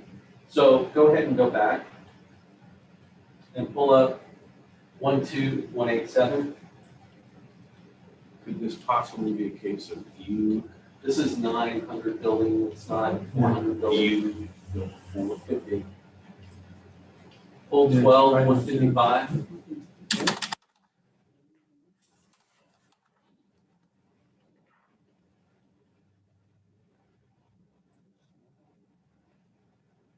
This is building 6.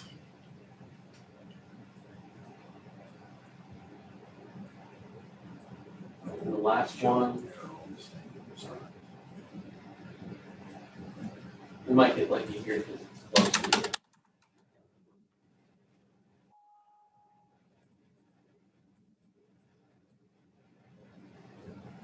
That's building 500.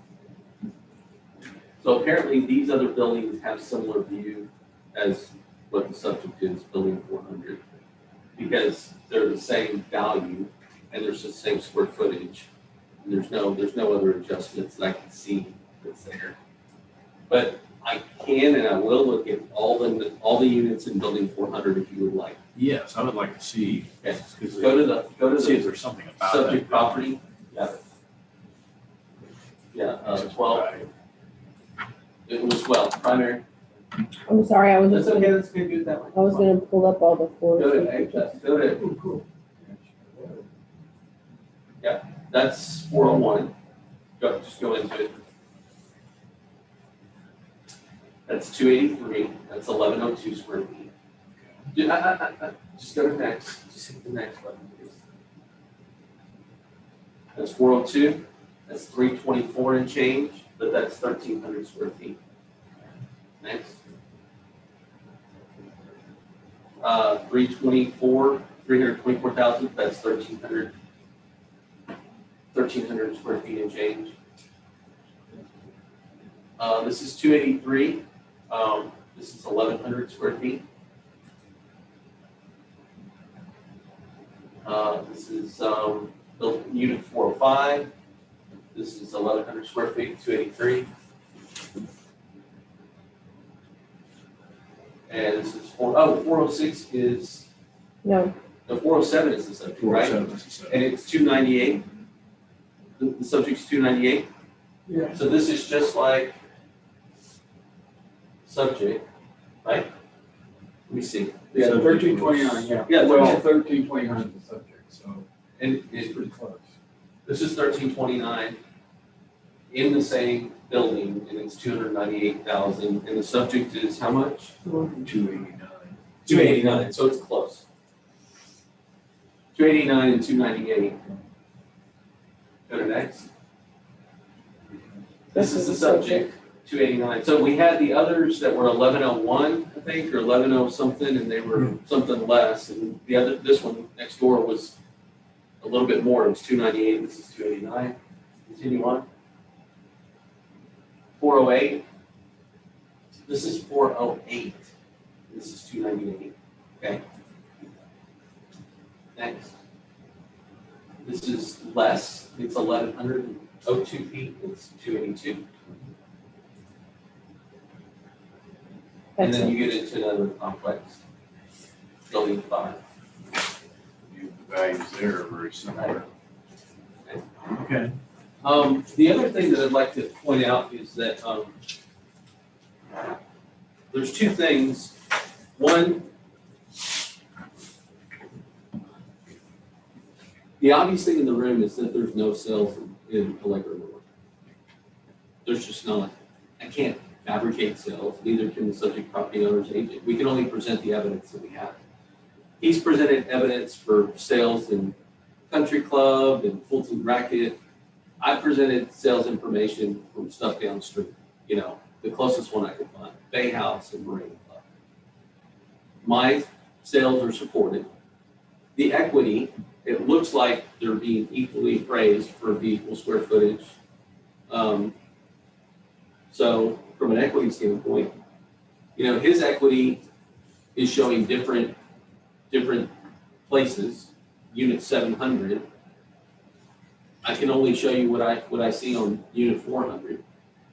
And the last thing that I would say is that the reality is that there's nothing that's been presented here at this hearing, but there was information that was presented at a previous hearing that talks about slugger, to a person's ability to bundle of rights associated with every property owner. The ability to sell, lease, use, give away, or enter the property, or to refuse any of those rights. No doubt, subject property owners in that area have a certain set of restrictions that are not congruent with the sales information in Bay House or the sales information in Marina Club. Let alone, I'm not even trying to go into what the property owner's agent is saying about stuff in Hidden Oaks or up in, you know, Racket Club. Those are just different complexes. Well, but the same thing is true for Bay House. It's different. It's not the same that it is in Allegra North. They are restricted to some degree. Now, I was not a part of that, you know, discussion or anything. Ray was handling that case, but I understood the outcome of that case as a result of the ARB order.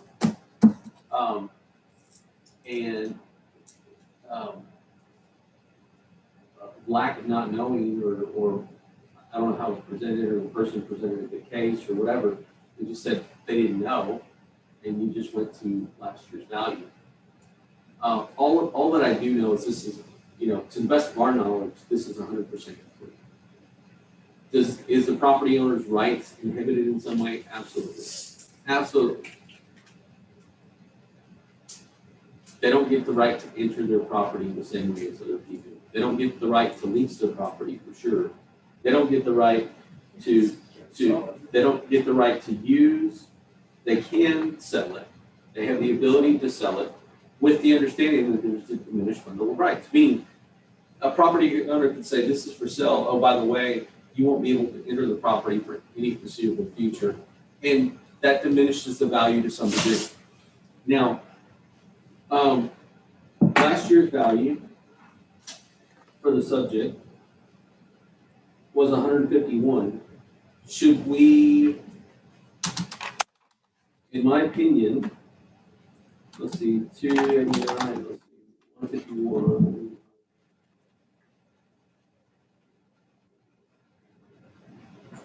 A doubling of that 151 would be 300, so it's not quite that. So should we discount the property 40% or roughly therein to go to last year's value because we don't know the impact? Because we don't know the impact of what that diminished bundle of rights is? And my point would be no. My point would be not to do that. I don't know what it is because I don't have a sale. If you had a sale, you would know. You would know what that diminishing value would. But to just say, oh, it's last year's value because what? I don't know. All I do know is that the sales that I do have warrant a value change that's there. You know, it's a value that's supported at 308 and I got a value of 289. What I do know is that the information that I've presented for equity comps that are the exact same in the complex of the subject and the same size support the value. And in the same building, we were able to see ones that were higher, ones that were lower. So they appear to be congruent. I believe that there's a warranted adjustment due to the diminished bundle of rights. Do I believe that it goes back to last year? I don't. But ultimately, that decision lies with the board. Is it possible to did the commentary tell us which buildings? No, I don't believe so. And I believe that it was, I don't believe it was the first one that I pointed to you. And the reason for that, because these right in here, they actually have like an like there's an element that says like cardboard or something like that. I believe it's one of these over here. Could be. I don't have that information. I mean, I can get that information. You want to go get the date? Well, I have the date. I'll still right here. It wasn't presented as evidence, but I can try to answer your question. Do we know, Mike, can we tell the last year's value of 151? Do we know kind of the percent complete January 1, 2020? And then the percent complete at 2021? Sure. So we can kind I'll of Let me answer that. adjustment that way. I'll pull it up. Yeah. It was 50% in 2020. And that 50% value would only apply to the improvements. So I have Land. 76,000. Yeah. Okay. Double the improvement. Added the land. Be around 225. That seems like a reasonable number. Approximately. We have it all, we don't know. They're not 100% complete because you can't sell them. You could sell them, nobody's gonna show them because you can't fit them, so they're sitting there. And you're back to January 1. Yeah. Goes back to January 1. Well, but you got a lot more been done. Not as of January 1. Not of this year, but since January of 20, they were 50% complete. As of January of 21, well, you're showing them 100% complete. but I should, well, it's important that it's important that you focus on the evidence that's been presented. I've said that the evidence is 100% complete. The subject property owner's agent did not indicate that it was not complete. He just went to sales and equity. And as far as sales and equity, I could look at one of those others to see if those are complete or not, the ones that he indicated, because I believe that not all of those are just, it's very possible that one of the ones that he presented was not complete. We haven't even looked at any one of his equity. Yeah. And I'd be glad to look at that. Even if they were, they couldn't be complete, because if you look at it, just like they did the Lake North, they let them show, for instance, the property was cleared. His property is still fenced in. So. Hasn't been. Otherwise, They took the fence down like 2 weeks. I mean, Not testified. you don't know if anybody's living in those units? Yeah. Again, it's important. What's important is that I presented that I believe that the subject's 100%. The subject property owner did not indicate that it was not 100%. As far as the other evidence that was presented, the other evidence presented was just other equal and uniform comparisons. I'd be glad to look at any one of those. I don't think you need to. You don't think they're complete? No, you said other. Not the sales, the equity homes, like the 707 or whatever. Oh, in the same building. In the same complex. Other complex. No, in the same complex. And no doubt, I'm telling you, no doubt that this person's bundle of rights is impeded from the information that was presented. If that's true, if in that case that were true, then those bundle of rights are impeded to the degree that they were last year, because there's two elements. There's two elements that you have to consider. Last year was 50% complete. This year it's 100% complete, but a diminishing. So you have what you had last year, 50%, and then you have a push because the elements are complete, and then you have a pulling back to some degree in here.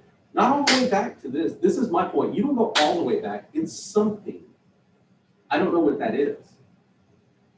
If you took last year's improvements and doubled them, 50% to 100%, and added back in the land, that would be 227, 220.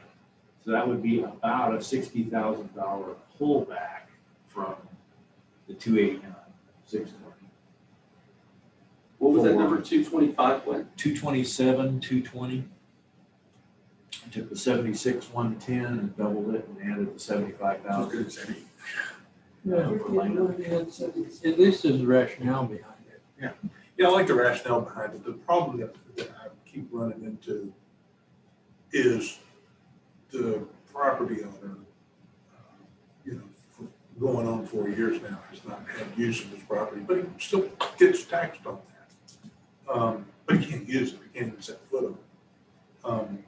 So that's the only thing that I have a hard time putting an inflated number on, because it doesn't matter. It's something he can't use. Sure. Robert's got at least a rationale for how to get to a number. No, I get that. Yeah. And that's torn. Yeah. Uh-huh. And I see your point too.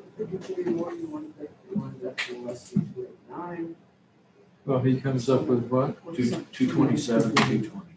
227, 220. Okay. I'm not in love with it. All right. 227, 220.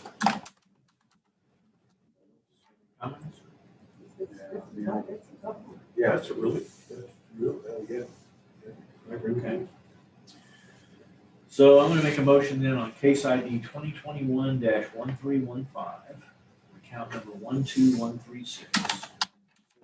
Q1 incorrect appraised market value and Q2 equity value, that we lower the value of this property from 289,820 to 227,220.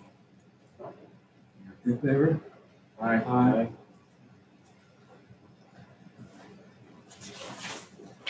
Okay, hearing's closed. Opening hearing on case 221-1316, account 13229. Okay, I've already sworn in. Yep. And y'all have already sworn in, so it's case 1316. This is Bahia Bay Unit, Bahia Bay Unit 1, Block A. Did y'all, I'm sorry, just as a point of order, did y'all address Q6 and Q7 in the last? No, I didn't say anything about it. You want to do something about that, right? I will say for the record that the subject property for Bay House is not congruent with any kind of ag property, and I don't know of any exemption that was denied modified or appealed. And is that true? Can we say something about all the accounts except the 21 that possibly land and because if what you just said is true for all of it, rather than going through that over and over again. Well, unless it's read into the record, like my subject property owner homestead exemption was denied for A, B, or C, unless it's read into the evidence, I don't have any evidence. You know, the burden of proof is on the property owner. Probably have to do these individually. And that's fine. We can just read on affidavits. Yeah. We just make You sure. just have to include those in the, if you wanna. That's fine. Okay. Then in the previous case hearing, it was just closed, case 2021-1315. In addition to Q1 and Q2, when considering Q6, exemption was denied, modified, or canceled, the property owner's agent showed no evidence of that. In Q7, change in use of land appraised for ag value.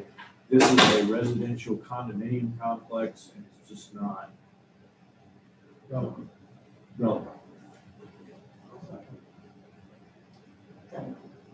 All in favor? Aye. Okay, now let's move on to 1316. Okay, 1316 is account 13229. It is Ronnie Anderson and Tracy Anderson, Bahia Bay, Unit 1, Block A, Lot 20. Values over market value, values unequal compared to the property. See the appeal package, pages 7. For 2021, the property owner is asking the appraisal review board to lower the 2021 value to $484,584. Please see attached appeal summary, which shows similar homes nearby that are on the same street that are valued lower with similar conditions in your bill. Please, thank you for your consideration. I do not intend to appear at the hearing. Alyssa Dempsey. The very next page is the account number 224 Lands End, Bahia Bay, Unit 1, Block A, Lot 20. The A3 single family waterfront home. The value assessment is CAD value, market value, has an estimated value 538,210. The equal and uniform show a valuation of 484,584. On the next page, you will see, oh, I'm sorry. Yeah. I'm sorry. The equal and uniform sales is 484. The equal and uniform value is 488. So then they show on the next page the uniform and equal comparable property analysis adjusted. And you can see 1, 2, 3, 4, 5, 6, 7, 8, 9, 10, 11, 12, 13, 14, 15 properties. So they have the subject plus A through N as in Nancy. And they have the properties that are indicated are the subject at 224 Lands End, 231 Windjammer, 220 Lands End, 227 Windjammer, 226 Lands End, 228 La Buena Vida, 207 Bayview, 229 Windjammer, 216 Lands End, 221 Driftwood, 410 Captain's Cove, 218 Lands End, 230 Lands End, 301 Windjammer, and 222 Lands End. Notice that they have the improvement grade, which is the class for each one. The year built, and notice it's year built, I believe it's the initial year built, not any effective age year built. And then they show the improvement square footage. And there's unit square footages for each. They have what's called distance extra value. Then they have an improvement value overall. And then they have a land value below that for each one. And then they do an improvement dollar per square foot analysis. And then they have an overall market value. Then you see the appropriate comparables with all of their adjustment, not their adjustments, but all of their values. And then they have a median adjusted uniform equal improvement price per square foot of 123.39. Subject uniform and equal improvement value at median improvement price per square foot at 321.48.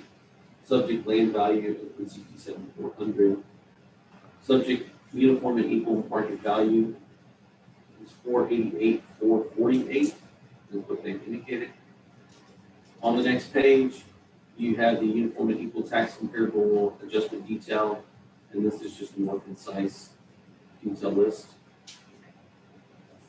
On the next page is the map. And you can see on the map, the majority of those letters are in the Vizia Bay area, with a few of them in the city by the sea. The next one is the market comparable property analysis adjusted. And you can see the subject with 3 comps. And the comps are 242 Starboard, 209 San Co, and 506 Sierra Sound. You can see their grades, like their class grades. And you can see that they have improvement value and land value associated there. And you can see that the price per, you can see the actual sales dates there. So they'll show you the sale price of $292,500, $465, and $650. Notice that they have the dates of the sales on there. And they have a analysis that indicates 484, 584. On the next page, you'll see a comparative market sales comparable adjustment detail. And this is an improvement adjustment schedule for an improvement adjustment, age adjustment, time adjustment. So they give you an adjusted market value for each one of those. So just for reference, you got 391,276. On the previous page, on this page, you get 391,276. Class adjustment per class difference.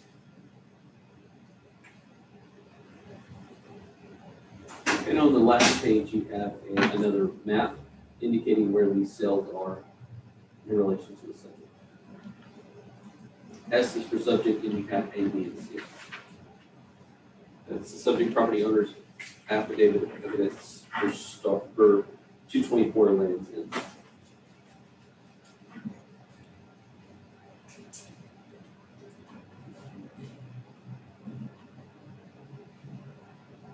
Right, going to go into my evidence. Subject property is on 224 Lands End. You can see that this was an area that underwent change just due to market value. The last time this thing sold was back in 17 for $500,000. We have 538 on it right now. Currently has a total value 538, land value is 167 and change, improvement is 170 and change. On the next page, you can see the pictometry imagery of the subject. What are some sales that are happening in and about the subject property owner's area? 224 lands in. That one sold for 622, 170. The subject is a 6ST minus. The comp is a 5FP plus. Sold for 622. You can see that they are identical. They're identical in living rate. Very close and similar respective age. Producing a value of 559, 505 when compared to the subject. Comp number 2 is on 222 lands in. That must be right next door. This one sold right next door. 6ST compared with the subject, 6ST. It's bigger than the subject. It's not quite as new from an effective age as the subject. Their land values are identical. That one sold for 581. When compared with the subject, produces a value of 549. Pretty good comp. Comp number 3 is 112 lands in. That one sold for 637. When compared with the subject, that's a 6ST. Compared with the subject, produces a value of 533. The median value of those is 549, which supports the 538 we have on the subject.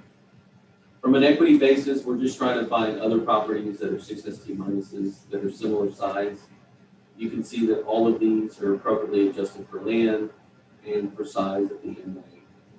The median value is 535, 376. So even with the equity comps, you can see that there's a warranted $3,000 adjustment change.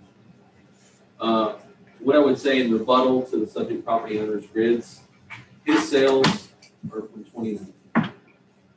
I mean, if you look at the grids, those sales prices are from 2019. My sales prices are current 2020 and 2021. Further, what I would say is that even in our own equity grid, there's a warranty change of about $3,000.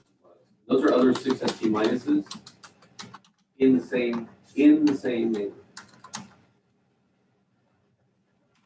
535, 376. That's all I got. His equity grid for comparable properties, class 6 stuff, didn't look to be.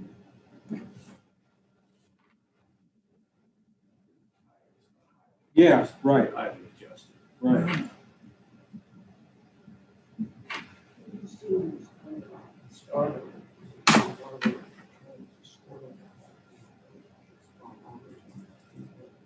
Okay.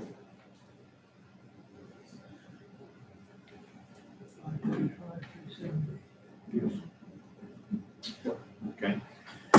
So I'm going to make a motion then on case ID 2021-1316, account number 13229.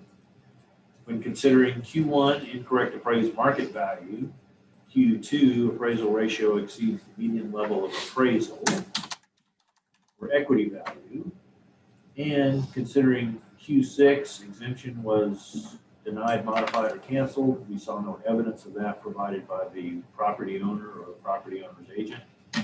And in Q7, change in use of land appraised as ag does not apply. Here's a residential home.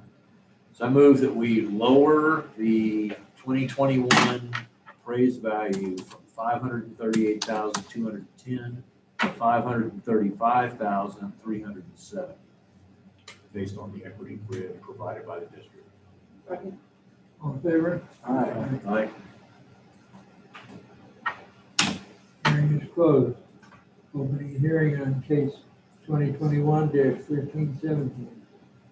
Account 13483. Account 13483. Michelle Cummings, Houston. This is Bay House Condominiums, Unit 2303 and 1/118th interest common owners. Values over market value, and compared to those properties. There's a note from the owner and 2 photos. For 2021, the property owners asked the Neighbors Review Board to lower the 2021 value to $135,000. According to the owner, this property has its own issues, including the issues of roof, deck, siding, glass doors. She says that the property is currently under a contractor's lien after a poor reconstruction after the damage from Hurricane Harvey. She says that the property has roof issues that cause leaks and other incorrect installed items, such as sliding glass doors, etc. She'll be sending photos of the property. I will send on Monday before the hearing. Thank you so much for your consideration. I do not intend to appear at the hearing.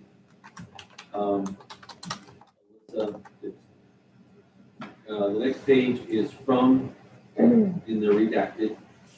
Hi, I should probably speak with you this week. Is there a mini infrastructure problem close to RV at the Rockport property? The entire condo, including decks, landscaping, pools, sliding glass doors, remain extremely problematic. There are active legal issues between the construction contractor and the condo association and the condo association itself. It is important to note that the reconstruction contractor has an active lien against the condo association. Last year, I successfully negotiated a huge reduction in appraised value myself, as there was no sheetrock in the condo. It was uninhabitable. You may see the 2020 appraised value in that order of $66,000, I believe. I look forward to speaking with you.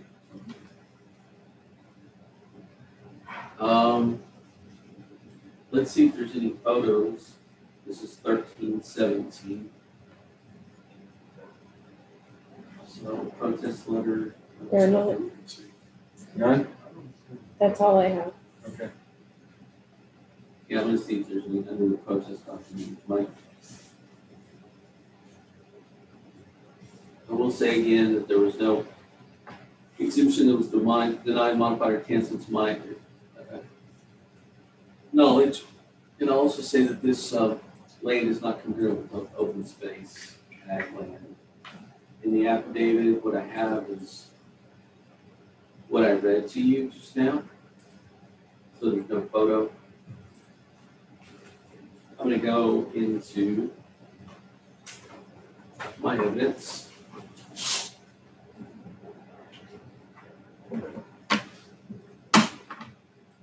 Subject property is 2303 Bay House. You can see that we have 100% complete property at 301-470. You can see where the property is on the next page, 53.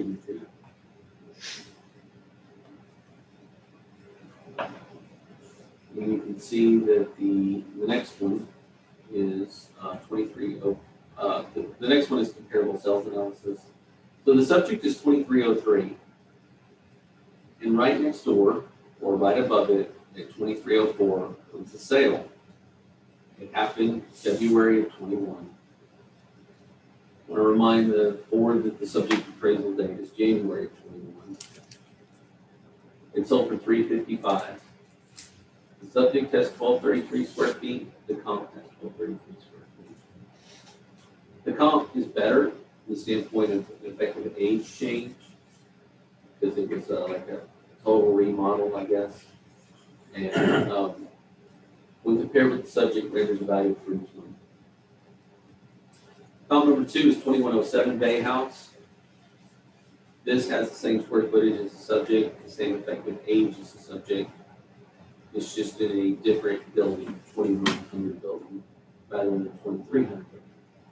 It has an effective, an appropriate adjustment at 295 when compared to the subject.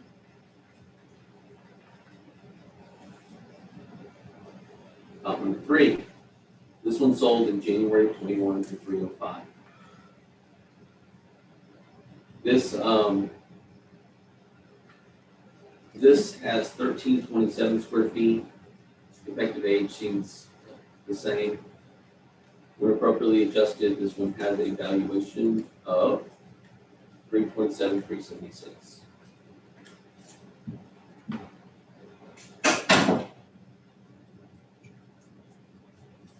median value of that is 320, supporting value 301 on the subject. For equity basis, you look at the equity 1, 2, and 3.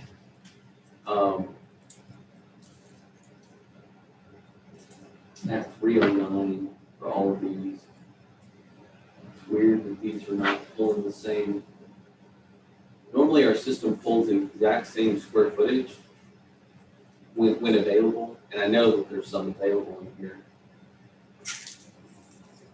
These are just pulling comps that are 1392 and they're adjusted down to 309. They're at 327 adjusted down to 309. I don't have an answer for that. Normally my grid would be better from the standpoint that I would have 3 comps to show you that are the exact same square footage in a condominium complex. I don't have an answer. I'd be glad to look at anyone you want to look at. Included in here, you have a sales ratio report. This is an area that experienced a lot of change just due to market value. You have 5 pages worth of sales in Bay House. We're at 103 overall. Can we go back to sales comp number 2? Sure. Number 2. Yeah.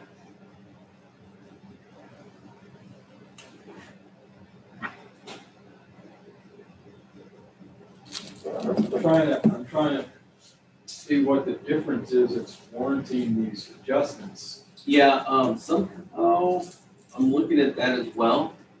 Can I look at both the percentage, sometimes the percentage ownership, which deals with overall value? Let me go into the account itself for the subject. Sure. I was looking at that myself. I was going, that doesn't seem, would seem like there'd just be a 0 there. Yeah. Right. Like it'd be whatever that price was. So you go into the summary, quick review. It's usually easiest to see it there, usually.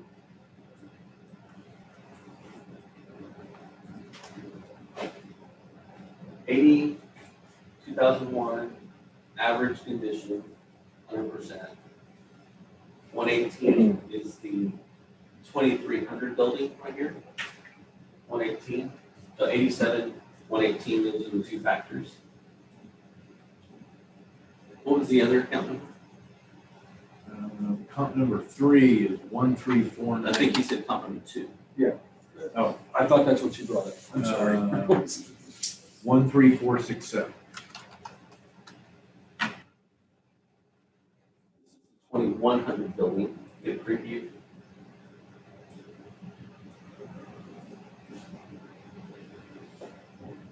See the 96 instead of the 118. This is the same, but this is different.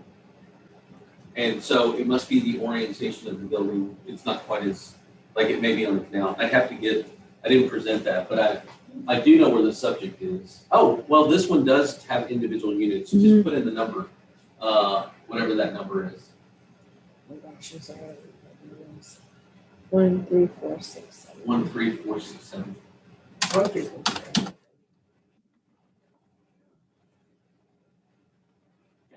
So then you can see that the subject is up here, somewhere where it has a good view of Canoe Lake, and this one's just on the little canal facing the sun.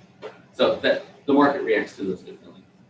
And that's borne out in the adjustment. I was looking at that same thing and it was hard to see.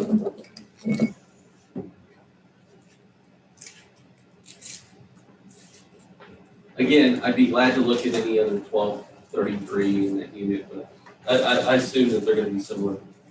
How do you do the land Bay House? It just says 75. Yeah, it's a common element up to 118. So it's 118th use of the whole.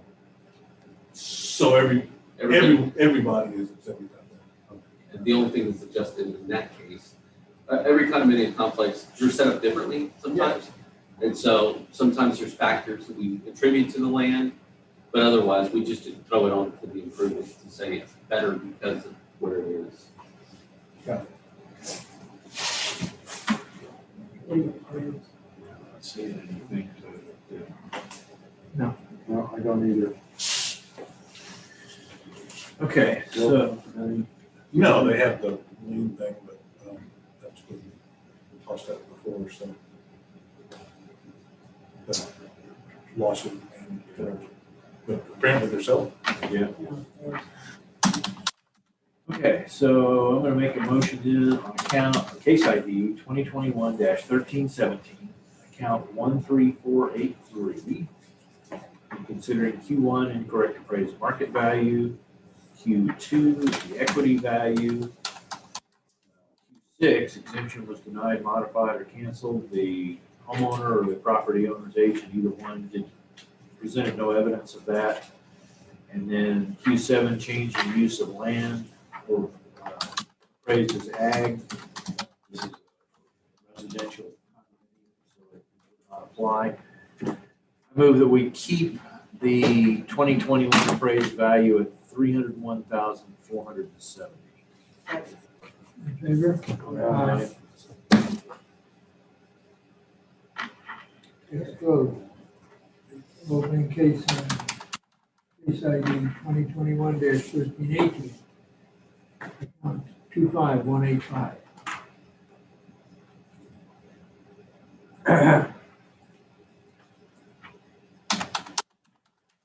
Okay.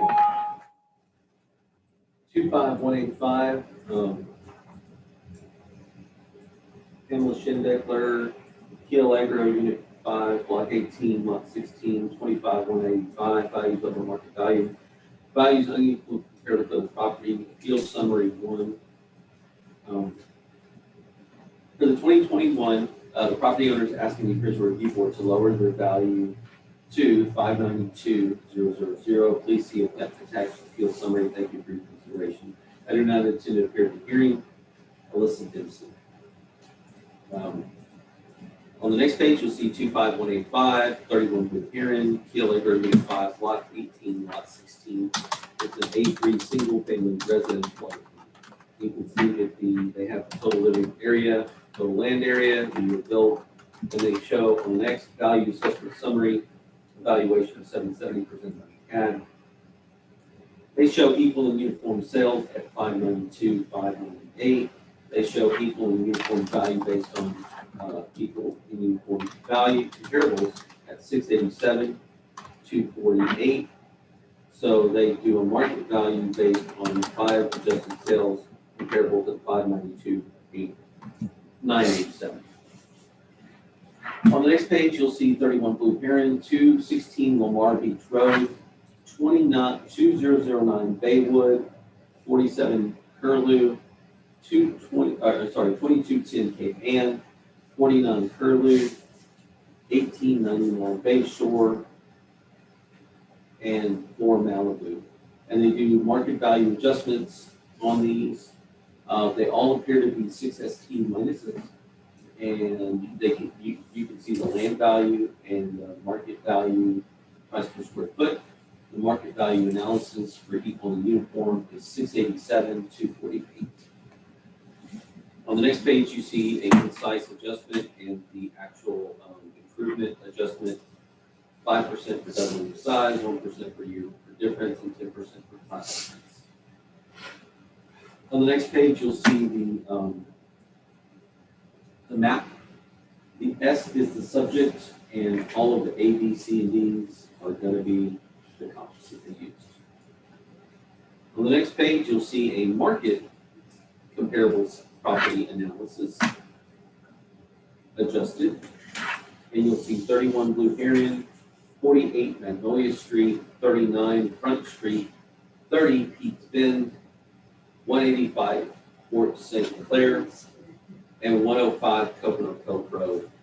You'll see the actual sales prices: 125,000, 495, 605, 530, and 385. For the subject market value comparative analysis at 592, 997. On the next page, you see the market sales comparable adjusted detail for the 5% of doubling for size, 1% per year for 3 years, 1 per month per year for the time adjustment. Class adjustment is 2% for class difference. And you can see that the subject on the next page, you can see the map. that, there's 2 sales in Lamar. C is in Cape Valero, E is in, I think Coconut Cove, and D is in City by the Sea. That's the subject property owner's evidence. All right, I'm gonna go into my evidence. This is case 318. In 318, what you can see is this is a property in Key Allegro. And I'm gonna try to use Key Allegro cells. You think? The 770 is the value that we have here. We have a 6 ST minus on subject property. You can see that it has a unit price per land at $70 a square foot. On this land table, it's on Blue Heron, 31 Blue Heron. Go to next. This is the photometry imagery of the subject property. And next. Subject is at 770. There's sales that we're going to be showing you that are going to be in that 6 range. They're all going to be in Key Allegro. And you can see the appropriate adjustments. The subject first property is 851. When you adjust it for all of the elements, it indicates value 763. Comp number 2 is on 33 Riviera, sold for 840. When you look at all the appropriate adjustments, rendering value 809 and change. Comp number 3 is on Catalina. Or sales. I'm sorry, it jumped. Okay, this one sold for $799. This is sold on Nassau, 6ST plus. You can see that the rendered value after the adjustment is 834. Comp number 4 is the 22 Luau, sold for $739. This is a 5 SS plus instead of a 6ST minus. It looks at all of the differences and renders a value of 876. This gives you a value of 822 when compared with all the sales. The subject is at 770, so that's supported. Continue on.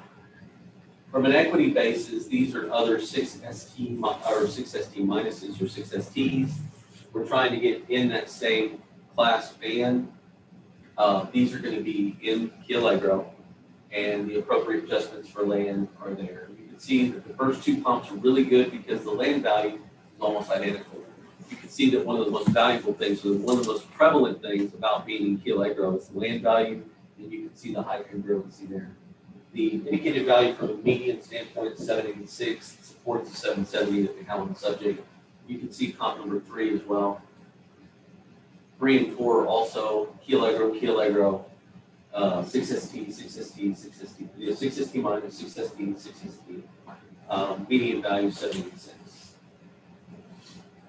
And by the way, behind that, we have how many pages of Jesus. We had 3. 30 pages of sales. We had 103 total sales to pull from. I was a little perplexed at why you couldn't find one.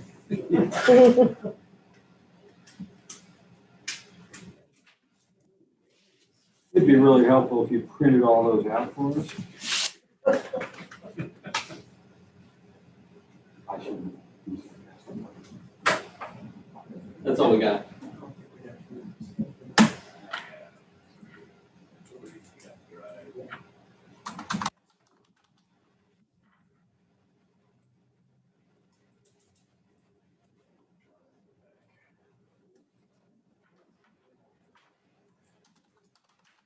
That's kind of.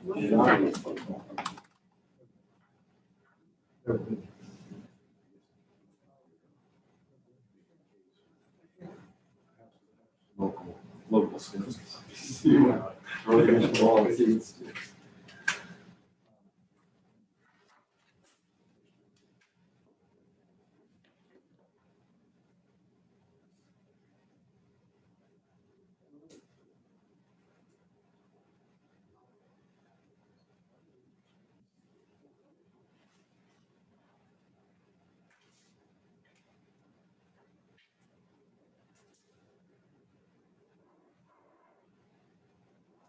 Yeah, don't eat those peppermint patties off. Okay.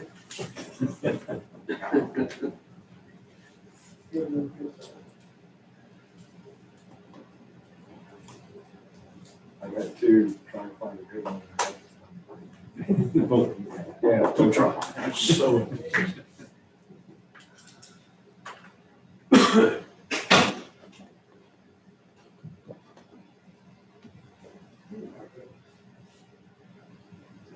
Yeah. Finish with a good present.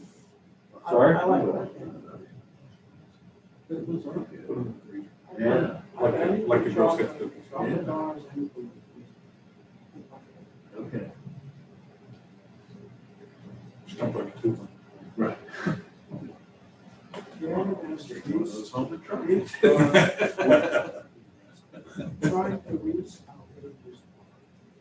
Oh. Yeah.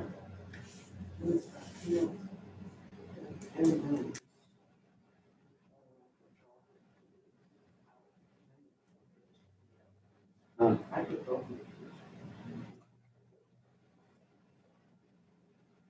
Dairy Queen Blizzard favorite is that Keith can bar. Yeah. I haven't tried, they got a Girl Scout cookie. Oh, God, don't eat those. Blizzard. You know, any calories in a cookie? Dairy Queen Blizzard did that. Especially the mid ones. Yeah. The sleeve of those goes down really easy. Yeah, right. You need that on the t-shirt.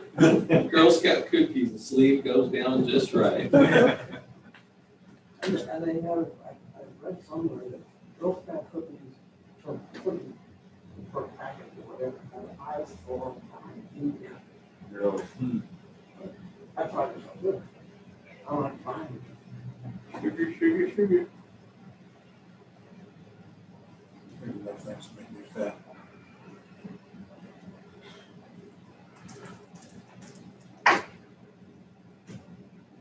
We lived in Switzerland, our apartment was Oh. about 2 blocks away. Chocolate. Just for chocolate. 2 blocks away from the Link Chocolate Factory. Oh, yeah. Just smell it. Oh, yeah. I know. It's awful. Okay, in conclusion, we waited for you. Yeah. We think this one should stand. Okay. So, okay, I'll make a motion here then. Case ID 2021-1318, account number 25185. When considering Q1 incorrect appraised market value, Q2 the equity value, or Q6 exemption was denied, modified, or canceled, the homeowner or the homeowner's agent presented no evidence for this. And Q7 change in use of land, appraised as ag land, does not apply here because these are residential properties. I move that we maintain the 2021 appraised value at $770,340. All in favor? Aye. Case is closed. Opening case on case ID 2021-1319, account 25246.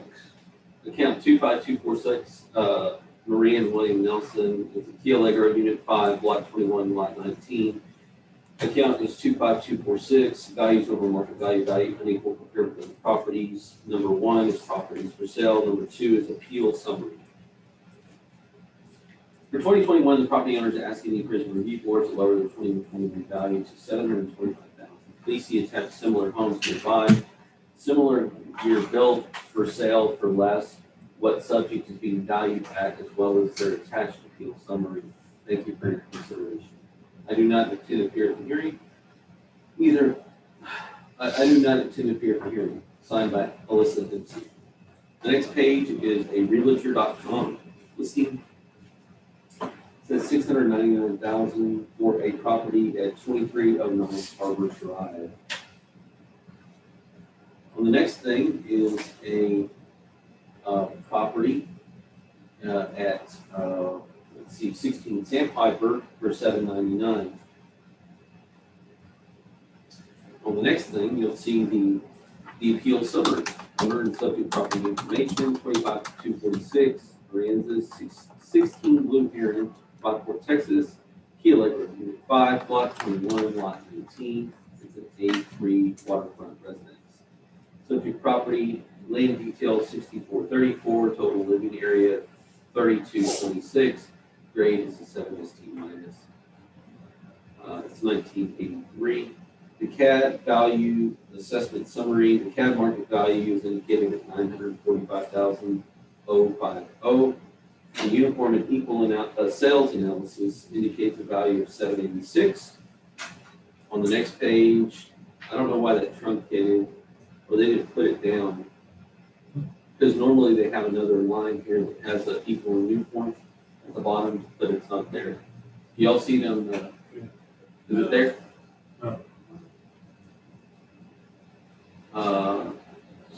I'm just saying in comparison to the other ones, it's usually there, but it's not there. All right, equal and uniform comparable analysis adjusted. You see A through P, that's pop-up.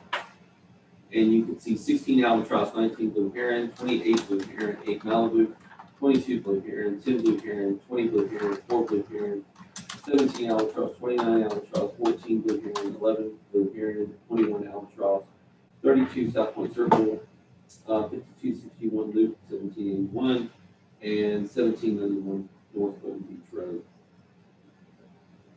You can see the class grades are, the subject is a 7 ST minus. I'm going to just list these off: 6 SS minus, 5 SS minus, 5 SS minus, 5 MD, 5 SS minus, 5 ST minus, 5 SS minus, 5 SS, 5 SS plus, 5 ST plus, 5 FB, 6 SB, ST minus, 5 SS, 7 ST minus, 7 ST minus, 7 ST minus. The improvement square footages are listed respectively. The improvement value and land values are listed respectively with a total indicated value of 304,260 per square foot median, for an indicated land value of 482,550 for a total value of 786,810. On the next page, you will find the more concise adjusted market value, what's called the uniform and tax comparable adjusted detail. And you will see the class adjustments that are there. 5%, 1%, 10%. On the next thing, you will find the map with the associated comps for uniform and equal. Most of them are in Keel Lake Road. One is on Fulton Beach Road, the other one is on Cocoa Bay, and the last one appears to be on Cape Valero. I don't think they have anything else. Y'all see anything else on your grid? No. Okay. I'm going to go into my grid. I guess their sales comps were just stuff in realtor.com. Yeah, I think they presented the like the listings. Yeah, right, exactly. Yeah, I think they just presented the listings for their sales, analysis. All right, in my analysis, the subject is 16 Blue Heron. The last time this thing sold was 15 years ago for $1,040,000. We currently have a valuation of $941,000. It's a 6 ST minus. We currently have land value of 482 and change. The subject improvement value is 462 and change. Okay, moving on. This is the pictometry imagery for the subject. You can see that we have 16 Blue Heron. 12 Blue Heron is the very first comp. That one sold for $1.14 million in March of this year. 7 ST minus, 7 ST minus, 3,200, 3,100 square feet. 1983, 2011, there's a big adjustment here. There's $79,000 worth of adjustment. You can see that when you take all of the elements that they're appropriately adjusted, you got 1.082 for comp number one. Comp number two is on luau, 25 luau. That one sold for 1.034 million. Again, you can see that the land values were congruent, 54,000 there. 7ST minus, 7ST minus. 3,200, 3,300 square feet. 1983, 2008. Big adjustment for the effective age there. That one comes down, when you look at all the elements, renders a value of $1,983,000. Number three, Curlew, 975,000, 7ST minus, 7SS minus, 3,200, 2,200. Comp is better from an effective age standpoint. There's adjustments for both of those. Renders a value of 970 when you compare all the elements. Comp number four is 13 Albatross. That one sold for $941,000. That is a 6SS minus. This is a 7ST minus. You can see that the land element on that one is better. So there's a big adjustment there. The effective age is better for comp number four. There's a big adjustment there. Renders a value of 977 and change. This value, median value is 989. It's currently assessed at 945 and change. From a market value standpoint, it's supported. Going to equity. From equity, it's also supported at the median value at 993 and change. You can see that these are not necessarily sales, but they are. We're trying to get to similar classifications. 7ST minus, 7ST minus, 7ST minus, 7ST minus. 3,200, almost 3,100, 3,300. You can see the appropriate adjustments for effective age. Those, and then on comp number 3 and 4, 7ST minus and 7ST. You can see the adjustments for both sides of effective age. Renders a value of 993 to support the value of having some.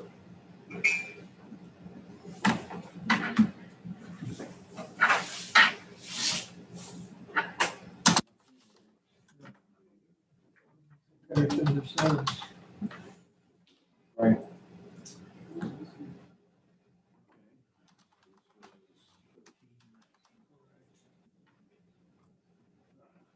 I'm gonna make a motion on case ID 2021-1319, account number 25246. Considering Q1 incorrect appraised or market value, Q2 equity value, Q6 exemption was denied, modified, or canceled. The homeowner or the homeowner's agent did not give any evidence of this. Q7 change of use of land appraised as agricultural. This is does not apply because this is a residential property. I move that we maintain, keep the 2021 appraised value of $945,050. All in favor? Aye. Case closed. Open case on ID 2021-1320, account 251,291. The Andy and Karina Winter, Keel Acre Unit 5, Lot 25, Lot 16R. The account number is 25291. Values over market value, value and equal compared with other properties. On the evidence, you see number 1 and number 2 are there. It says for sale comps, number 1, and the appeal package is number 2. For 2021, the property owners asking the appraisal review board to lower the value to $960,000. They have made no new additions to the home or improvement increase. Please find a similar homes nearby that are currently for sale that are similar to the subject in the same area, as well as the attached appeal package. Thank you for your consideration. I do not intend to appear at the hearing. Alyssa Gibson. And they show 13 Curlew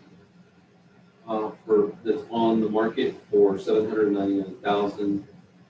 And there's a description for that particular property. Keel Acre down front.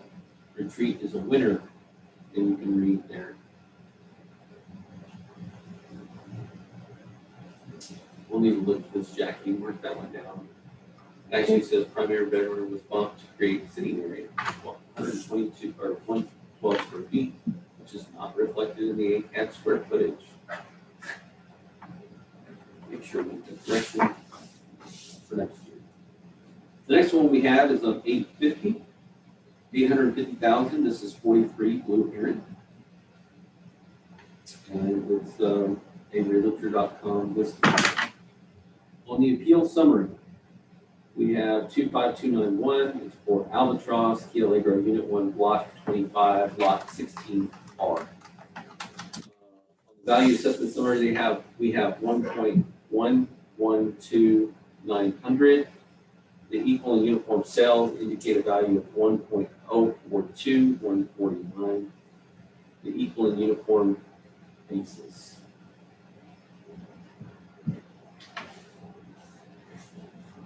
And I think, anyway. Okay. On the next page, you'll see they have equal and uniform tax comparable analysis. And they have 16 Albatross, 2105 Crescent, 10 Blue Heron, 2007 Bay Shore, 29 Albatross, 4 Pisano, 18 Albatross, 11 Albatross. And they have classes. The class for the subject is the 7ST.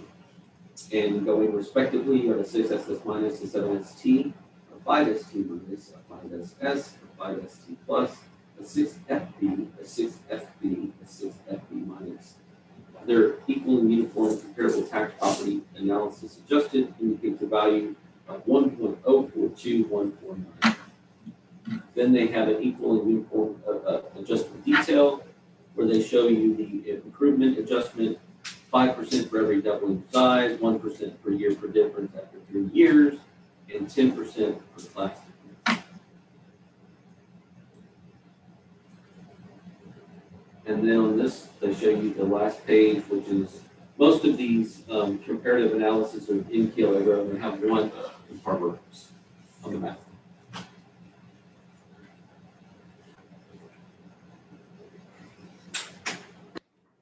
Okay.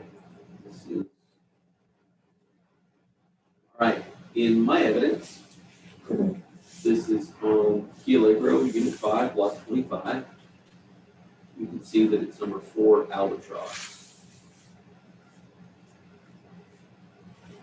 Let me see. We show this as 75% complete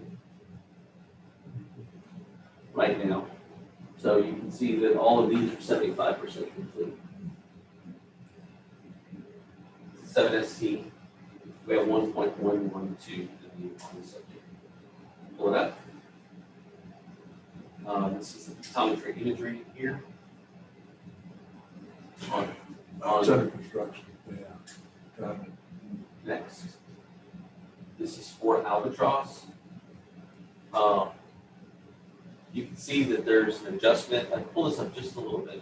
I think there's it's not here. The adjustment is here. It shows the like each one of these. The system knows that the comparables are 100%, and because they're sales, and pulls the adjustment off for each one of those. That's the reason that there's such a large adjustment here for something that's relatively similar in size. There's $200,000 adjustment there. So that is the adjustment. That's the adjusted value. Yeah, yeah. It pulls it off. It pulls it off in the system. The subject, the comp sold for 1.394. When adjusted, presents a value of 1.029. Comp number 2, this is all comps adjusted for the MA level for 75% at the top. Sometimes we put that note in there to help with a reminder that this is 75% complete. This one sold for $993,000. If it adjusts out to 1.128, you would say, well, yeah, but it's only 75% complete. Yeah, but it's also almost not quite twice as big, but it's much bigger than that sale. So it kind of has forces going down and forces going up. Comp number 3 and 4. This is on Albatross, sold for $948,000. Bay Shore sold for 1.7. These are, the 1.7, so is a 7ST, so is the subject, 4,600 square feet, 4,100 and change. You can see the difference in the effective age. That one's adjusted for the 75% complete. That renders a value of 1.166. This renders a value of 1.148, I'm sorry. The median value for all of those appropriately adjusted is 1.138 that supports the value that we have. On the next grid, you can see that the 1.115 is the median value. These are not necessarily cells, they're just other 7STs. It looks at the land element, so you can see the very first comp, albatross. Those are going to be on the same land table, they're very similar. And you can see that the only difference is probably just in the few square feet that they have or something like that. As you can see, 7798, 8100. So it's probably just in the price per square foot. There's a $5,000 adjustment for that. The other one on Blue Heron, again, is very similar as far as overall land value. It's also 7ST. These are all 7STs. We try to get 7STs that are large. The subject is very large. It's 4,600 square feet. You can see the median value of 1.115. Continue on. Top number 3 is on Blue Heron. Again, you can see it's a 7ST minus. It's big as well, so it's a good comparable. That's the 1.113. And that's what we got.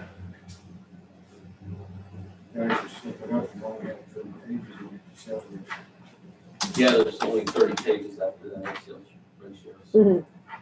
How many? 30. 30. Mm-hmm.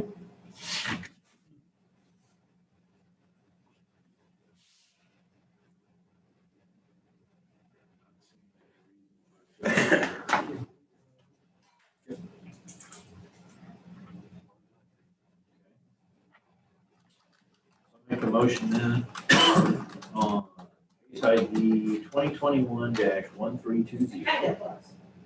Account number 25291.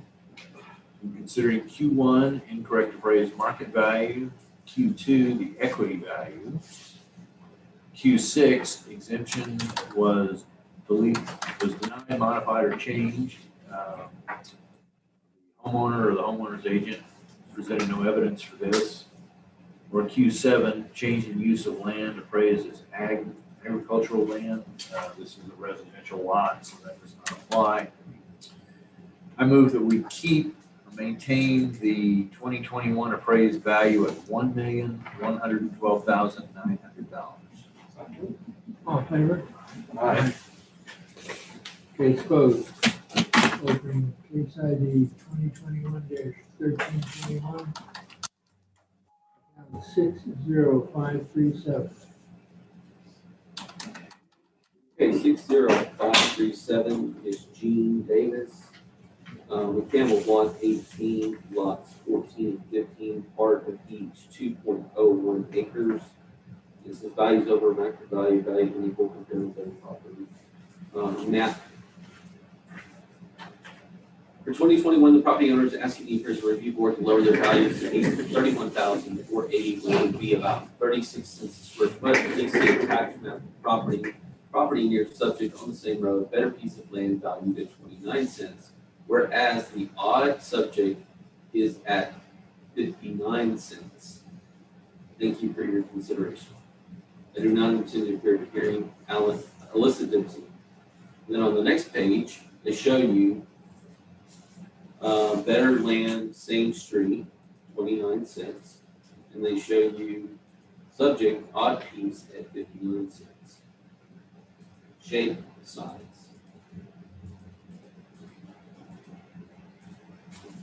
So let me go into my evidence.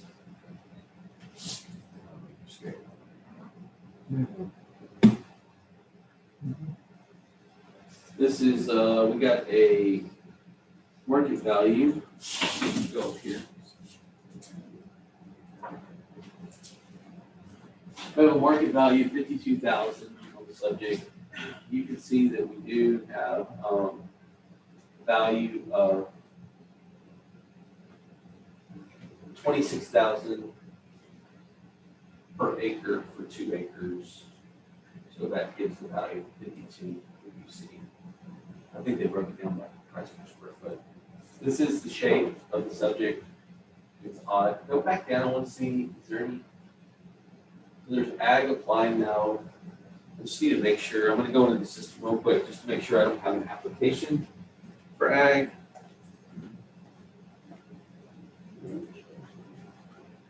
No, I don't show an application on file for ag.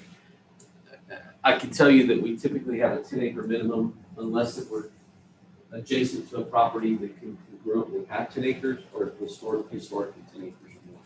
So this is only 2 acres. And what I mean by that, go to pictometry on this one. So if a property owner owned this, but they also own this, and this were all agged out, then they could have that too. But otherwise, they don't typically have ag. And I do not show them on file. What's on it? Is it, it's just land? Yeah, I think it's just land, and I think with these things, we're really, I think this is shifted a little bit. I think it's on the next card, like all those elements are on the different cards. So the gap in between the red line and the blue line. I believe there's something going on there. I wouldn't know unless I investigated it, like, because, yeah, Mundine Road really kind of, if you zoom out a couple of times. Zoom out. So Mundine Road was supposed to go like this through here. And it somehow over the years it went like this.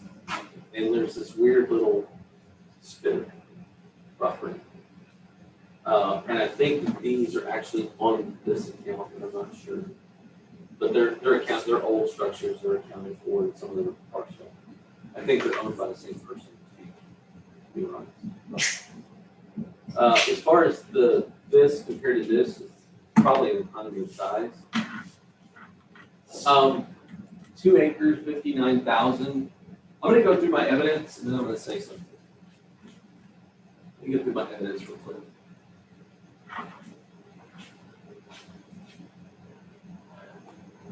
From an evidence standpoint, sales in the same area, which is this Campbell area, indicated value of 65,000 per median, which supports the value of the 52 million on it.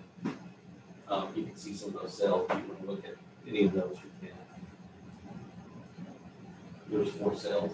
From equity, the same thing. It's on the price per square foot for analysis purposes. Again, the 52 is what's supported because it's probably on the same table in the same room table. Having said all of that, go back to the pictometry imagery. That's a funky lot. That lot is funky. It probably, I'm going to agree with the property owner's agent to say, not from a size standpoint, but from a shape standpoint, it's got some obsolescence. I recommend throwing like a 20 or 25% adjustment at it and go down the road. Yeah, for sure. Yeah. It's usable. It goes 75% there. Long, skinny house.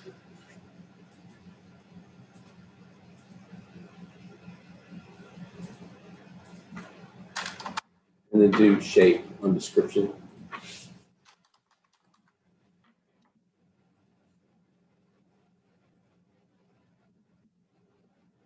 That essentially gets it close to what they were asking for in the 30s anyway.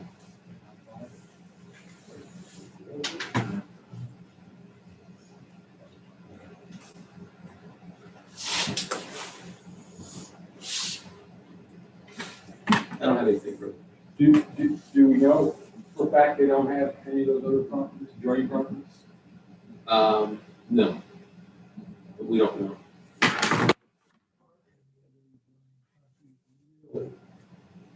Because there's this gap.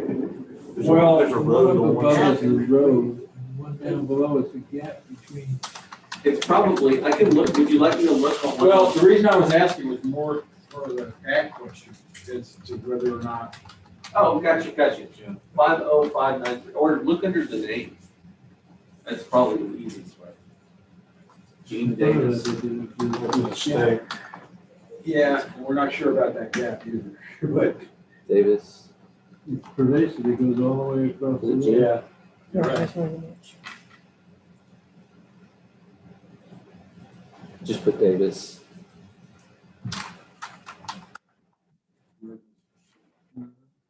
Okay, so it's Gene Davis McCampbell Trust, right? Is that right?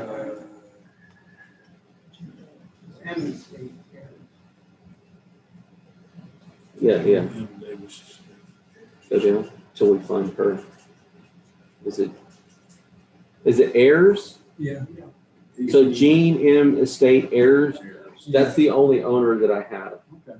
So, it would be by ownership. So typically, I'm trying to even see if there's anybody in that same subdivision. Keep going. Do it by legal right here. Hit the legal button and scroll up until you find her. So it's the McKay subdivision. I don't see anybody else in McKay. Okay. Yeah. I got a quick, just a curiosity question for you, doesn't apply to this case, but the road right of way that basically never happened there, who would own that? The county or the city? So typically those are done by ordinance, or they're done in a commissioner's court meeting where they abandon it, and the adjacent property owners that own it at the time have the rights to it. Okay. And sometimes they charge for it, sometimes they don't. So Okay. You basically have to account for every square foot of your land. I try to, yeah. Okay. All right. No, it's not always easy. I would say. Okay, just curious. Five, okay. So I'm gonna make a motion then on case ID 2021-1321, account number 60537. When considering Q1 incorrect appraised market value, Q2 the equity value, Q6 exemption was denied, modified, or canceled. No evidence was given by the property owner's agent like this. And Q7 changed the use of land, appraised as agricultural, was checked, and no ag exemption application was found. I move that we lower the 2021 appraised value from $52,670 to $39,500. All in favor? Aye. Case closed. Opening case on 2021-1322, account 65054. Okay, property is Beeler, Marion, Little Bay Shores, number 1, block 1, lot 18R in 2022. It's account number 65054, value over market value, but value unequal comparison for the properties. The appeal summary is 7 pages. For 2021, the property owner is asking the appraisal review board to lower the value to 741. Please see attached appeal summary. Thank you for your consideration. It is 1724 Sorensen, Little Bay Shores, number 1, block 1, lot 18R in 2322. It is a 5 plus. You can see that the value assessment summary indicates the market value by the CAD at 904,510. The uniform and equal sales analysis indicates 741,603. So uniform and equal basis 741,603. Market value basis 752,656. On their uniform and equal tax comparison property adjusted analysis adjusted, you can see the reference is 17.4 Sorensen for the subject, 1705 Bay Shores, 2605 Encina Drive, 1717 Bay Shores, 2001 Glass, 1607 Bay Shores, 2101 Harbor Court, 2304 Shorewood Court, 2621 Encina Drive, 2116 Harbor Court, where their equal and uniform analysis indicates a total adjusted value of 741. In their next page, you'll see the adjustment price per square foot for class, improvement adjustment, agent adjustment, and class adjustment. On the next page after that, you will see the analysis of the map for where the comps were derived from. You know, and those are from the stuff to the south is Little Bay Shores, the stuff to the north is Harbor Oaks. The next one is the market sales comparable property analysis adjusted. And you can see that the sales used were 302 West Orleans, 415 St. Francis, 209 Doral, 23 Bahamas South, and 105 Boardwalk Avenue, with a rendered value of 752 and change for their analysis. And here you can see the subject property sales indicated right here in the map. So they're from everywhere in the peninsula. That's what you got. All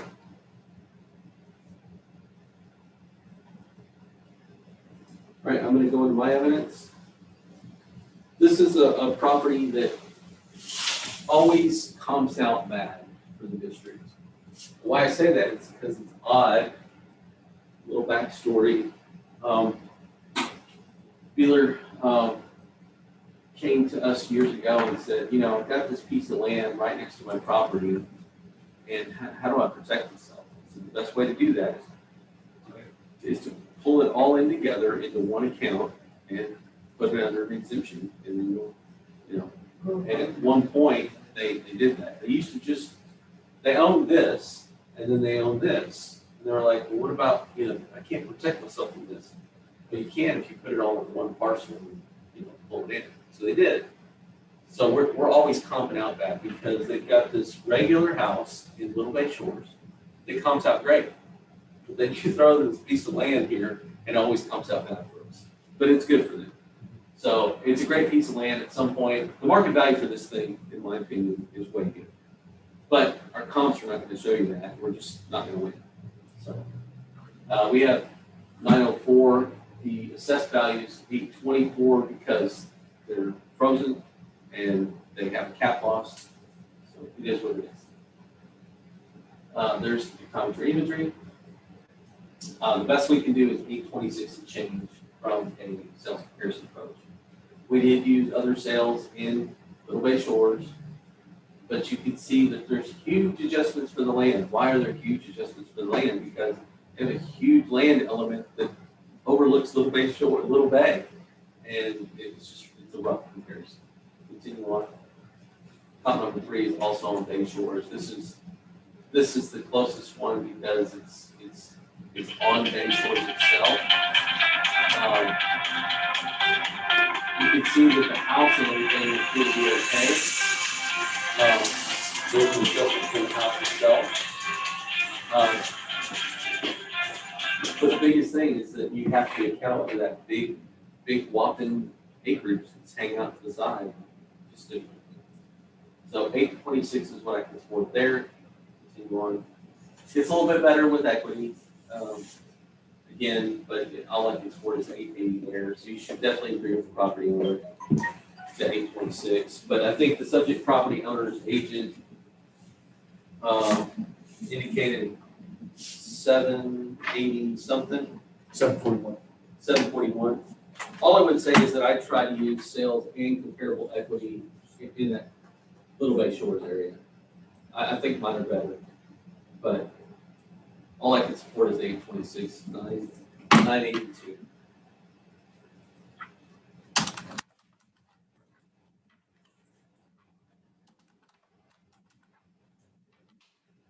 We had 1607 Bay Shore and his comparison equity, which is where this 741,603 comes from, that they suggested. But that's different, you know, that's a different calculation, or at least a different result than what you have on your equity comp. So, which I would think.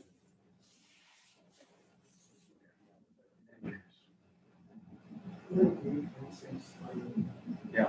Yeah. What did you say? 826,980. That's the. That was 820.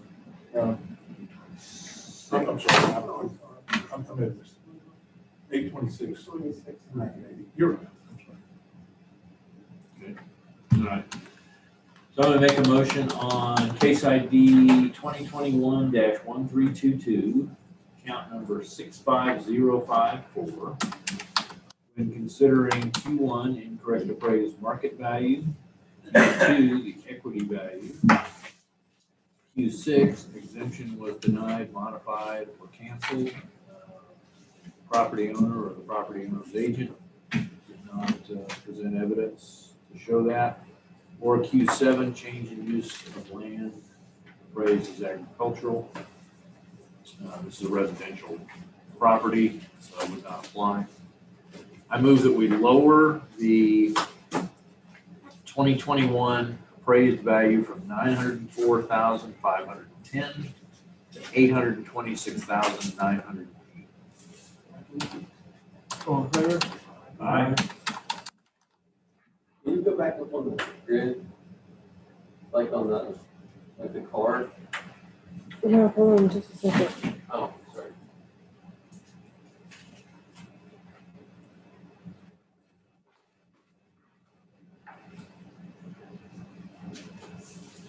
Yeah, it doesn't even affect her. That's tough. Like her assessed value is even lower. Oh, than- yeah. Right, so it won't affect her, okay, taxes then. So, because her assessed value is at 124. Yeah. That's it. Mm-hmm. I need to see if there's been any other, any other developments.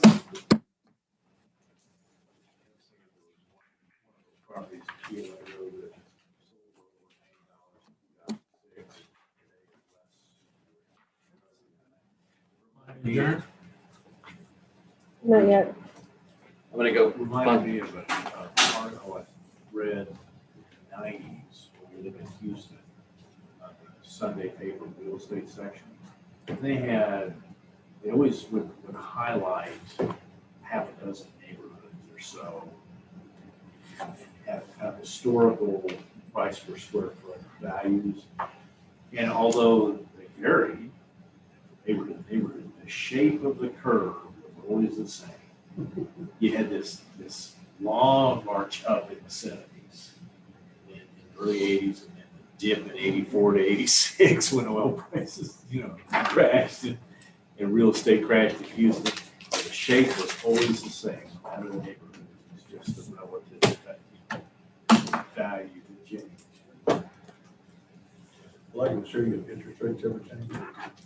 This is not going to be the same. Oh, yeah. People are paying these prices because the interest rate Right.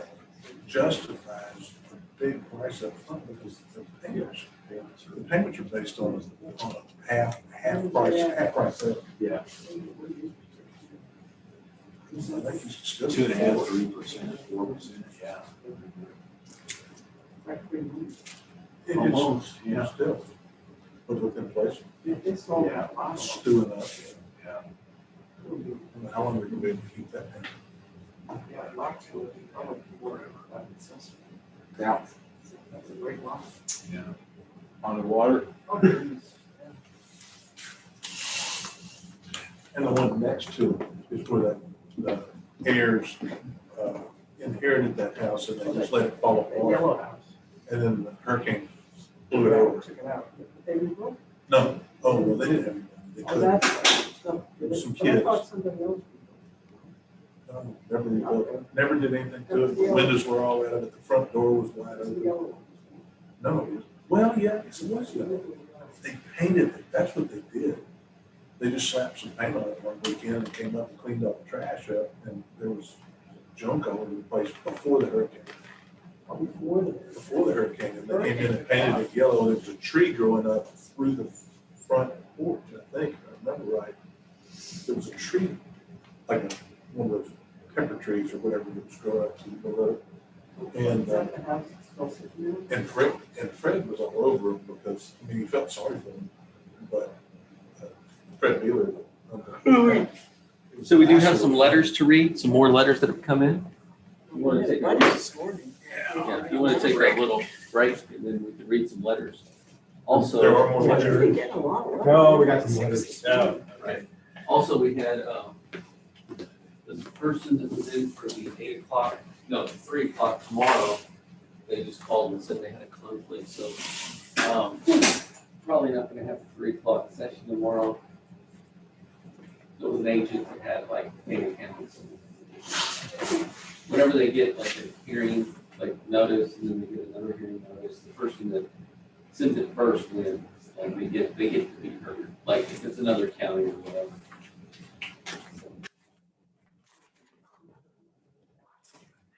That's the 3 o'clock time. Yeah, that's just today. So I think we'll just have the 1:30, yeah. We're gonna wait, We're gonna take a small break today. Or small break? But yeah, the house is eventually.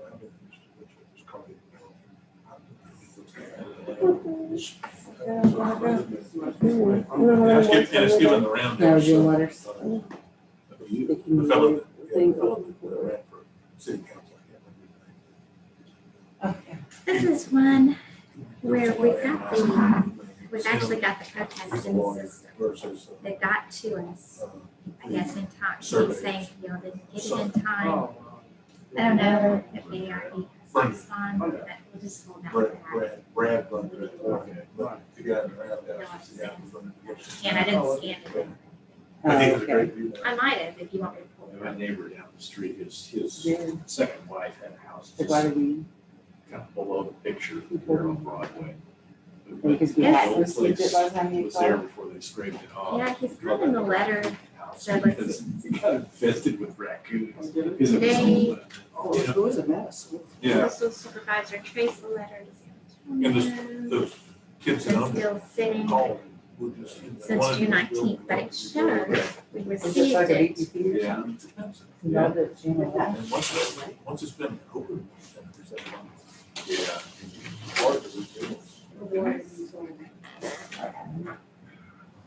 There's no Maybe they did. I don't know. Let's keep this. Yeah. It's in the system. That's weird. Yeah. Questions?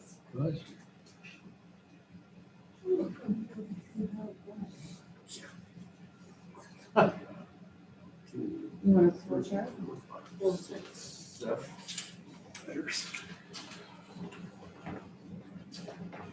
All right, first one is property ID 1925 dash 065 dash 385 dash 000. From Alfred and Fiona Robbins, Ingleside, Texas. Says, Mr. Powers, I tried to get in to talk to you, but it's impossible. I turned in a protest, but it was 1 day late. Would you please talk to me or send me to the ARB board? My location is 1736 FM Road 1781, Rockport, Texas, the old Tetford. It burned to the ground, nothing there, burnt all the trees and whole houses. We are trying to get someone to clear it. It is not worth the same value. Thank you, Fiona. Robbins? Which account number was that? It looks like 1925-065-385-000. Is this the afternoon, agenda item Yes. 3 afternoon letter? And the account number again one more time? Well, that's the GOID. If you look over here, this is one, no, it's not on their letter, Oh, sorry. but that's the Okay. account. 58311. Thank you.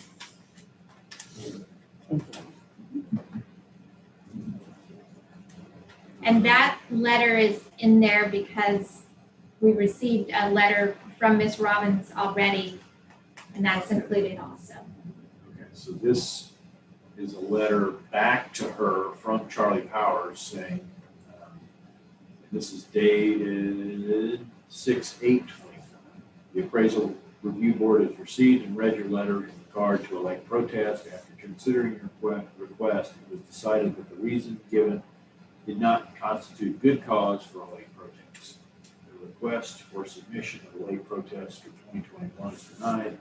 Thank you for contacting us in this matter. And that other letter has a date of 2 or 4 on it, I believe, and then the newest letter is 6/14. Okay, yeah, the original letter was June 2nd. So we already acted. Yes, we already acted on this. And she didn't, other than burn down, she didn't say why she was late.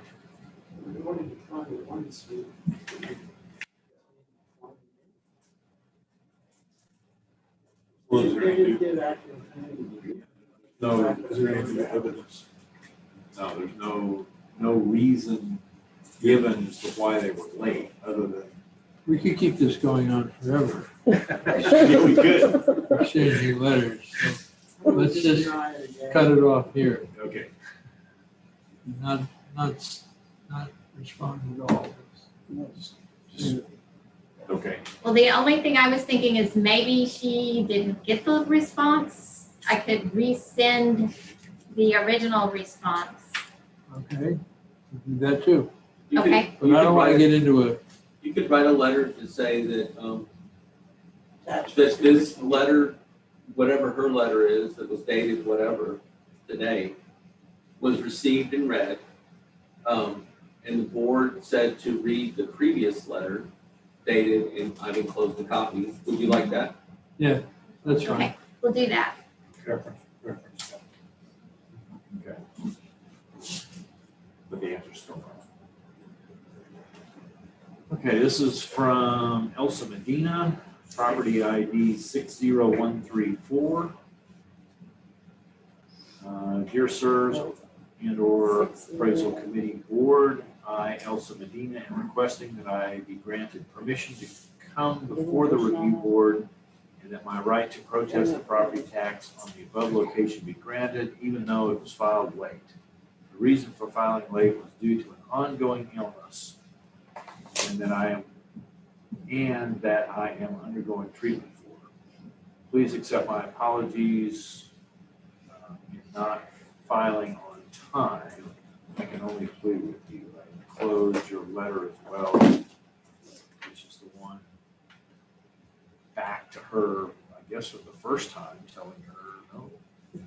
That's a form letter that we send out when we receive something that's after the protest deadline. Okay. Okay. And that was sent the 17th. She responded the 24th, and today, came in today, the 28th. Still no reason other than that she's ill. Health issues.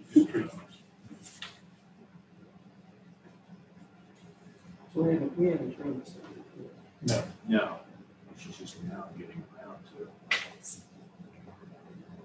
I'm thinking no.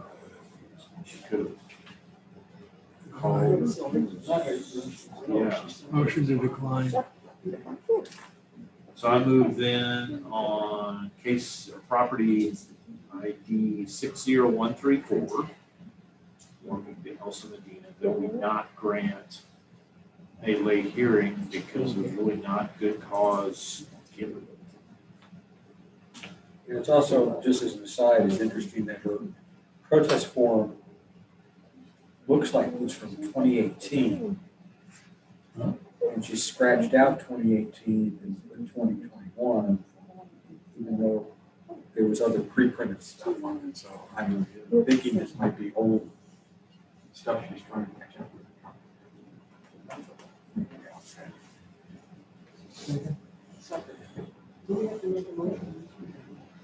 All in favor? Aye.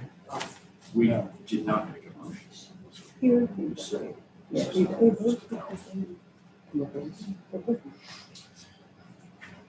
Do we need to? First one, So, should. Okay. Oh, So I'll make a motion then on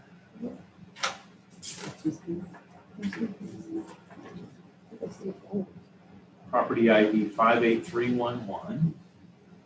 We not grant Alfred and Robbins late hearing Based on plans. based on prior decision. all in favor? Aye. Uh,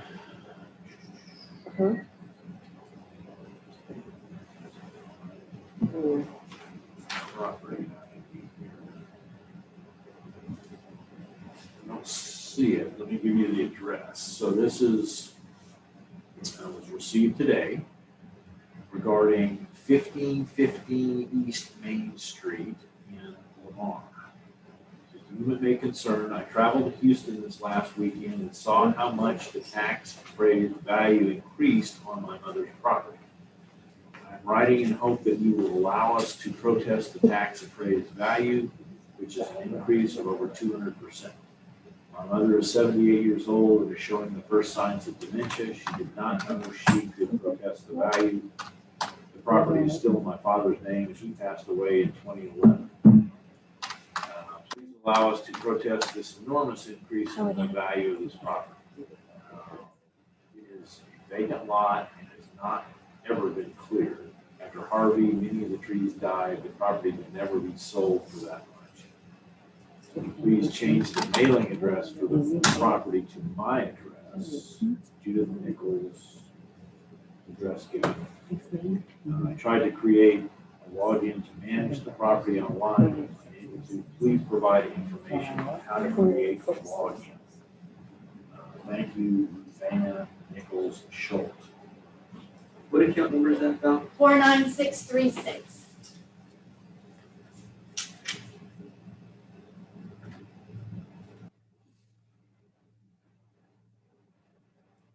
I can answer the question about the login, the login only is good for a certain amount of time, and it's associated with the protest deadline. So it makes sense that she would not be able to log in right now and create a protest because that's how we create it. That's how we set it up. That's how you close the door. Yeah, that's how you close the door. And I have a note for the appraisal district. We'll answer her question on the mailing address and the login. Okay. We just want to concentrate on the protest request. Okay.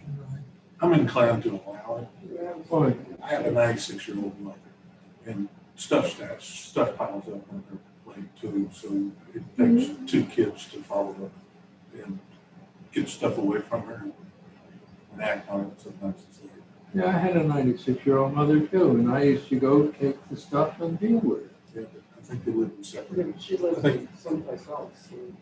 Properties here. one lives in New Braunfels, the other lives in Houston. I don't agree. That's okay. I don't agree either. I would say if the property is still in the father's name and passed away in 2011, and they've not changed the property, that was 10 years ago, she would have been 68 years old now. I mean, she's not showing personal responsibility there. Not just changing the meaning. Yes. Well, I'm still inclined to agree.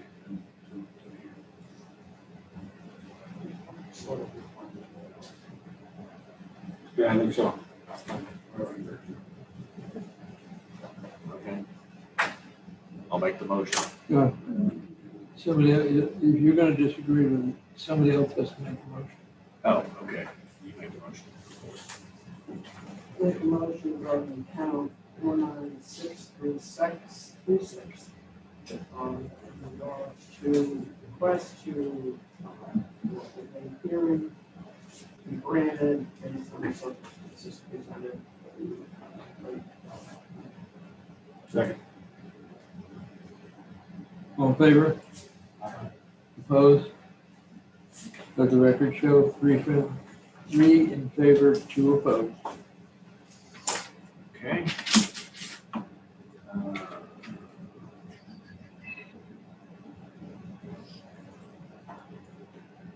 Let's see an Oh, here we go. What's that I got it.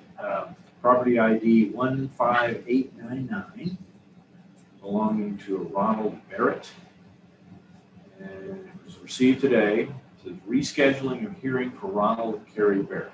Today, June 24th, I called to determine why I was not aware of our scheduled hearing date and time. I was informed documentation was sent to our address close to the 1st of June with a hearing date of June 9th, 2021, time of 8:30 a.m. I believe that your team mailed the document with these details. However, I have never received them. Given the circumstances around my health these past 5 months, is it possible it is possible I may have thrown them away thinking it was more spam mail. I am now declared 100% disabled, and I am asking for review board to allow me the opportunity to appear before the board and plead our case.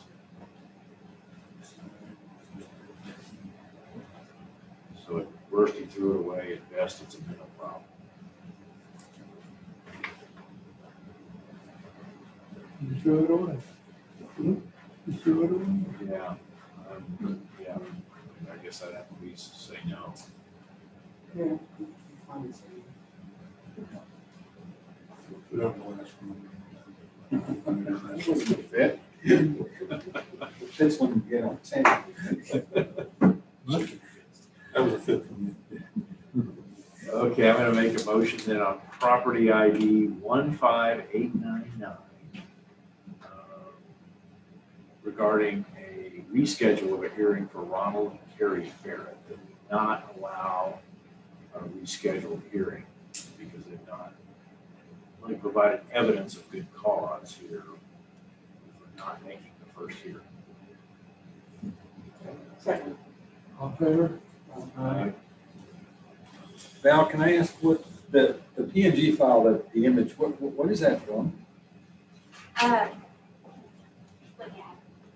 It's the other. And you included it in the. Oh, it's from our system, the PAC system, and it shows the date the letter was mailed. It's not anything from the post office, but it's Okay. what's generated when we print out that letter to mail it. So. The notice of single hearing on 5/20/2020 is when it would have been generated. Yeah, so does this seem to indicate that the letter to the, this is the notification of the hearing date? Yes. Okay, Yes. thank you.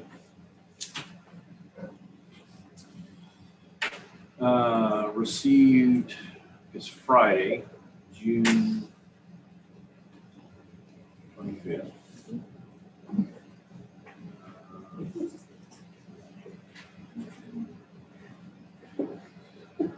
Property ID 64755.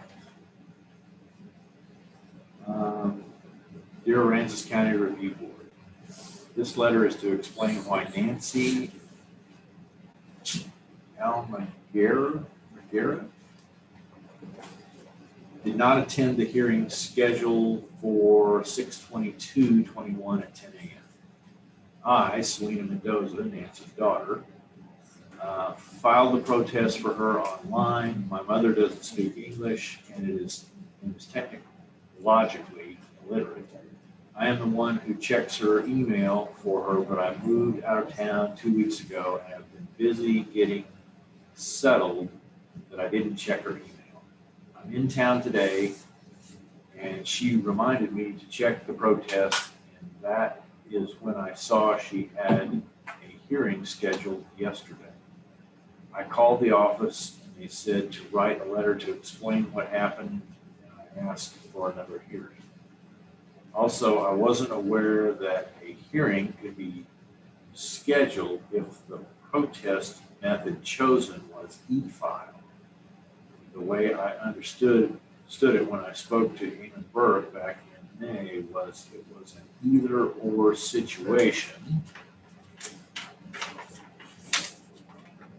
I apologize for the misunderstanding and ask that you please grant my mother another hearing. I'll be more attentive and make sure she doesn't miss it. necessarily Selena Mendoza. I guess it's Mendoza, yeah, okay.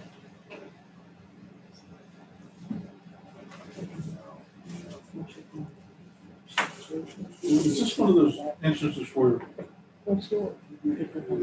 if they ask for a reschedule within 4 days? She missed it because she didn't know about it. And then you have 4 days to request another one, is that, am I mixing something up? For good cause. It's always for good cause, right? Yeah. It's always for good cause. So we have a good cause here, it's a shame she didn't check her mom's email, but personal responsibility kind of thing. The, just so you know, the online pins are sent to the property owner themselves, just like the hearing notice, the appraisal notices are sent to the hearing. And so it's meant for the property owner, you know, and if they want to choose to try to do something. All I would say in regard to this one is that if the daughter knew that the mother was technologically challenged, why would you do an online protest? Why would you just not send them a mail-in protest? And say, Mom, sign here. And you're gonna put that on your mom, or? But even if she did it online, she still would have gotten mail. She would have gotten mail. Yeah.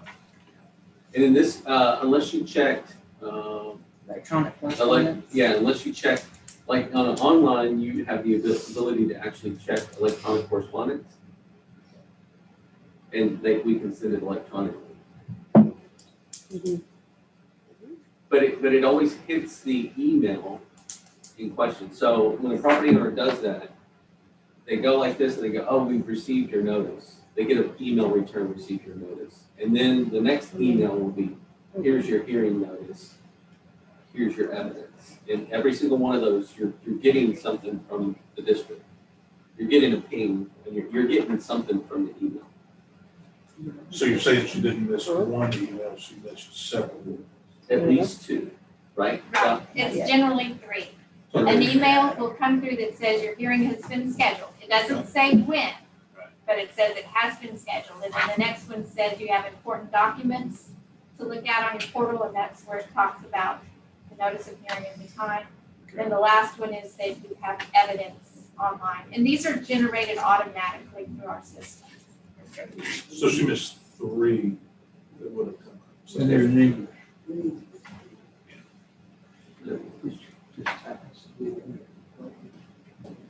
Okay, so I'm gonna make a motion on property ID 64755.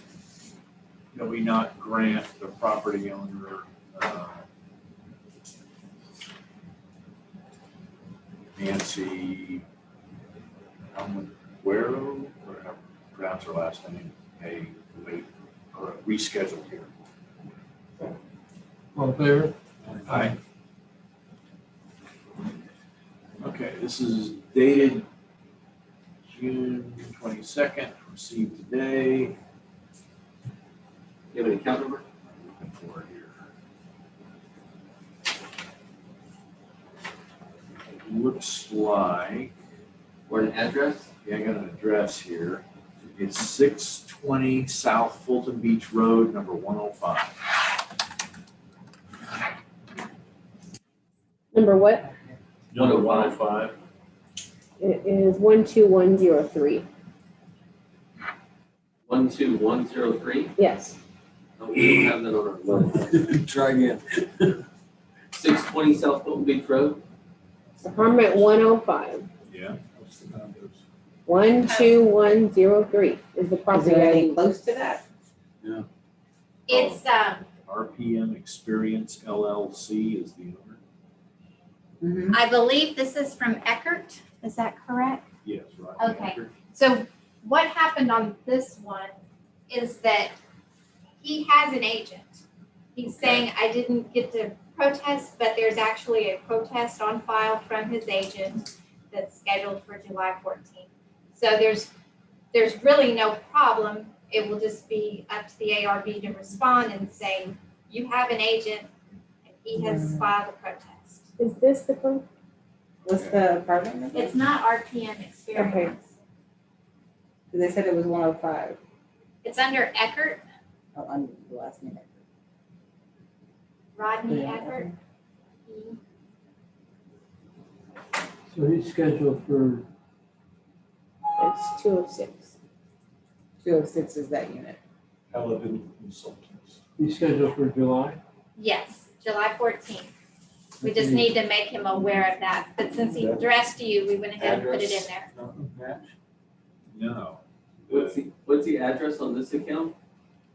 Jackie? 206, 620, South Fulton Beach Road, apartment 206.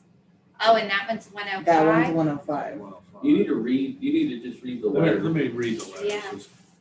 I just placed a phone call to the appraisal district and spoke with Barbara regarding not receiving the appraisal notice for 620 South Fulton Beach Road, number 105, Rockport 78382, RPM Experience LLC. She informed me that the appraisal notices had been sent to homeowner in April, and for me, that should have been sent to my home address in San Antonio. I've informed Barbara that our neighborhood mailbox had been broke in around that time. Unfortunately, I had been out of town and lots of mail was stolen. I just realized that this piece of mail was likely lost in that break-in. Following a conversation with a neighbor in Rockport last week, when I asked, and they confirmed that notices had been sent. Having just received a digital copy today, I am asking for your support in extending my review period with an option to protest if I decide to go that route. I appreciate the consideration given the significant jump in my property value and the lack of awareness of this increase prior to today. Signed, Rodney Eckert.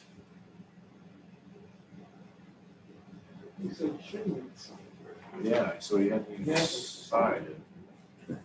Do we have a protest on file for the? For the other one. For the 105? Not this one, no. The 105, no. Okay, so, and did they say that in the letter?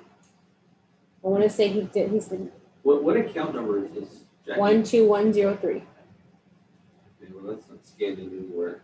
I can't see it. I think she scanned it in under 12118. Okay, well, let me look at that.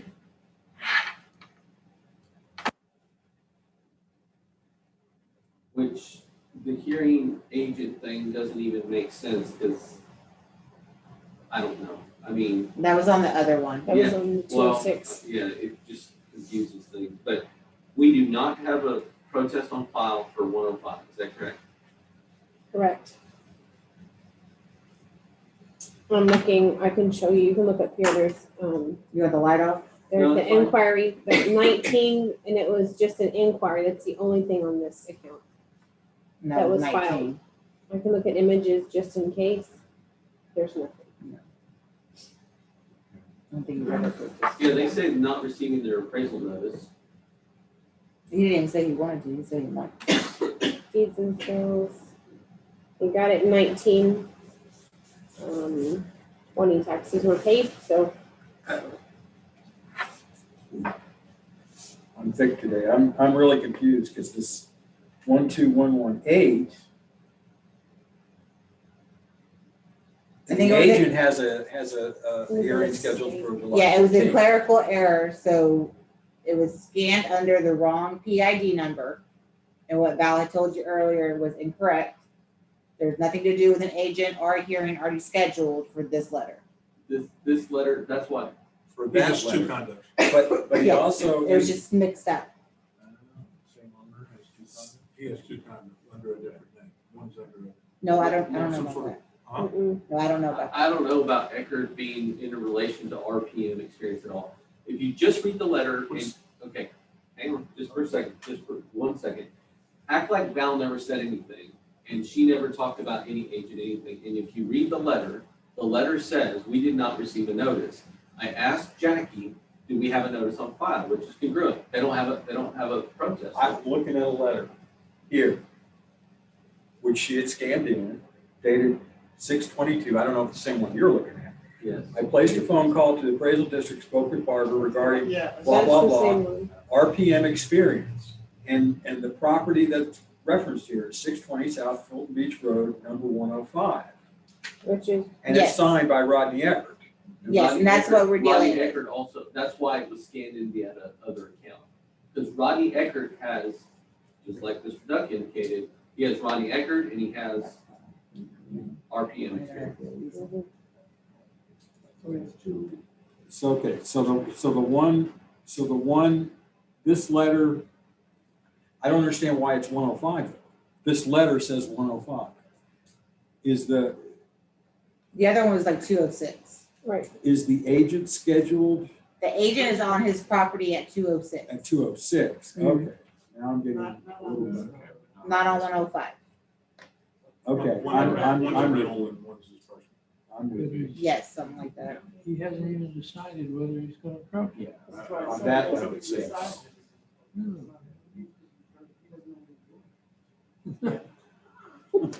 What's the option? Options are nice. Yeah, right. It's good to have options. I haven't decided yet, so. Okay, so I'm gonna make a motion now. Charlie hadn't decided what he's gonna do. Yeah. Strangling or shooting. Okay, property ID 12103, I'm moved that we not grant Rodney Eckert a late hearing. Because no good cause has been shown here. All in favor? Aye. Who's on first? Yeah. Two more. Two more. Well, actually, We're almost there. there's It's really hard to decide. Oh, three more. You know, you're becoming a real problem. You just got those in just now? no, but we were putting those in when you came up, and that one wasn't in, and it's kind of a funny one, so. Okay, can you read the ID first? Funny how. Okay. For address? 116 Reserve Lane in Lamar. And let Jackie tell us what ID that is. Okay, here it is right here. It is 71035. Which we don't have scanned in. 71035, correct. Oh, did I not? That's why I say we were kind of doing it when we came back, so if Go ahead. I apologize, I must apologize by saying I missed your letter in the mail with the 2021 notice of appraised value, as well as the deadline of May 28th for the protest filing. I am asking if the ARB will allow me to sit and have a hearing by phone or in person regarding my property at 116 Reserve Lane. I appreciate your taking time to review my request. With a sincere mea culpa, Daryl and Beth Calderon. No good cause. Good cause. Okay. So I move then on property ID 71035 that we not grant the Calderons a late hearing for lack of good cause. All in favor? Aye. Was that the funny one? no, that'll be the very last. Okay. I was gonna question her. She had to think about it. Ready for a chocolate? Well, no, and I didn't mean humor, it's just, yeah. Whatever. But wait, there's more. Oh, my God. You tell it's late. June 26th, let's see, property ID 61291.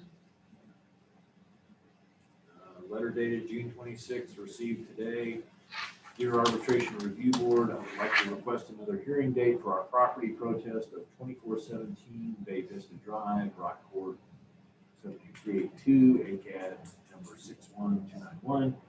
Since I had not heard anything regarding our protest, I inquired about our hearing date with the appraisal office last week, at which time I was informed that we had missed our scheduled hearing on May 27th at 10 a.m.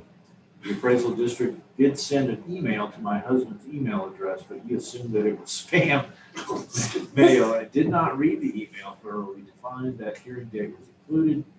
as an attachment. Should I keep reading the letter or No. should we just, okay. So, That's enough. okay, so I move on, ACAD or property ID 61291, that we not grant, the second hearing to Aransas. Aye. Aye. Is this the top one? I feel like Karnak, but I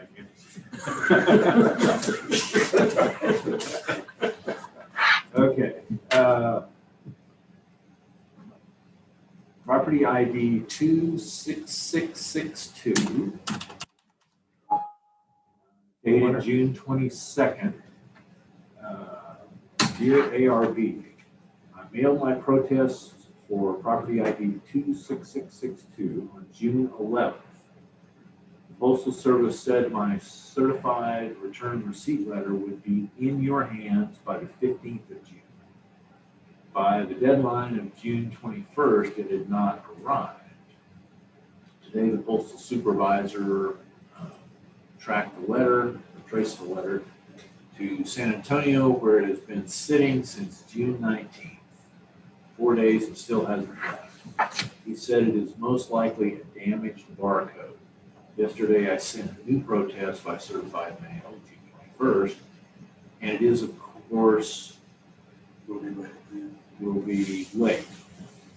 Please allow us to protest due to circumstances out of our control. I mailed plenty early to make the cutoff.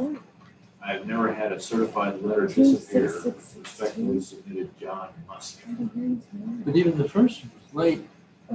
Yeah. First one, we're sending. No, but Jude sending to the alley. The circumstances are that the protest is actually in the account. I haven't had a chance to research it Go thoroughly. to property, go to property, go to events. And show me the date, the date. This, Yeah, the notice of appraised value. Notice of Beyond appraised value. 28th, I think he's had mentioned another batch. Hit preview. Remember? Yeah. I'll wait till, I want to see the date. Loose. So June 21st is the Sticky notice note deadline. This is Right. ag. So this is Yes. timely already. Yes. So it's It's timely and it's in the account. Since it was addressed to the ARB, we're going ahead and putting it to you so you can read it, but everything is in order. Close that. We did And then receive the protest. And then close that, and then I want to see the hearing. So you're scheduling yet? meeting time, 6 minutes. No, we have not scheduled him yet, I don't believe. We have not scheduled this account. Have you even gotten Have we gotten any notice? any notice that either the 11th or the 21st? Yeah, we have a notice on file. We have a notice of protest on file because Yes. there's a protest created. It Okay. exactly matches the one that he sent in the letter because he put a notice of protest with that. It is the protest that's in the So account. So go into general right here. General. I'm sorry. Okay. You notice where the status says protest received? That's the hearing status. So this is timely and we have it in our hand. We just have not scheduled it yet. and that would be the return response to that is everything is moving forward. It just simply has not been scheduled yet, Okay. Right. But it's addressed to you, so. right? Is Yes. that a reasonable response? I think Yes. so. Yes, Right, and, well, That would be. and if it wasn't addressed to you, we would just send a letter saying we have it. But Yeah, since it was, but we'll just do a response saying everything's in order. everything's in order. I see. What? You're kidding, the letter went through. You said that out loud. That's where he lives. Oh, he lives in I didn't Corvallis. say- Corvallis, okay, so let me make the motion then on property ID 26662. We grant the owners, Carl Muska, a hearing because his protest was timely, but the hearing has just not been scheduled. All in favor? Aye. All is well. I said, All in favor? aye. She was on top of that. All right. Okay, We gotta close the meeting. So here for everybody who wants to see that. Mr. Key. If they gotta close the meeting. They did close the meeting. There was a record to adjourn. There was a second, right? uh-huh. Oh, I didn't hear. No, Okay. yeah, I didn't this hear. slide is.